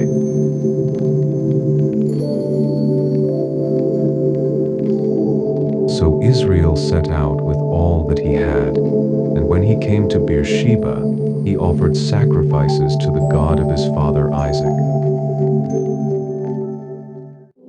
And that night God spoke to Israel in a vision. "Jacob, Jacob," he said. "Here I am," replied Jacob. "I am God," he said, "the God of your father. Do not be afraid to go down to Egypt, for I will make you into a great nation there. I will go down with you to Egypt, and I will surely bring you back, and Joseph's own hands will close your eyes." Then Jacob departed from Beersheba, and the sons of Israel took their father Jacob in the wagons Pharaoh had sent to carry him, along with their children and wives. They also took the livestock and possessions they had acquired in the land of Canaan, and Jacob and all his offspring went to Egypt. Jacob took with him to Egypt his sons and grandsons, and his daughters and granddaughters, all his offspring.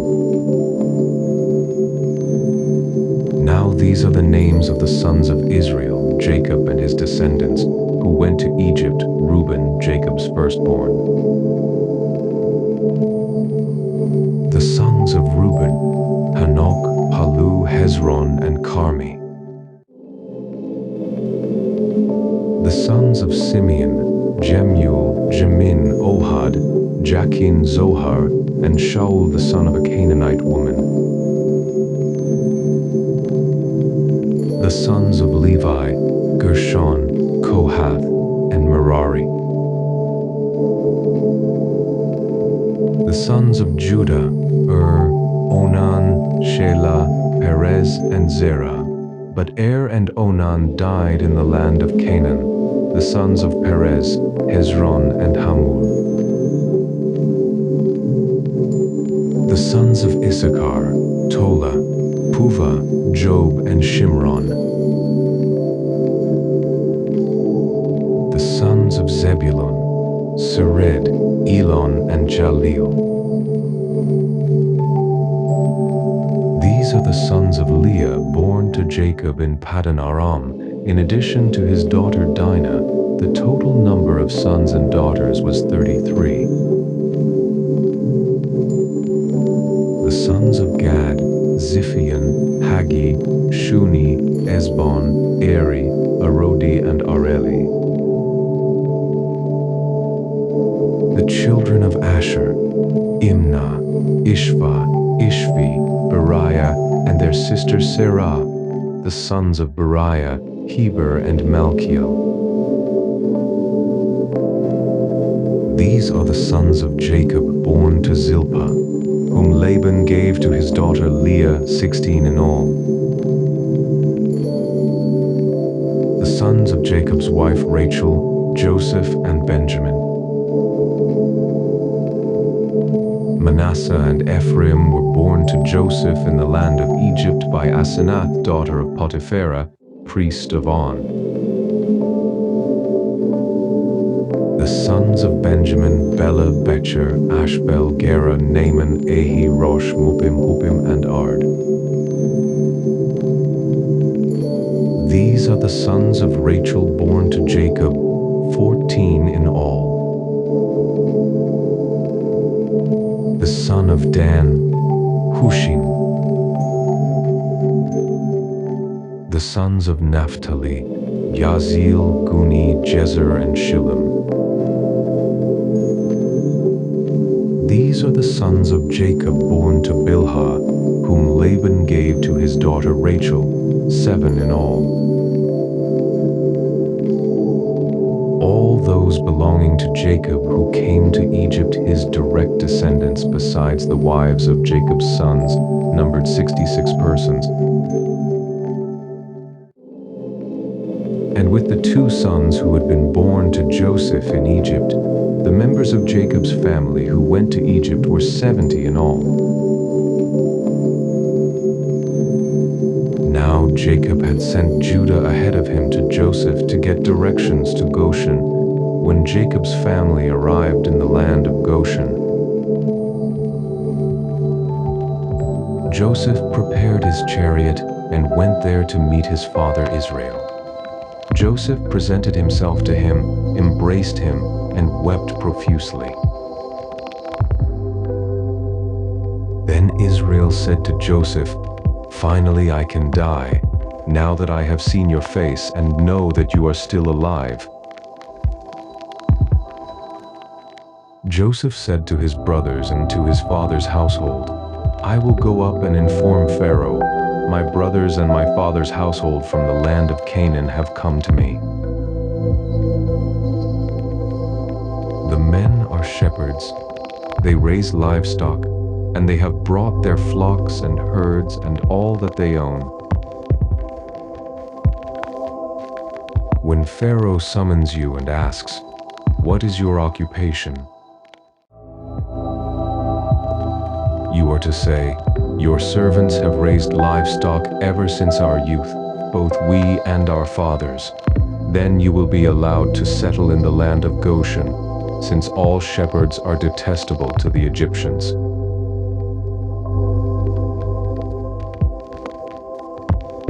So Joseph went and told Pharaoh, "My father and my brothers, with their flocks and herds and all they own, have come from the land of Canaan and are now in Goshen."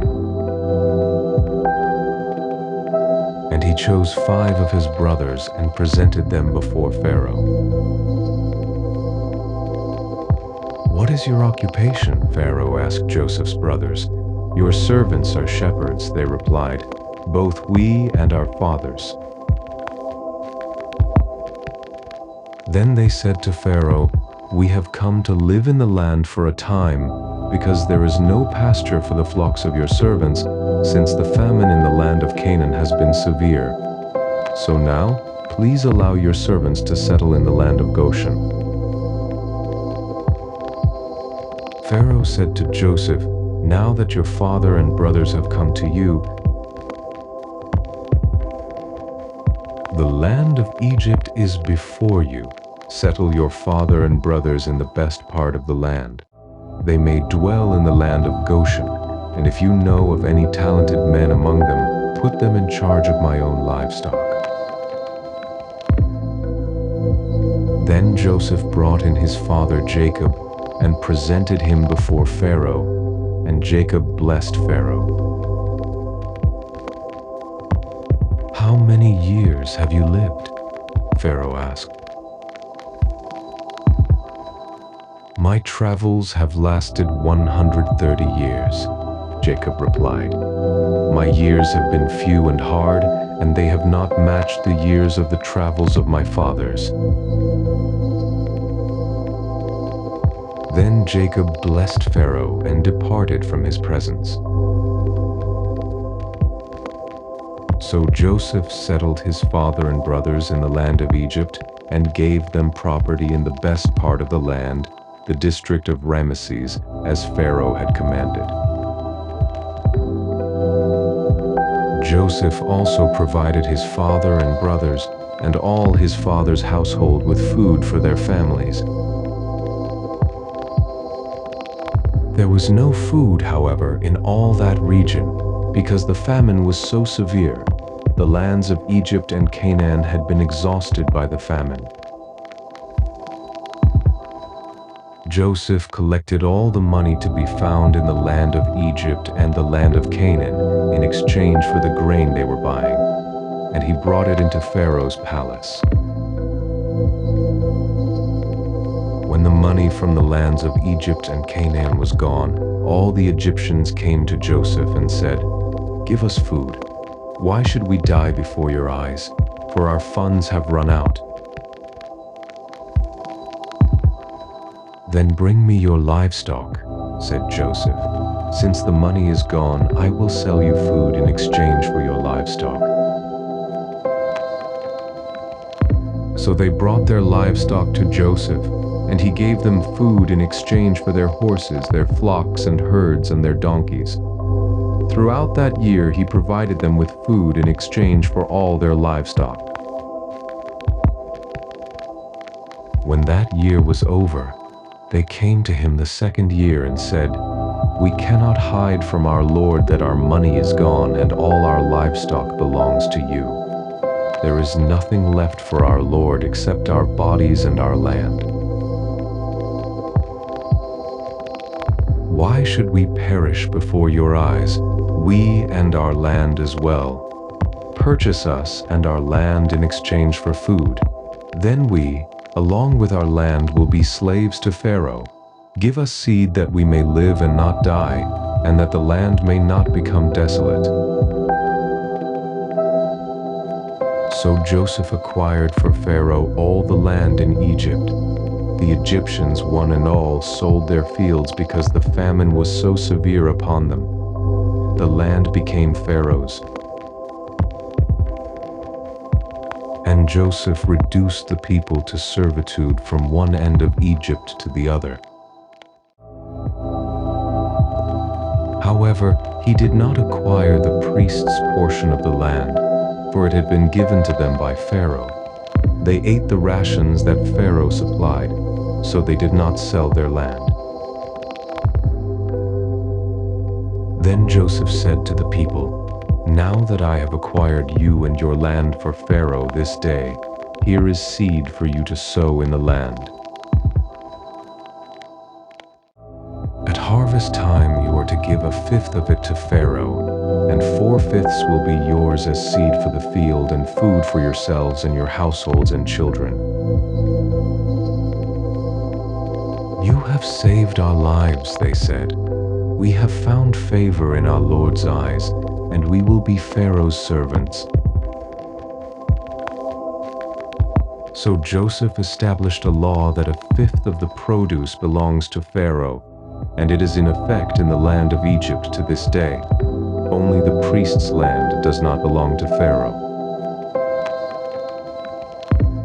Now the Israelites settled in the land of Egypt, in the region of Goshen. They acquired property there and became fruitful and increased greatly in number.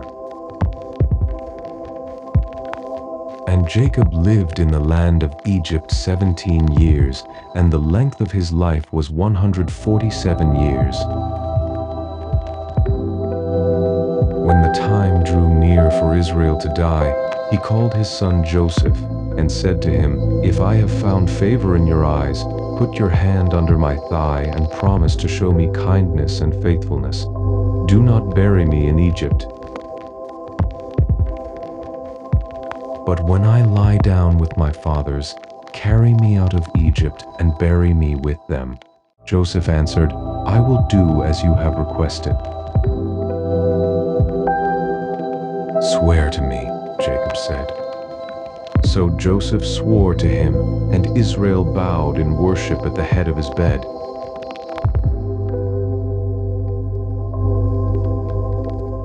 Sometime later, Joseph was told, "Your father is ill." So he set out with his 2 sons, Manasseh and Ephraim. When Jacob was told, "Your son Joseph has come to you," Israel rallied his strength and sat up in bed. Jacob said to Joseph, "God Almighty appeared to me at Luz in the land of Canaan, and there he blessed me and told me, 'Behold, I will make you fruitful and multiply you. I will make you a multitude of peoples, and will give this land to your descendants after you as an everlasting possession.' And now your 2 sons born to you in Egypt before I came to you here shall be reckoned as mine. Ephraim and Manasseh shall be mine, just as Reuben and Simeon are mine. Any children born to you after them shall be yours, and they shall be called by the names of their brothers in the territory they inherit.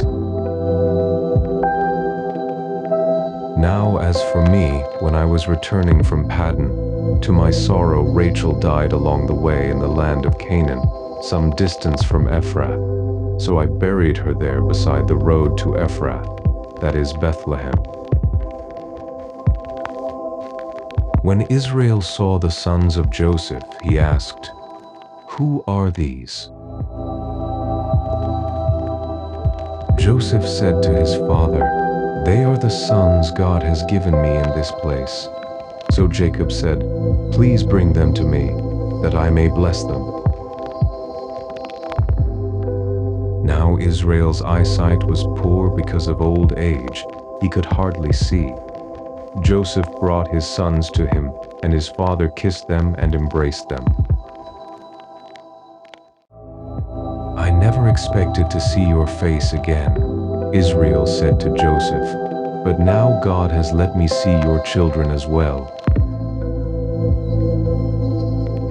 Then Joseph removed his sons from his father's knees and bowed face down. And Joseph took both of them, with Ephraim in his right hand toward Israel's left hand, and Manasseh in his left hand toward Israel's right hand, and brought them close to him. But Israel stretched out his right hand and put it on the head of Ephraim, the younger, and crossing his hands he put his left on Manasseh's head, although Manasseh was the firstborn. Then he blessed Joseph and said, "May the God before whom my fathers Abraham and Isaac walked, the God who has been my shepherd all my life to this day, the angel who has redeemed me from all harm, may he bless these boys, and may they be called by my name and the names of my fathers Abraham and Isaac, and may they grow into a multitude upon the earth." When Joseph saw that his father had placed his right hand on Ephraim's head, he was displeased and took his father's hand to move it from Ephraim's head to Manasseh's. "Not so, my father," Joseph said. "This one is the firstborn. Put your right hand on his head." But his father refused. "I know, my son, I know," he said. "He too shall become a people, and he too shall be great. Nevertheless, his younger brother shall be greater than he, and his offspring shall become a multitude of nations." So that day Jacob blessed them and said, By you shall Israel pronounce this blessing. May God make you like Ephraim and Manasseh. So he put Ephraim before Manasseh. Then Israel said to Joseph, "Look, I am about to die, but God will be with you and bring you back to the land of your fathers. And to you, as one who is above your brothers, I give the ridge of land that I took from the Amorites with my sword and bow."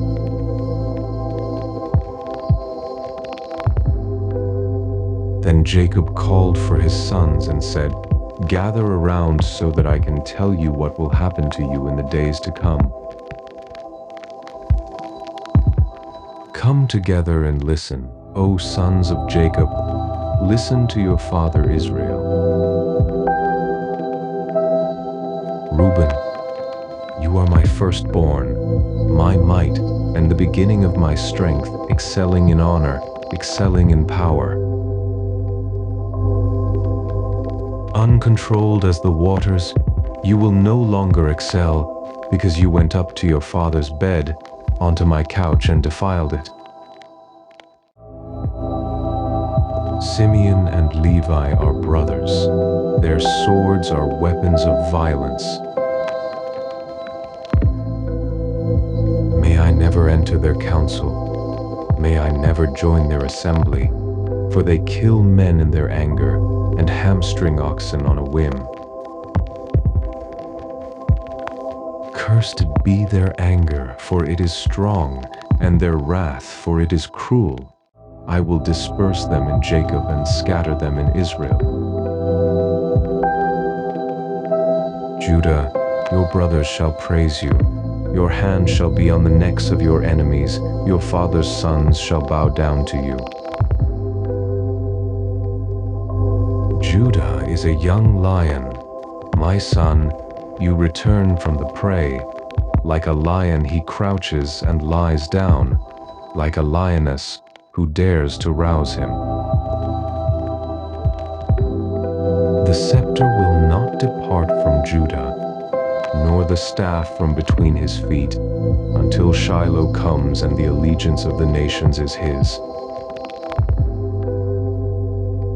He ties his donkey to the vine, his colt to the choicest branch. He washes his garments in wine, his robes in the blood of grapes. His eyes are darker than wine, and his teeth are whiter than milk. Zebulun shall dwell by the seashore and become a harbor for ships. His border shall extend to Sidon.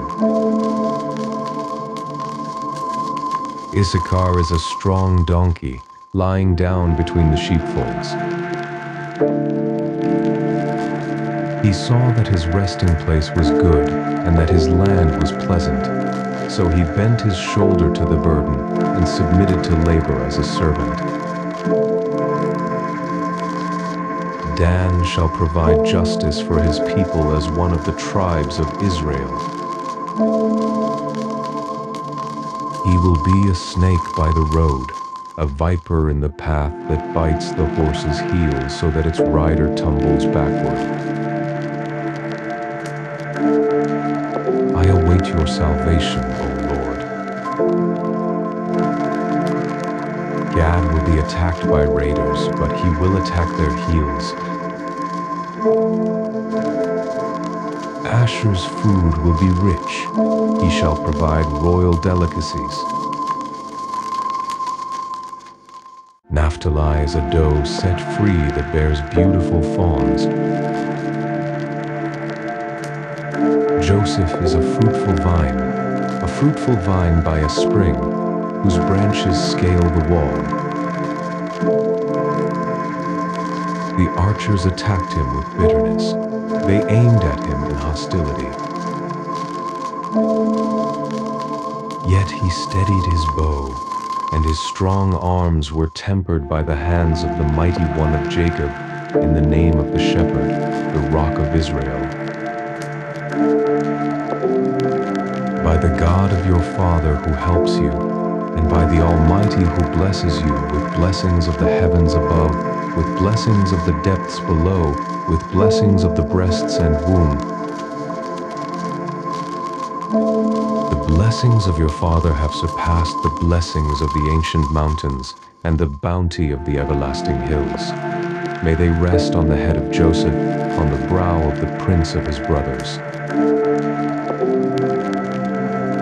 Benjamin is a ravenous wolf. In the morning he devours the prey, in the evening he divides the plunder. These are the tribes of Israel, 12 in all, and this was what their father said to them. He blessed them, and he blessed each one with a suitable blessing. Then Jacob instructed them, I am about to be gathered to my people. Bury me with my fathers in the cave in the field of Ephraim the Hittite. The cave is in the field of Machpelah near Mamre, in the land of Canaan. This is the field Abraham purchased from Ephraim the Hittite as a burial site. There Abraham and his wife Sarah are buried. There Isaac and his wife Rebekah are buried, and there I buried Leah. The field and the cave that is in it were purchased from the Hittites. When Jacob had finished instructing his sons, he pulled his feet into the bed and breathed his last, and he was gathered to his people.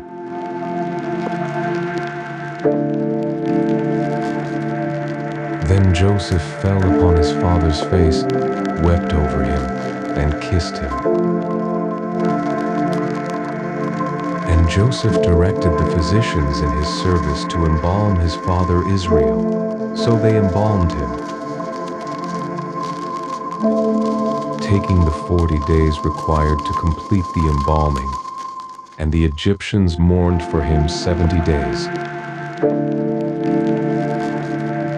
When the days of mourning had passed, Joseph said to Pharaoh's court, If I have found favor in your eyes, please tell Pharaoh that.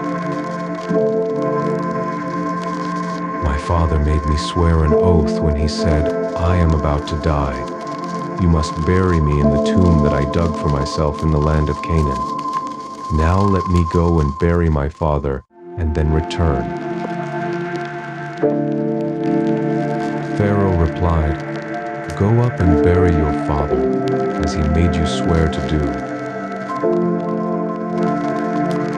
Then Joseph went to bury his father, and all the servants of Pharaoh accompanied him, the elders of Pharaoh's household, and all the elders of the land of Egypt. Along with all of Joseph's household, and his brothers, and his father's household, only their children and flocks and herds were left in Goshen. Chariots and horsemen alike went up with him, and it was an exceedingly large procession. When they reached the threshing floor of Atad, which is across the Jordan, they lamented and wailed loudly, and Joseph mourned for his father 7 days. When the Canaanites of the land saw the mourning at the threshing floor of Atad, they said, This is a solemn ceremony of mourning by the Egyptians. Thus the place across the Jordan is called Abel Mizraim. So Jacob's sons did as he had charged them. They carried him to the land of Canaan, and buried him in the cave at Machpelah in the field near Mamre, which Abraham had purchased from Ephraim the Hittite as a burial site. After Joseph had buried his father, he returned to Egypt with his brothers, and all who had gone with him to bury his father. When Joseph's brothers saw that their father was dead, they said, What if Joseph bears a grudge? Then he will surely repay us for all the evil that we did to him. So they sent word to Joseph, saying, Before he died, your father commanded, This is what you are to say to Joseph. I beg you, please forgive the transgression and sin of your brothers, for they did you wrong. So now, Joseph, please forgive the transgression of the servants of the God of your father. When their message came to him, Joseph wept. His brothers also came to him, bowed down before him and said, "We are your slaves." But Joseph replied, "Do not be afraid. Am I in the place of God? As for you, what you intended against me for evil, God intended for good, in order to accomplish a day like this, to preserve the lives of many people. Therefore do not be afraid. I will provide for you and your little ones." So Joseph reassured his brothers and spoke kindly to them. Now Joseph and his father's household remained in Egypt, and Joseph lived to the age of 110. He saw Ephraim's sons to the third generation, and indeed the sons of Machir son of Manasseh were brought up on Joseph's knees. Then Joseph said to his brothers, "I am about to die, but God will surely visit you and bring you up from this land to the land he promised on oath to Abraham, Isaac, and Jacob." And Joseph made the sons of Israel take an oath and said, "God will surely attend to you, and then you must carry my bones up from this place." So Joseph died at the age of 110, and they embalmed his body and placed it in a coffin in Egypt.